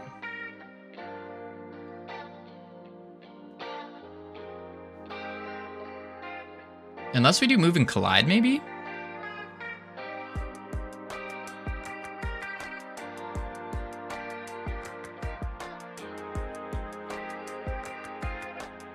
Or I just increase the slide amount, or the acceleration to like 10. Do it here. So what's wrong is I need to have move and slide, so then I can knock them up if they are cowering or doing whatever, or attacking. But when I have move and slide, that means that their velocity never goes to 0, because when you knock back, you're adding to their velocity. So instead, there we go. That fixed it. I need to lerp down from after that knock up. Now they do their retreat. Oh, they all went to the same spot. That's crazy. That's crazy. Boom. There we go. Okay. I think I fixed it just by increasing the slowdown. Although that does make the knockback a little worse, doesn't it? Let's see. So he's gonna cower once he finds a wall. He's not gonna find the wall. Yeah, because he's like, uh-oh.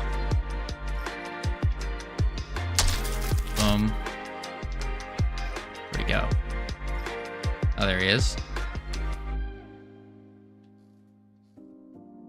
Okay. Huh. Kill him. Let's see. If we go this way. There we go. That guy's cowering. So this is where we need to see, since he's cowering, we want to see how he... Nope, that worked.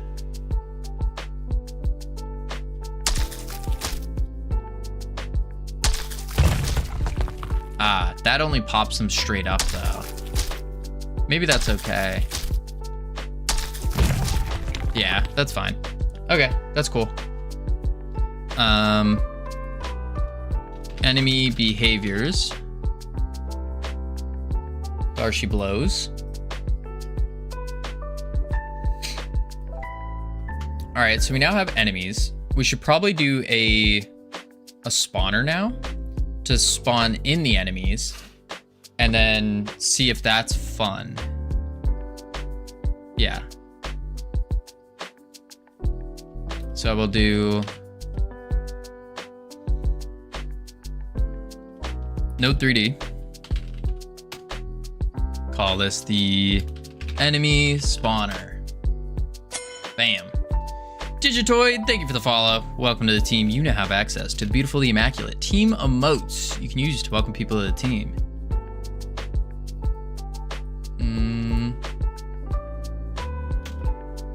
There we go. Class name, enemy spawner. There we go. And then we'll do export var enemies as an array of test enemy. That's not correct. As an array of packed scenes. Quick load. Enemy. Boom. Okay. Add element. Quick load. There we go. And then what we'll do is we'll also do a export var enemies to spawn as an int 10. We'll do a var wave because we want wave timers on this. Int equal 0. We also need to increase their difficulty. We're not gonna do that yet though. We're just gonna make it spawn. I think that's step 1. So we'll do a func spawn enemies void for enemy in enemies to spawn, or index actually. Index in enemies to spawn. We'll do var enemy equals enemies dot pick random dot instantiate, and then enemy dot the Sam man with the prime. Thank you so much. Appreciate that. Could have used that prime anywhere, and you chose to use it here. Means a lot. Thanks. Enemy.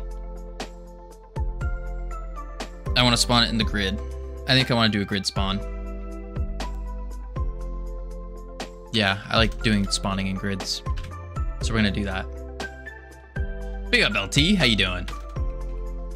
Export var spawn grid as a grid map. There we go. Testing zone. Grab these guys, delete them. Bam. We also need the enemies node. Export var enemies node. Node 3D. Export sub as a spawner stats. Coffee. Heyo, did you know Kavino has a coffee? For the low cost of a coffee, you can support building the next successful game studio. Finally got it right for once. There you go, LT. I'm doing pretty good though. We just finished an enemy with a bunch of behaviors. Now we are setting up a spawner to spawn the enemies. And then we're gonna see how this functions. So we'll do a grid map. We'll call it the spawn grid. We'll do a new mesh library. We will add an item to it. And we'll say can spawn. We'll do a cylinder mesh down on the radial segments. And then we'll do top, down, height, down, 0.25. And actually, there we go. We'll do a material on it, and we'll use like a red, I guess. Sure.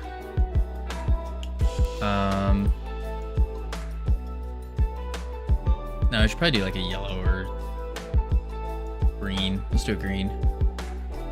There we go. What are you working on? We're working on spawning the enemies. Spawning enemies. So what we're gonna do here is we're gonna do this. And then, oh, I didn't do that. Whoops. Will enemies be affected by lava? Yes. But also, we're not gonna do the lava stuff yet.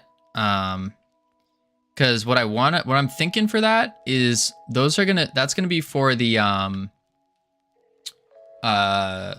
boss. I think we're gonna have a boss that's gonna do that. I think that would be really cool. There's lava? Kind of. It's toxic goo. We've officially arrived at guy in square shoots waves, bros. Ironic. There's nothing wrong with shooting waves of enemies in squares. There's nothing wrong. Nothing wrong with it.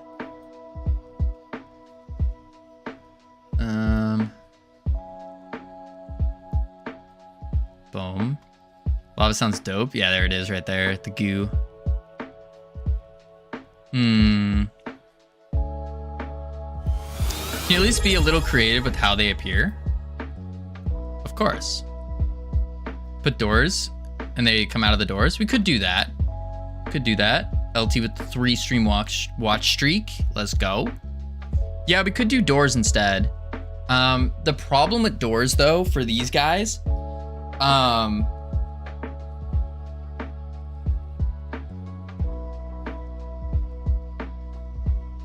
because these are going to be the base scientists that are in the map just from the go, like when you start the game.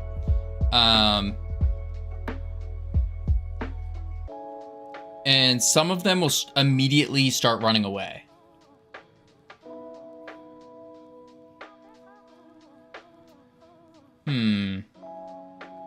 Maybe a teleporter that spits them out.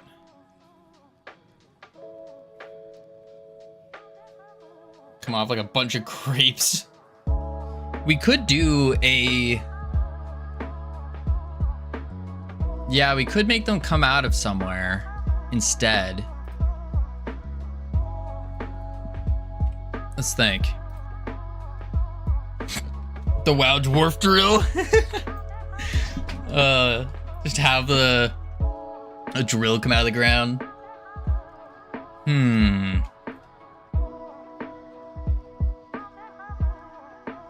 Well, I guess what we could do is just have them come out of the exit door. But we do want some to be immediately here, though. Which I could just place them, actually. Yeah. So I place a couple of them within the area just to start.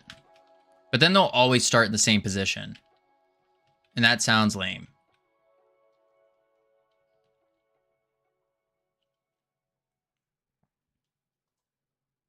So instead, what I could do, I think I'd do the grid. I shouldn't have deleted that. Wait, can I undo it? I can. Look at me go. What I'll do is I'll set up this grid. And this will be the initial spawning for the scientists. Just initial spawning. Let's delete this. W. Boom. And then there. So we do a little initial. W. There we go. There we go. So they can initially spawn anywhere. Player will spawn here. They'll start running around, doing their science things. Boom. And then boom. Good.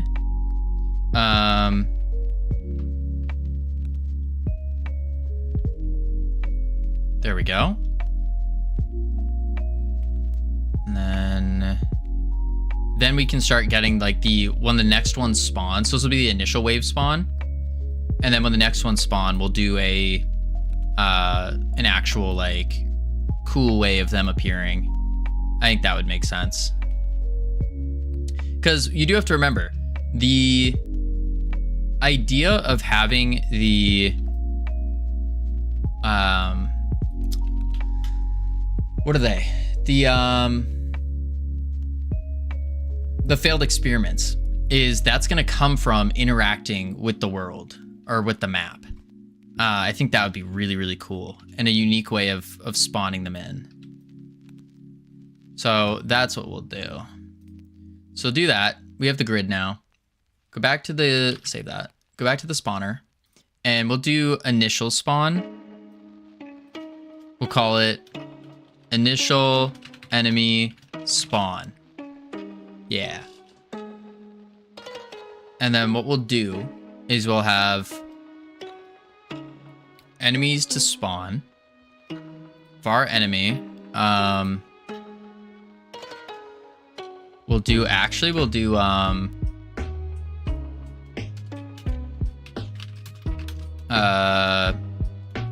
initial scientists as a packed scene. Anything enemy spawning out of thin air is uncreative. You've done that enough times now. Yeah, we're not doing that, ironic. We're not doing that. Don't you worry. Initial scientist dot instantiate. Yeah, that was never part of the plan. I just want a initial, like, you start the game and because you're breaking out of a lab, so there's going to be scientists in the lab. So that's these initial guys, and that's why they have the behavior of like Halo grunts, where they'll either run away, they'll come at you, or they'll just cower in fear. So those are the initial scientists, and then once you defeat them and go on to the next wave, then we can start bringing in the net gun shooters. We can start bringing in some SWAT scientists, that kind of stuff, and those will come out of different areas. And then the failed experiments, that's the one where the idea is, okay, if we'll put like some kind of walls and stuff in here as well. If I shoot my acidic goo and break a wall, then all of a sudden the failed experiments will come out of there as well. That's kind of what I want to do, is tie it to the objectives. So like that way it gives the player a choice of, oh, if I do this objective, I'm going to be getting more enemies coming at me, but I'll get this buff. Or I'll get a buff. Something along those lines. Because doing destructible things, basic destructible things, shouldn't be too bad. We know how to destroy objects using a cell fracture, and we can do that. If I was an evil scientist corporation, the experiment got loose and I couldn't stop it, I would release other experiments to stop it. Yeah, there you go. We could do that could be another one where we'll have like one big scientist or something, like a different scientist, one that's very obvious it's a different one, and his whole thing will be he will just run over and spawn in new science experiments. So he'll like run over to the cages, unlock the cages, and then we'll have some spawns come out.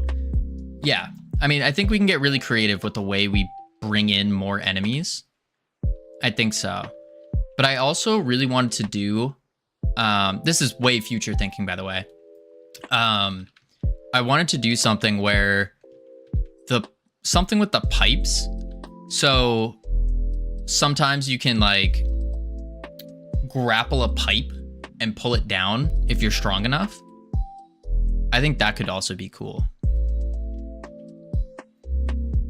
Something to do with that, because we're using the grapple ability. So like grappling a pipe to pull it down, smash people. Yeah, I'm not sure yet, but that is part of an idea. All right, so let's do the initial spawn. Var enemy, initial scientist, and then will there be a goo bear enemies or Easter eggs to existing games? Would be fun. I mean, we could, maybe. We'll think about it. Because that's where we can kind of have fun with what we're doing, is when we have like the failed experiments. We can kind of have fun there with those things. Let's see. So index var. Okay. We create the enemy. Then we need to do. Is there anything I need to set on this enemy? Not really in the beginning. Not really.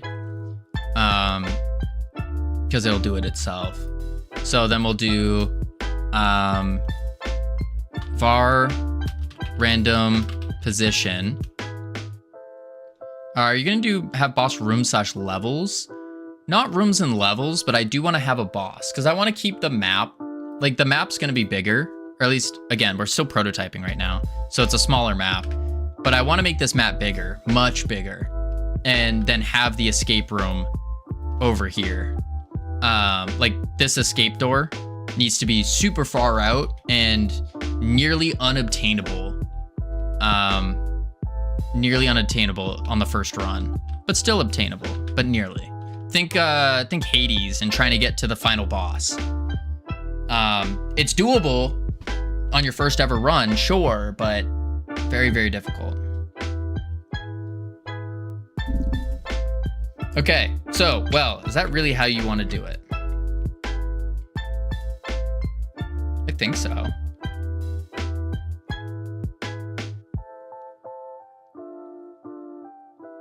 Do you actually want to create a big open MMO world with leveled areas? No. Like the door is protected by level 100 enemies. No. Howdy, Buggy. How you doing? No. I don't want the door to be protected by like level 100 enemies. No. I want it to be like the idea is it would be mechanically difficult to get there. So the idea is with our little goo monster that we have, remember back to him starting off really small with a short grapple range. If we start him off small with a short grapple range, then what's going to happen is you're not going to be able to reach that. Like he wouldn't be able to reach that pipe in the beginning. He'll only be able to reach this pipe in the beginning. And then what you can do is if you're really good at movement, but remember, you're also getting shot at, you go like this, you go to the next one, and it's kind of set up that way. So you could platform your way to potentially getting to the exit on your first run. You could. And then of course, when you get to the exit, there actually is no escape and we'll just have you get captured. So then you immediately will have to, you immediately start back from scratch. How many platformer levels have you designed, by the way? 1, maybe 2.5, 1 or 2.5, something like that. So, I mean, we're only designing 1, basically. No idea how to do it yet. But yeah, we have to see if the prototype is even gonna make sense. Because then if it is, then we can go into setting up the map and doing all that. And I think that would be the first thing we do, actually, is set up the map with our smaller size and make it possible to do it. Yeah. Because remember, you're also getting shot at while doing this, and there'll be guys that will grapple you down and that kind of stuff. Yeah. That's the idea. All right, let's see. Initial spawn. So we need to do random position, not random position. We want to do the no. Random spawn point equals spawn grid dot get used cells by item index 0 dot pick random.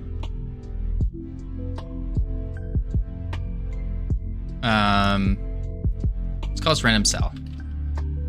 Random cell. And then we need to do var random,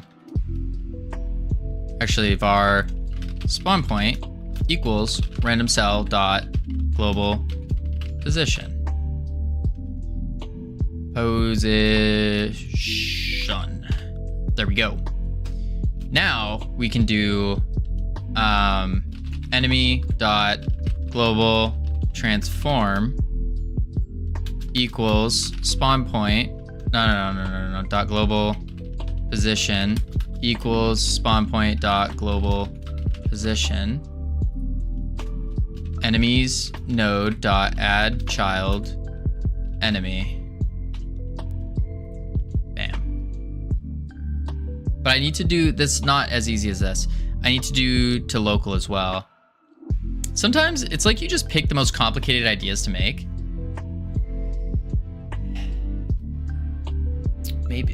Maybe a little bit. Maybe a little bit.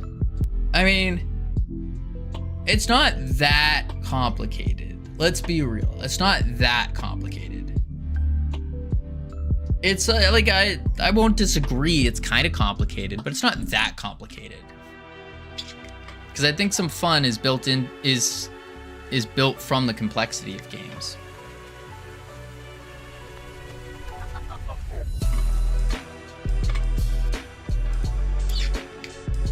I mean, for you to make, not for people to play. To make, I don't know. It's a lot of what we've done before. It's a lot of stuff we've done before. And it's just hammering it in and improving upon it. Yeah, I think so. I need to do map to local as well. So I need to do spawn grid dot local to map random cell dot global position.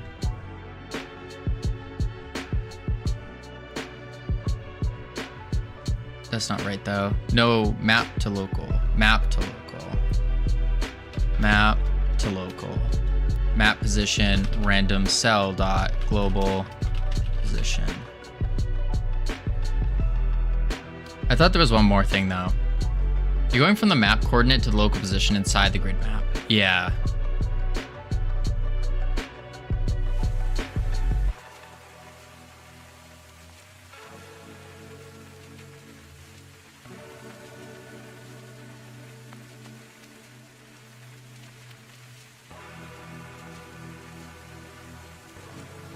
Probably all 000 anyways. Maybe. Let's see if this works. Initial enemy spawn. And then we add testing zone. Spawner. Assign. Assign.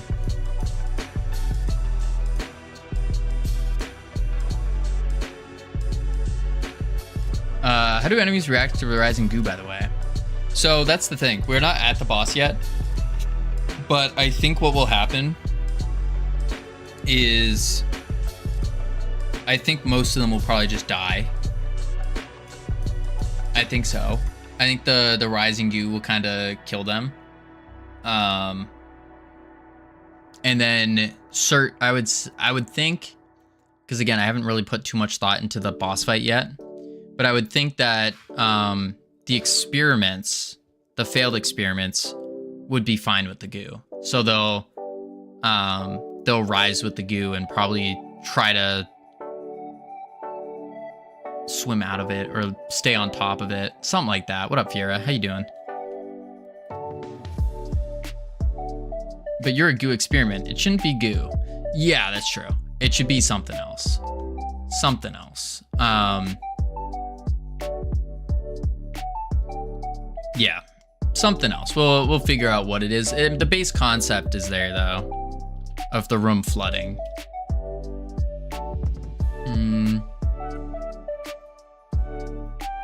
Oh, I didn't do that. Quick load.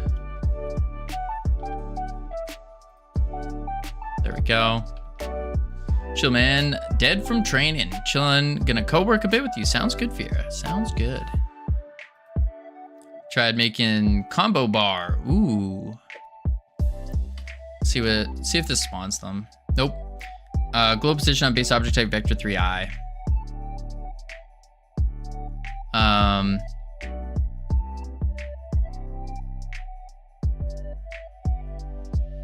Because it already is a position. But we need to also do, yeah, global position on base type vector 3. What? Oh, it's already a vector 3. Play. There we go. Easy. Boom.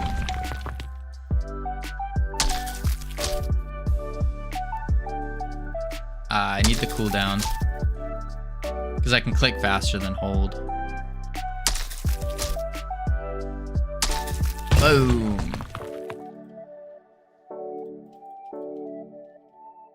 Yeah. Boom.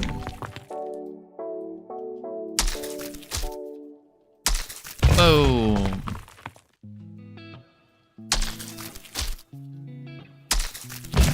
Oh, doing the goo ball. I think the goo ball is really cool, but also feels more rough to do. I guess once you have more flying enemies and stuff, it would make more sense. Oh. Yeah, I think so. Boom. Not really getting hit though.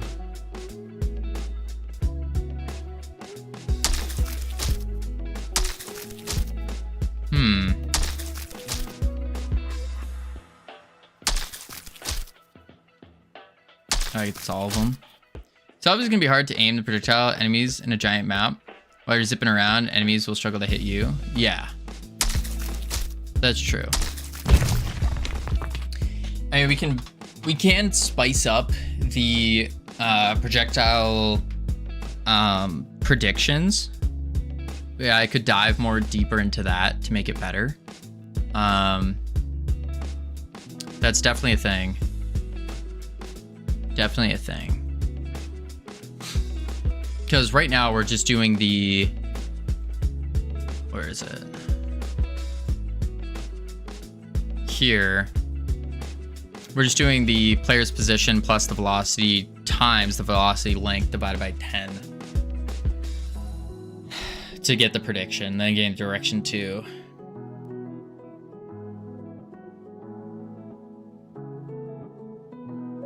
Yeah.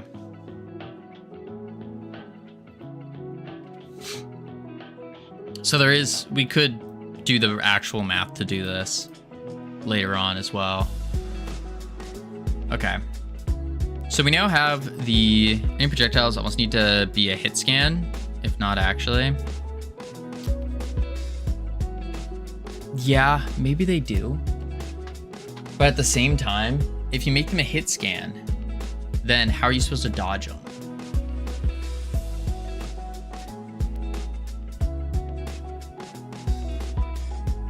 Like, you can't really...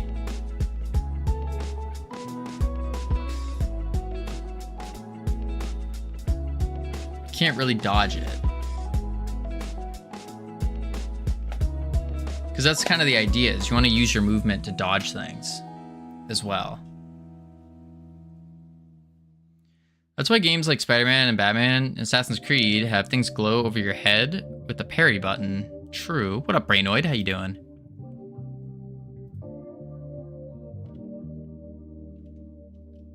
So you can parry the shot.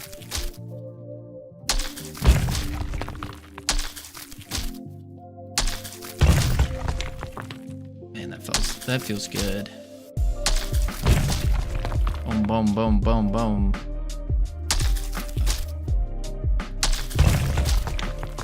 These tiny little capsules.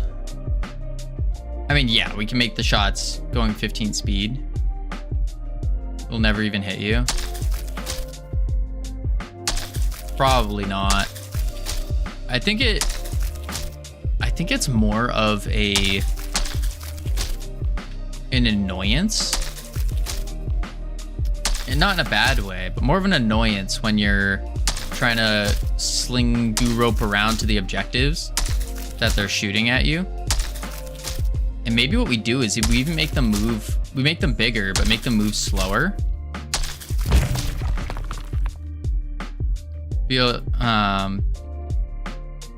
Okay, what will even be a real threat by then?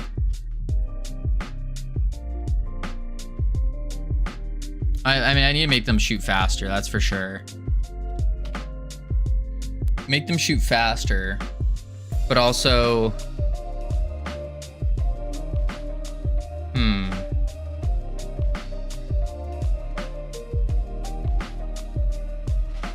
I was 6 years old when I found out Americans don't have the good old family sick bowl. What the heck is that, Cam? That sounds gross.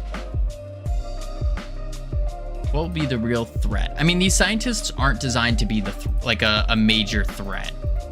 That's the thing. The major threats would be a bowl for you to be sick in. That's disgusting, Cam. That sounds disgusting. It's called the toilet. Go puke in the toilet. How will those major threats threaten you? Well, a net gun, for example. The net will stop you from grappling and keep you in a position for like a set time. How will the net hit you? It's gonna be a big net, like a net gun. So you got like the little weights on it. Boom, boom, boom, boom. Just a gigantic net. Big, huge net. Massive net. How fast? It'll be relatively fast. I don't have a exact speed in mind yet, but it will be pretty big, and so the size can compensate for the speed. Yeah, the size would compensate for the speed.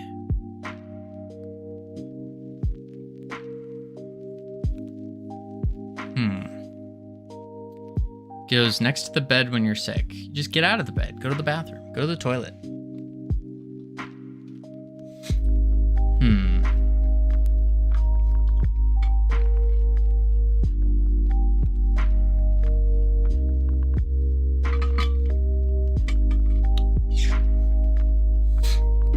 I don't think I've been like violently ill before, but never enough to where I've needed to actually puke in like a sick basket or whatever.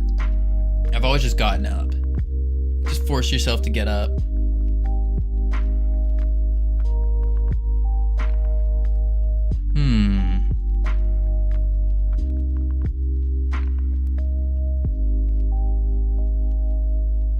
Yeah, so that would be the net. The grapplers, we could do something similar to the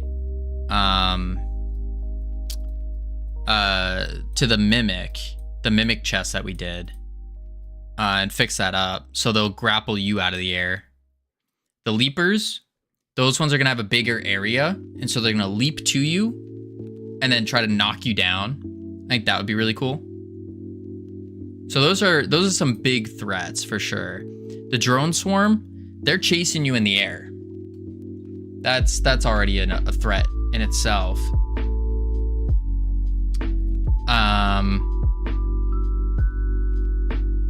The highly trained SWAT scientists, we could make this a hit scan. Hit scan, and then that forces the player. Force player to hide behind cover. Something like that. So we show like a laser, and then boom, fires. So like show laser, then fire. I think that would make sense.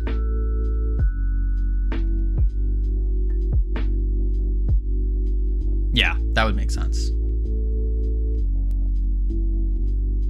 All right, let's see. So now that we have that, what is the next step? We have the initial spawning. We need to do the objectives, don't we? Like, I feel like the objectives are a pretty big part of the game. Getting stronger and progressing.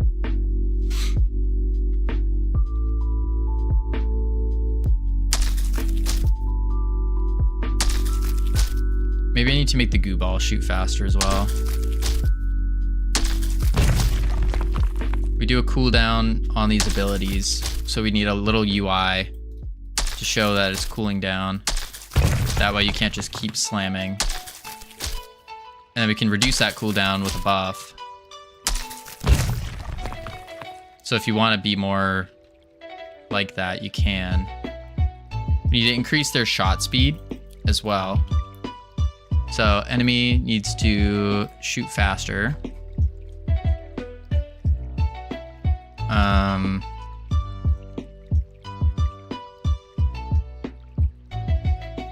Switch this to 25. Movement speed needs to go to like 16. And then the... Wait, what? Why is that there? Projectile speed of 50. The reason that's doing that is because here we're doing times delta. We don't need to times delta on this. I think if we just do global translate, it works. Maybe not though. Yeah, shooting so fast. Holy moly.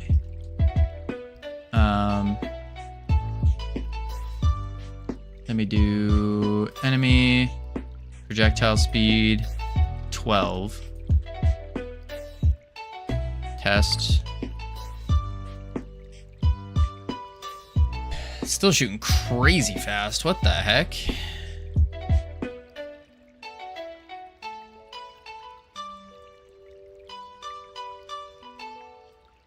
Two?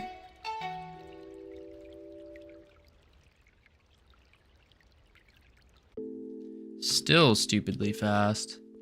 Why is that? Why are they shooting so fast? Because that feels really bad. So if I do times delta again.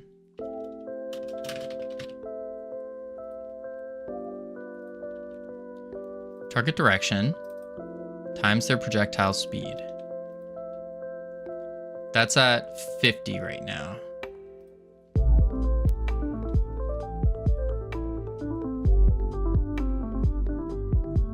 Look how slow that's shooting. But then these guys over here are shooting pretty... Oh, I guess it's still the same. It's still at 50. That doesn't seem right. There's somewhere that we're slowing it. Because if I do like 100, that would probably be better. Yeah, that's much better. Even then, it's still kind of slow. If I do 200? You've set it to 25 in the inspector. Am I being dumb?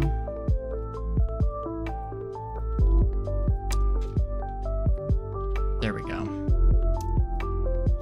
100. All right, that's too fast. Let's do back to 50.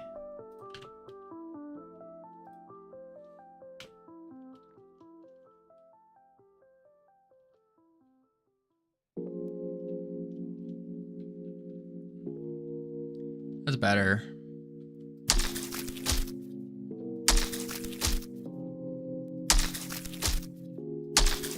Yeah, we need to make the projectiles definitely should be bigger.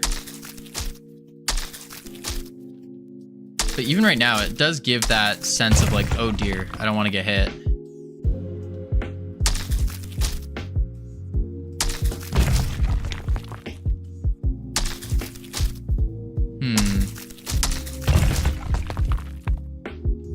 Okay, I need to fix this. I need to add a cooldown here. So what I need to say is in the player, we need a can cast.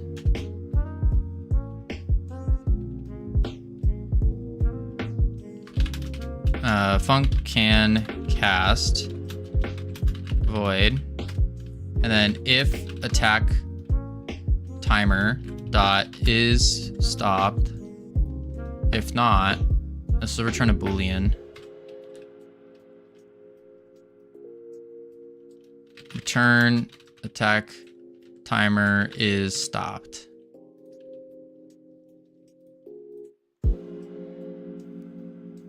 Yeah. And then here,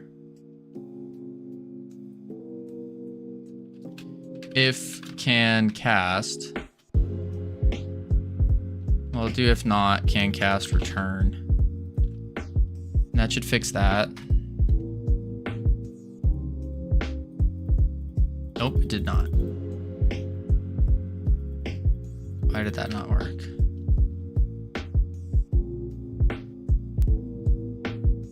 Did I not put it in the right spot? Oh, so no, it's right click.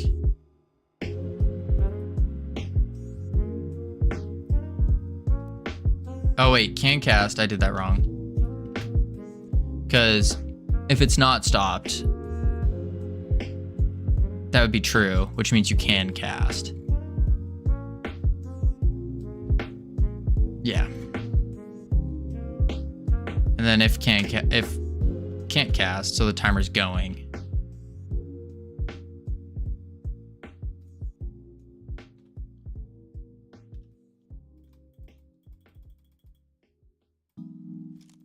Okay, I just can't shoot at all. Why? Player. Can cast. If the attack timer is not stopped,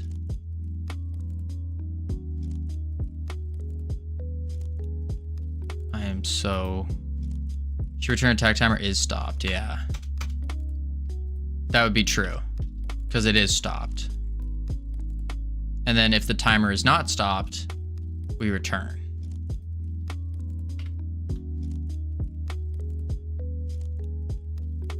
Nope, that still doesn't work.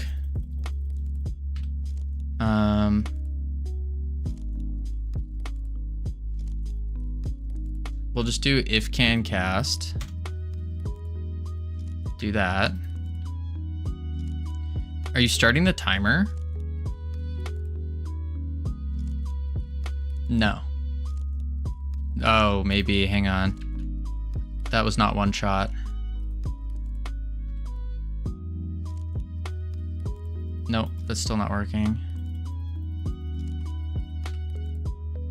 I should be starting it. Let me double check. Attack timer, so shooting true.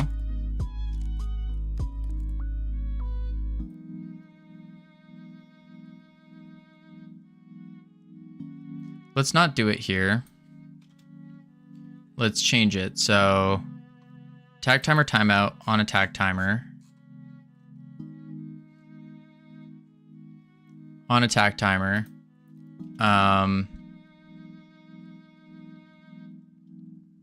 Yeah, start the timer in shoot, right.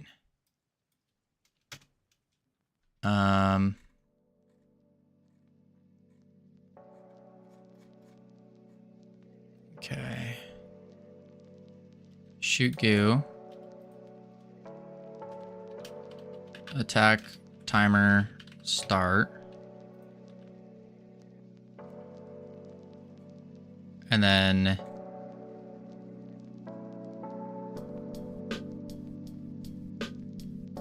if can cast, shooting is true. Otherwise, shooting is false. So I need to do and is shooting.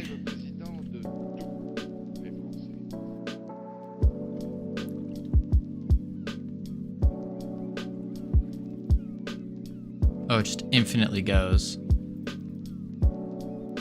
Huh. Even though when I release, it swaps is shooting to false.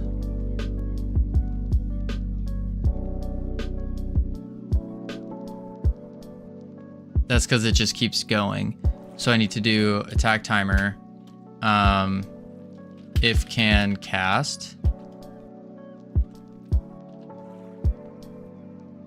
Because it checks the timer and for... Nope. Now it's just doing it. You have too many things now? Yeah, way too many. Hold up. Delete this. Go back to here. On action pressed, right click. We check if we can cast. Can cast is checking if the timer is stopped. If the timer is stopped and we are not shooting. That's good. Is shooting equals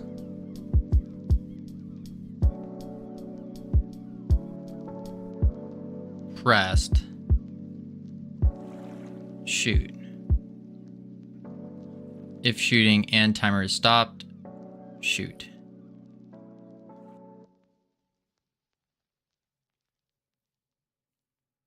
Wait, what? But we want the... I think having the can cast is important though, because then we can add stuff onto it easier.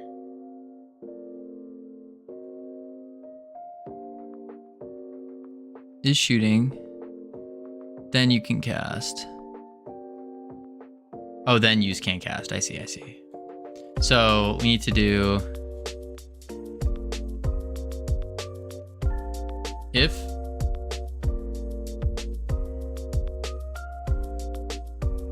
you're holding the button, you can shoot, then shoot, right. So if it's pressed, we're holding the button.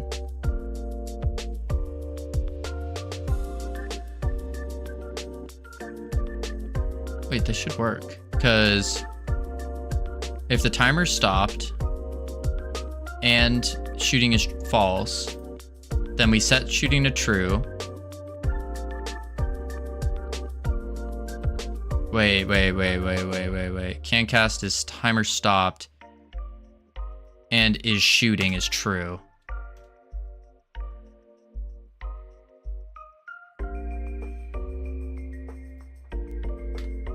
Wait.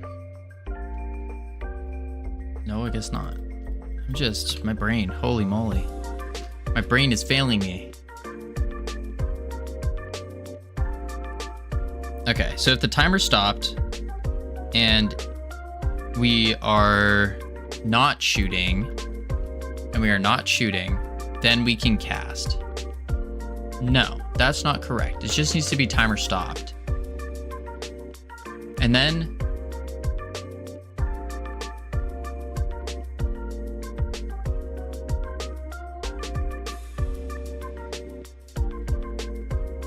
on attack timer, if is shooting, shoot goo. Else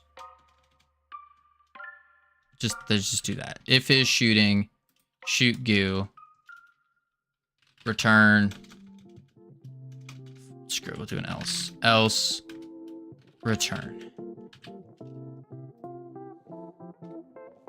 And clicking it does is turn is shooting on and off. Right. Yep, that works. Okay, you've actually lost it. No, it works. Else return, that's insane. No else return. That doesn't... I feel like I messed something up though. Is shooting true. Then we shoot the goo.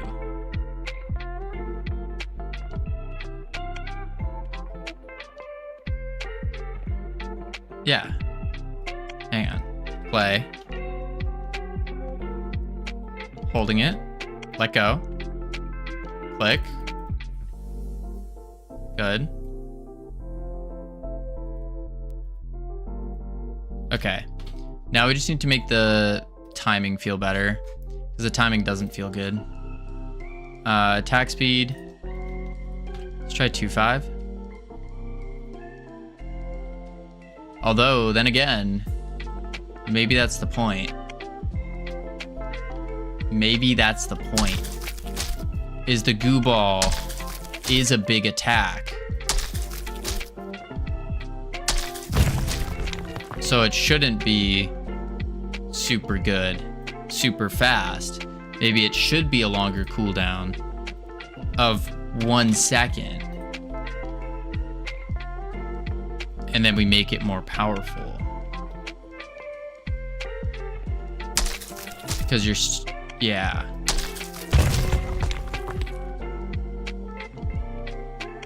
It's a bouncy goo ball. Okay, does it make sense? Does it make sense at all to have a ranged attack? Currently, no. In plans, yes. That you can't even hit. You can hit it. Sometimes.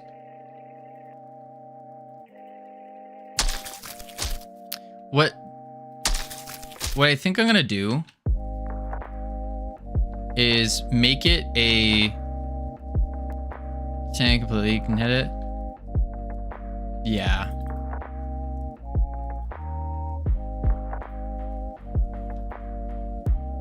Wow. Wait a sec. There's no more moving enemies. There we go. That would be laughed at by anyone who's playing it. Well, yeah, in the current state. But I think we just need to fix it up. Because the idea here is the little, like, that's going to be one of your attacks that you're going to shoot out. Just one thing you shoot out. Instead of making it the main thing. We're just going to, like, it's one of those things you can shoot out every now and then. Yeah. So you have to decide, the player's deciding whether or not they want to stay far away or if they want to smash into it.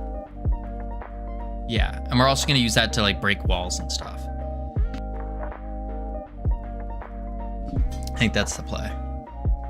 So we will keep it relatively small.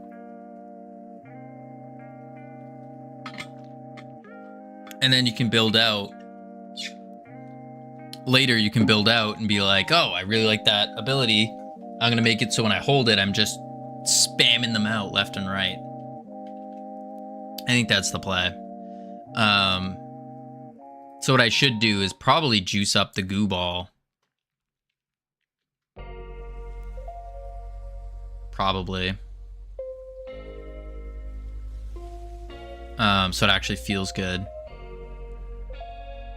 To juice that though, we're going to go here go to, oh dear, this one.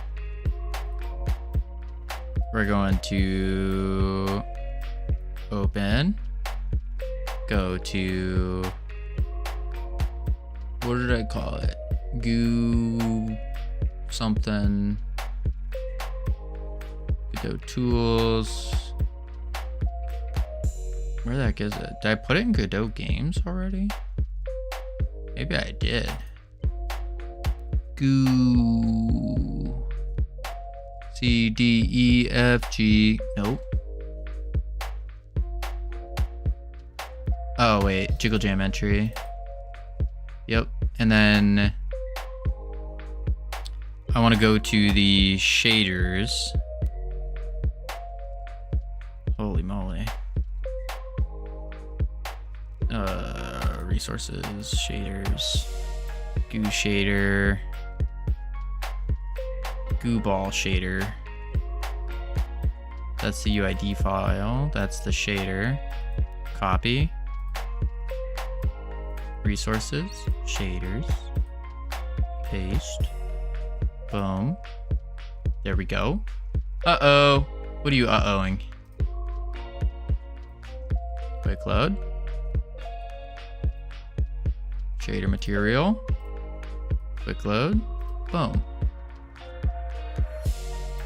And then we need some noise textures. And we need some goo. Noise textures and goo.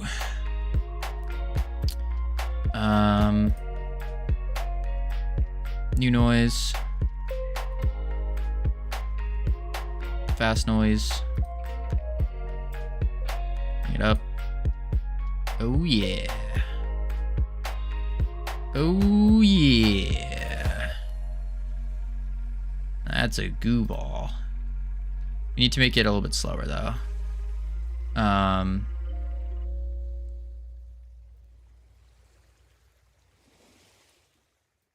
Let's do 0.08. That's pretty good. We need to make it seamless. There we go. Is that a goo ball or what?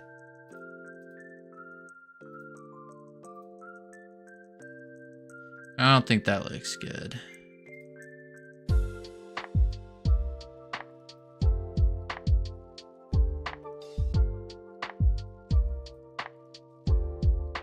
Maybe that's okay. I'm gonna do it as like a normal map. Give it some texture. Seamless, of course. Then we can do opacity. We'll keep it there. I think that'll be better.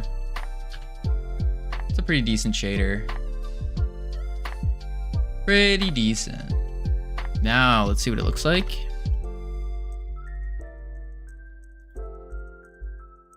Oh, yeah. So the idea here is it will be like a... Personally, I'm sick of seeing the shader in every project. It's only been in this one project. The one project before this. That's all it's been. And it's a good shader. Like, you can't argue that it's not good. It's pretty solid. It does everything we need it to.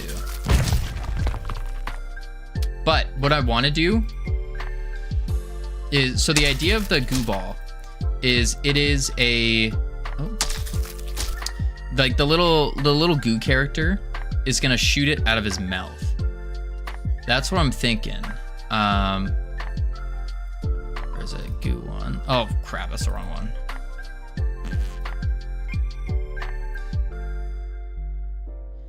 He's gonna shoot it out of his mouth. And I think that's gonna be the best play. Focus on work. You're right, Celso. That is terrifying. It's the... Where is he? What is going on? Why is this taking so long?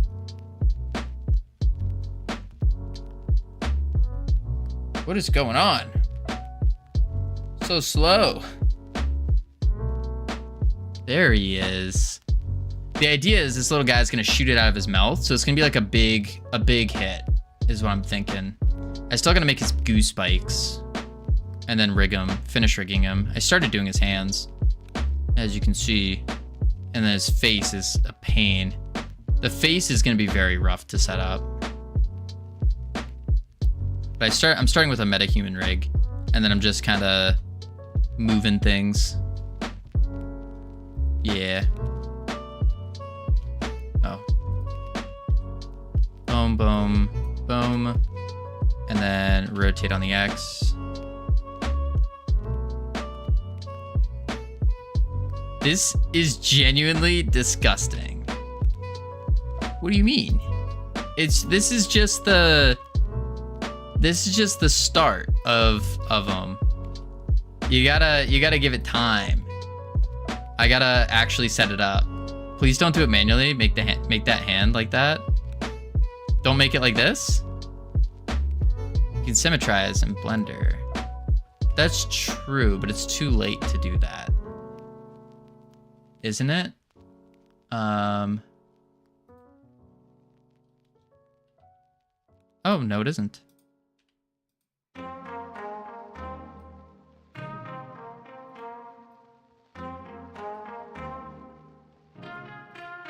There we go.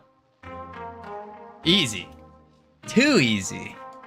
Just grab the whole arm, minus this, and then just go boom. There, symmetrized. Then we gotta do the legs. I do need to get this guy going pretty soon. Although, that's the question. Do we actually do this guy? Or do we wait until the prototype? Nobody would play a game with this? That's crazy. That's crazy. You don't think so? You don't think people will play a game with this little goo guy? I think that's wild. Look at him. Look at him. He's so cool. And then he's gonna turn into Godzilla. Goozilla. You don't think anyone will play with him? You think that looks cool? I mean, what I'm seeing is I'm seeing the image in my head of him. Him currently, not great. What I want to do is I'm gonna make a shader, and it's gonna look like the goo is dripping. So he's like dripping with goo, and he's really gooey. He's like a little booger. And then over here where I darkened it, I'm gonna add Godzilla spikes out of goo. You make it even more disgusting. He's goo. It's a failed goo experiment, of course.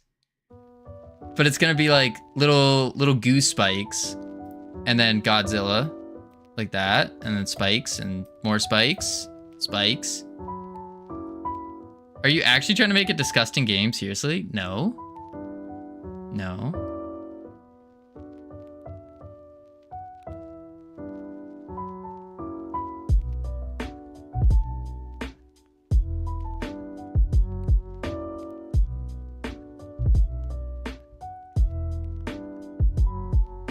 Looks cute and funny to me. Call them goosebumps.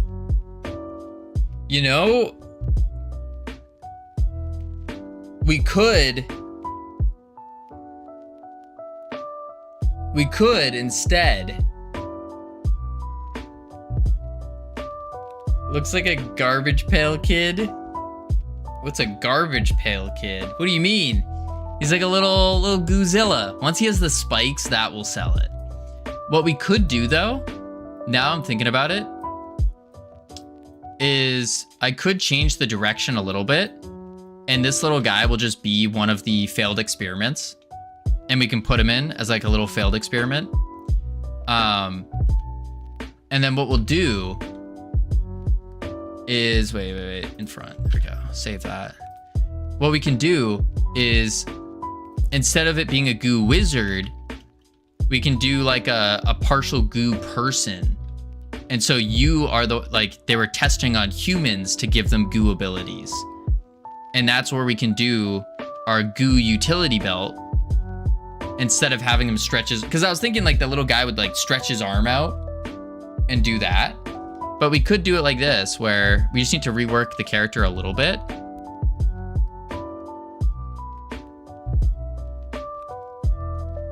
I have so many bad things to call this. Listen, ironic. Real talk. Not every video game character can be a kangaroo. I'm sorry. That's just what it is. That's just what it is. You need to get a non-kangaroo guy, so then he can show you the ways of non-kangaroo characters. No floppy hot dogs, no kangaroos. Just good old character design. That's what you need.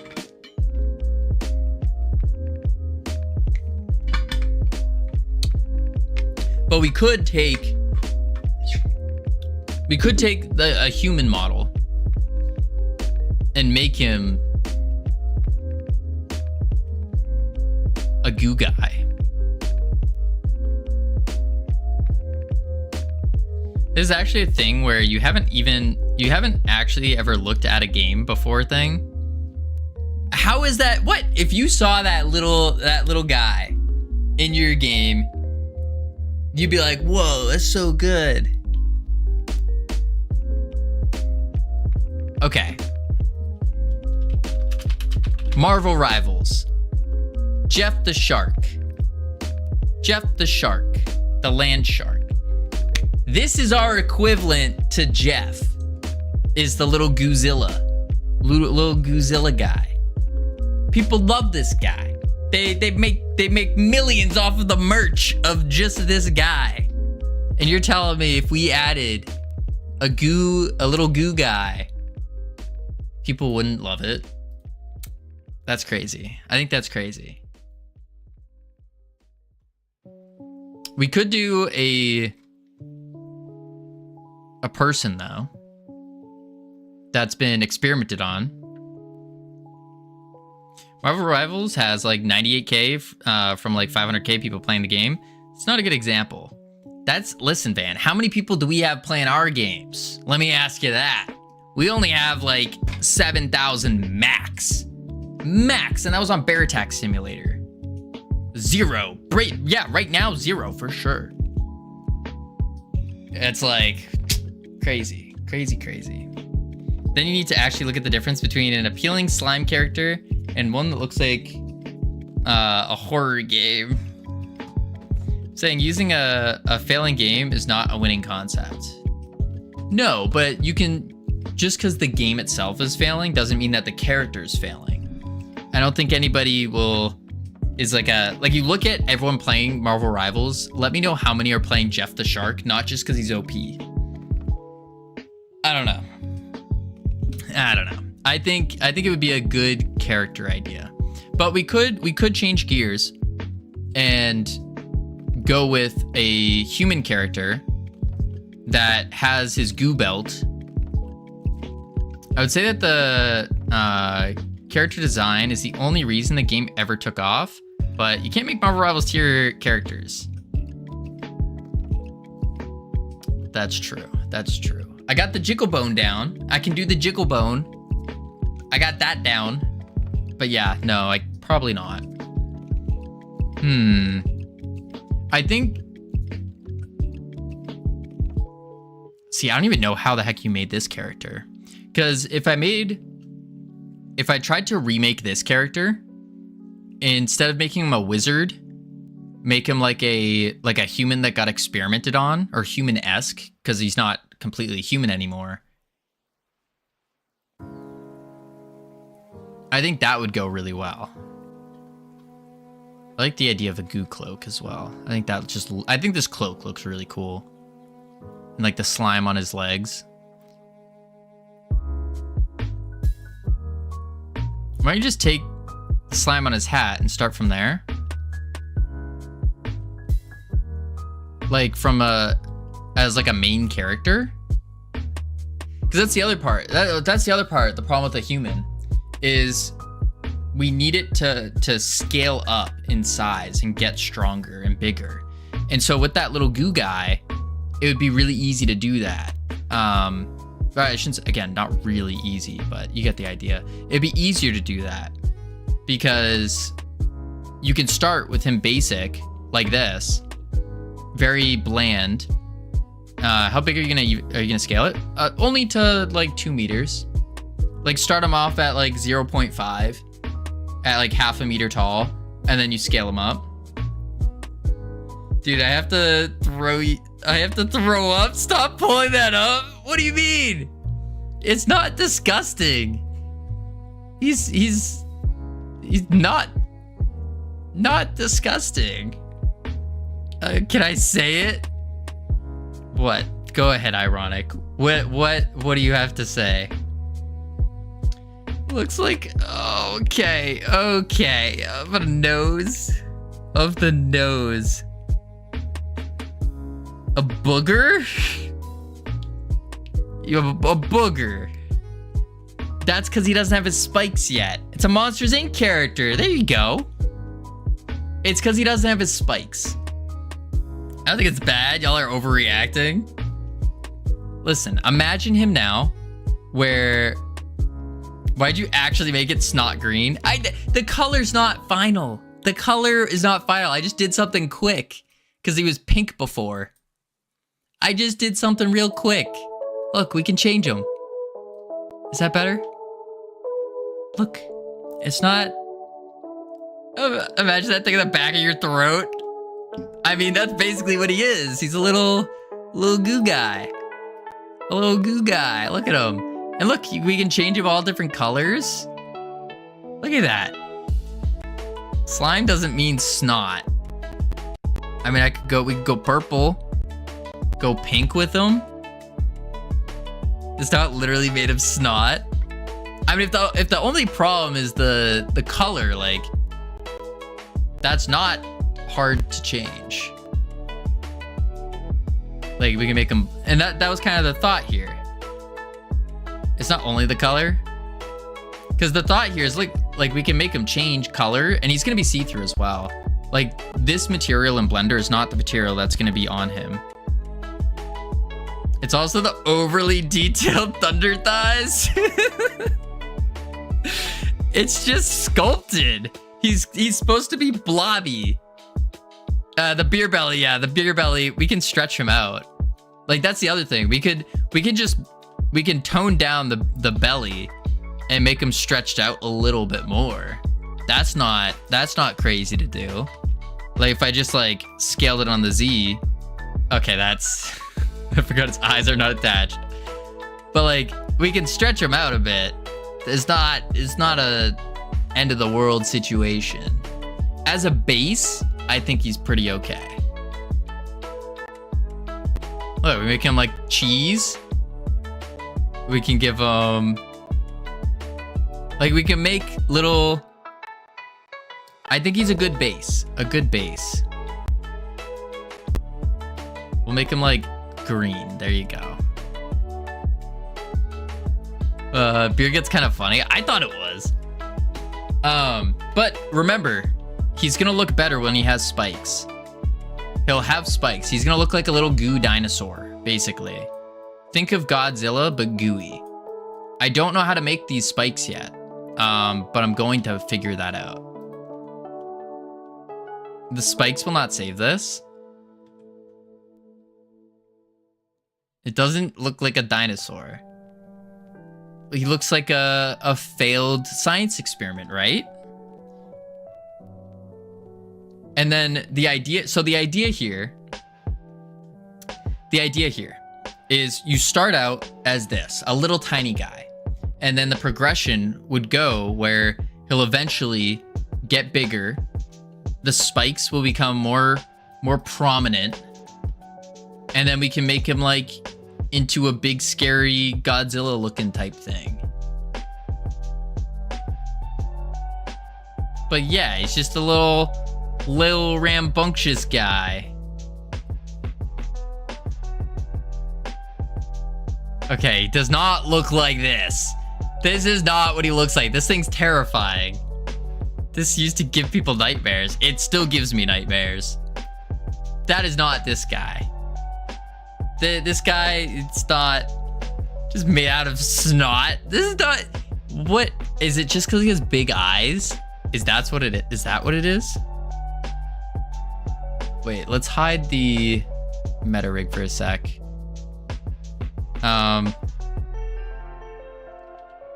Do this. I need opinions. I need opinions on this.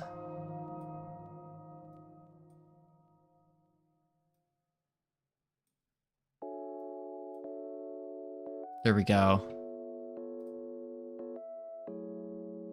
I think if you give him spikes, it'll be good. Because remember, we're looking at his back most of the time.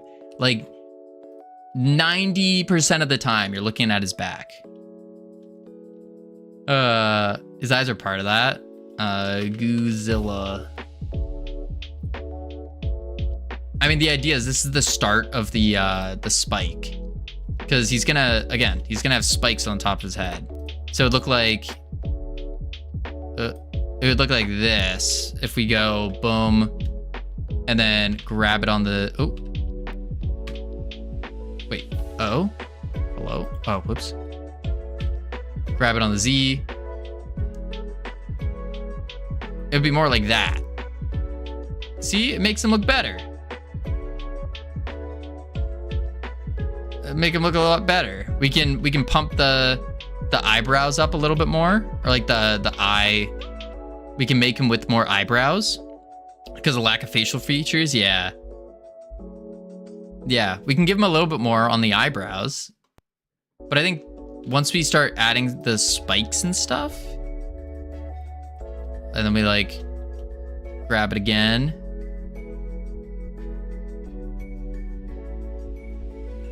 And then we can do like a boom, boom, grab it. See, now he's looking like a little dino type deal.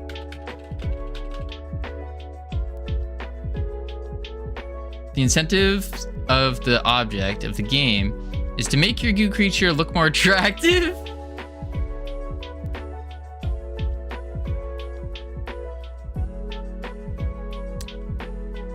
Obviously, regular Pikachu.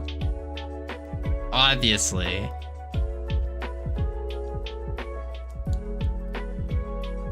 I don't think that has any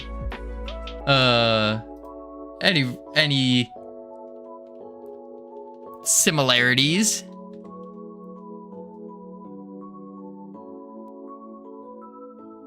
I mean, we could...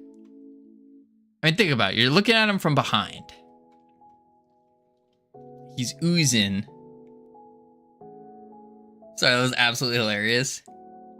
Oh, wait. How did my Be Right Back come on? Oh, my webcam turned off? What the heck? You're making a 3D game. It has to be good looking from all angles. This looks good. How long has my camera been off? That was weird.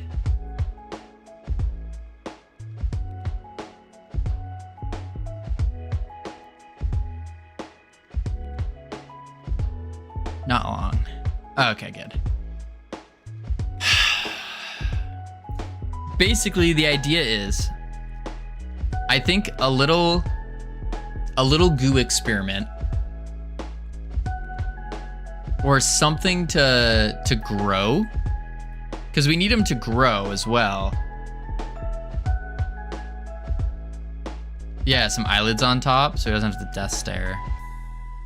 But like something to make the character visibly look like they're getting stronger and their grapple range is getting bigger. I think that's really the goal of the little character. But I also really like the idea. What's the purpose of the growth? Progression.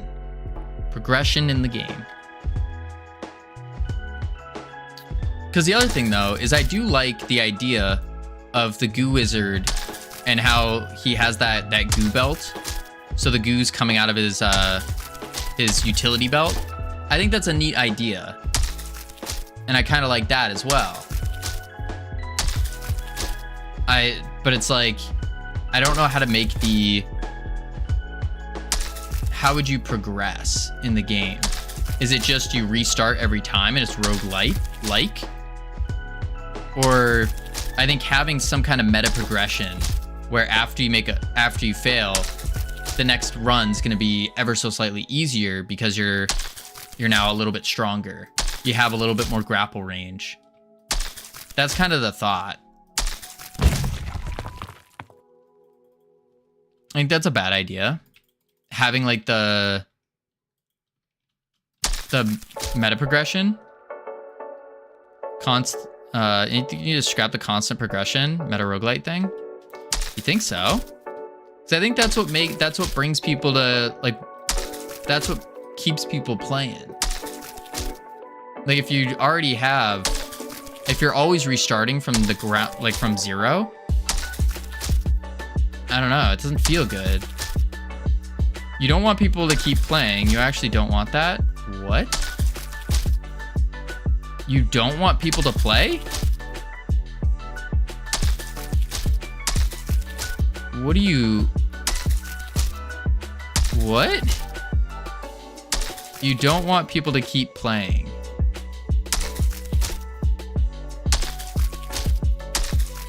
You don't want to make a Skinnerbox roguelite with MMO elements.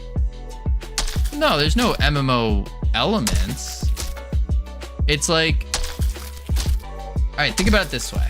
To put it in like recent terms. Imagine if Megabonk had no meta progression. You just restarted from zero every time with one character. That would kind of suck. Because the gameplay isn't like that crazy from what I've seen. But it's the mixture of being able to progress, unlock new characters, unlock new achievements, get stronger every time. That makes it feel really good. Unless you don't get stronger in it. I don't know. I think you do. The player failing should motivate them to try again.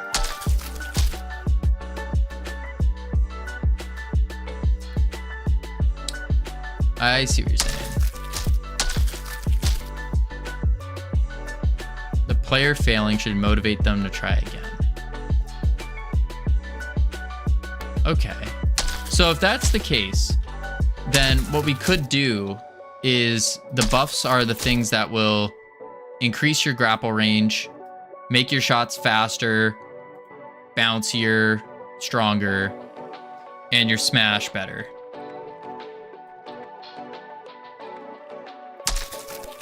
Yeah.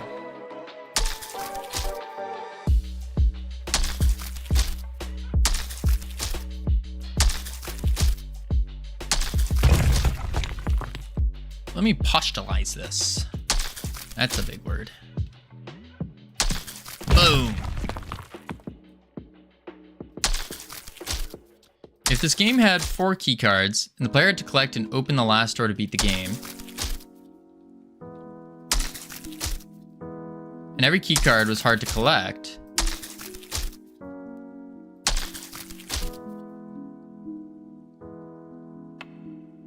you got a single power-up on the path to each keycard.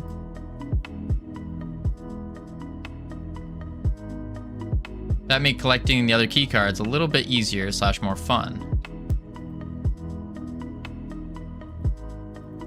I see what you're saying there. But I think we need more power-ups than just like 1 or 2. Instead of having this concept of leveling up and upgrading. But I think that's what keeps people, that's what I think people enjoy a lot. Or like, at least I enjoy that a lot. Maybe most people don't. But I think the progressively getting stronger part, or at least having some sick upgrades. So things like the energy drink from Bear Attack Simulator, having that, having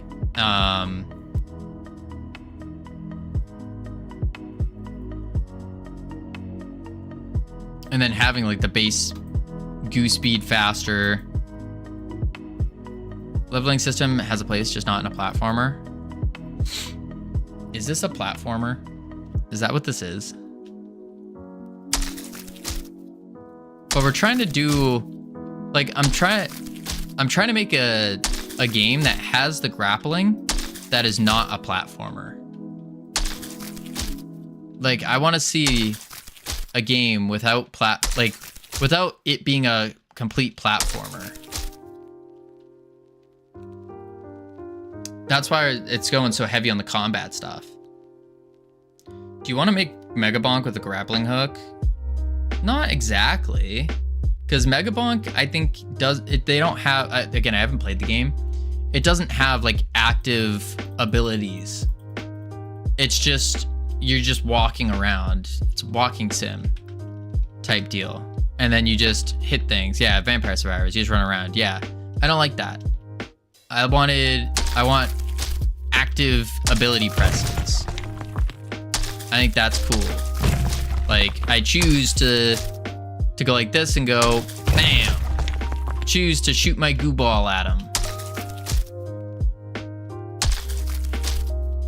That's kind of the goal. So imagine a roguelite where you can run around, you can grapple around, and you choose when and how to use your abilities. That's kind of what I'm envisioning. And that's why I'm saying having that meta progression would probably be quite good.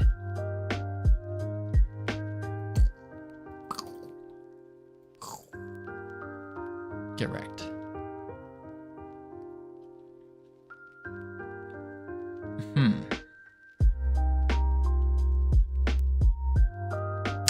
Okay, but the meta progression is that your abilities deal X% more damage. And you have X% longer goo rope. Not 100%. I think part of it, yeah. I think part of it is you are just naturally getting stronger. But I also think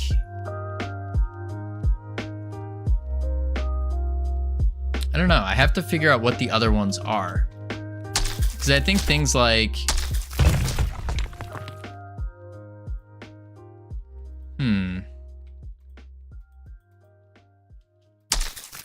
I mean, maybe we don't get stronger, and instead we leave that to all the power-ups. So we have buffs that will make you stronger. What up, Dairyberry?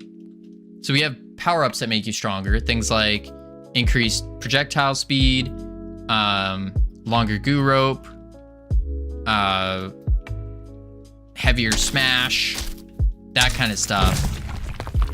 And then also having bigger ability buffs, such as your goo now deals fire damage or poison damage or whatever. So you can, boom, or it bounces off of enemies now. And then you can just build the synergies off of that. Maybe that's the play. So we don't bother with the meta progression stuff. That can be like a later up thing. Like way later thing if we want to add it, but otherwise we could just do like Steam achievements. Because I'm thinking like, why would a player want to keep playing once they beat the game one time? Yeah, it was like made up. Well, of course, every idea is made up before it's actually put into action. What up, Mars? I get super crippled by that thought, actually. By the thought of like why someone would keep playing after beating the game. I see it more like a hack and slash progression, like is that Gears of War, where you have a skill tree / levels. I think that's too much. That you need players to keep replaying it. Yeah, God of War, not Gears of War, God of War. Now you think it's crippling that we want to have players to keep playing the game. Maybe it is. Maybe that is a crippling thing.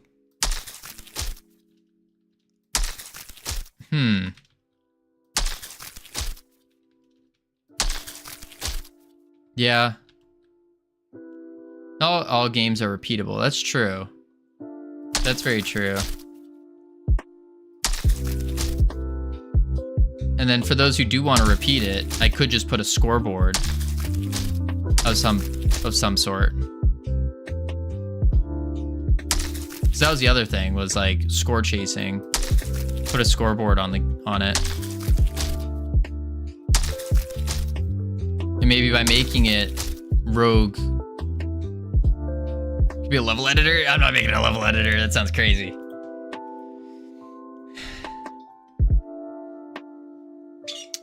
But it's in your court. You can make it that way. That's true.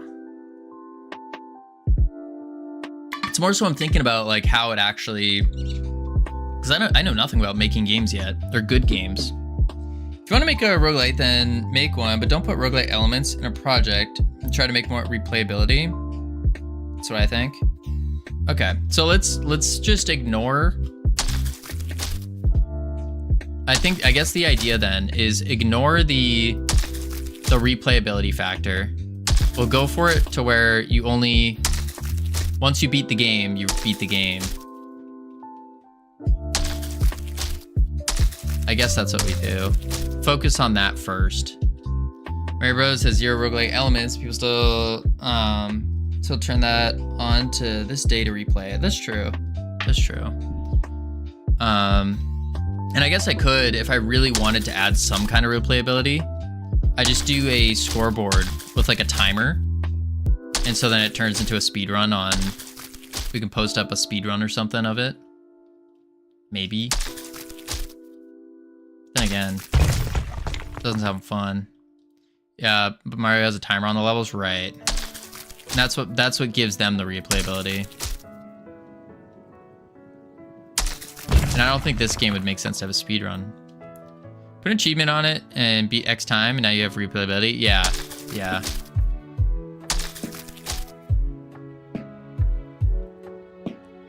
Yeah, we can do achievements, like, that would work. And then we can just recolor the goo as well. Achievement to beat it without any upgrades. I see what you're saying. So I just gotta stop focusing on the replayability. And then only focus on the now.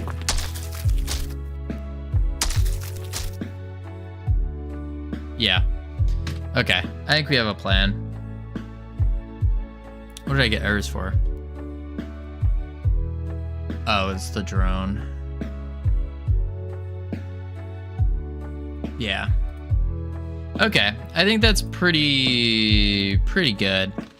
Pretty good. Well,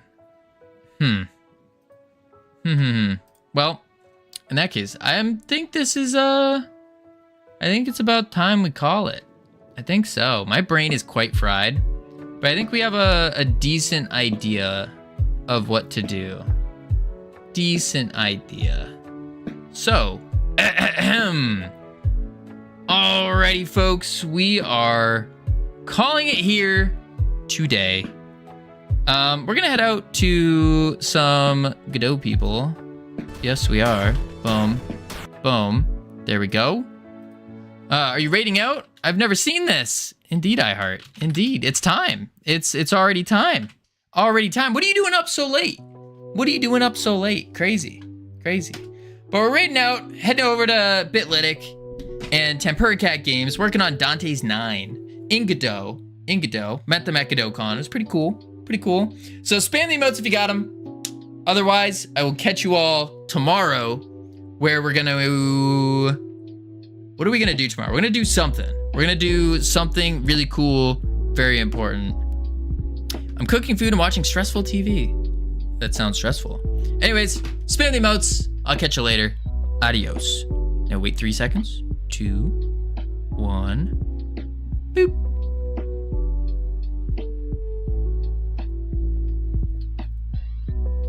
Boom. All right, 1 sec, YouTube. I'm sorry.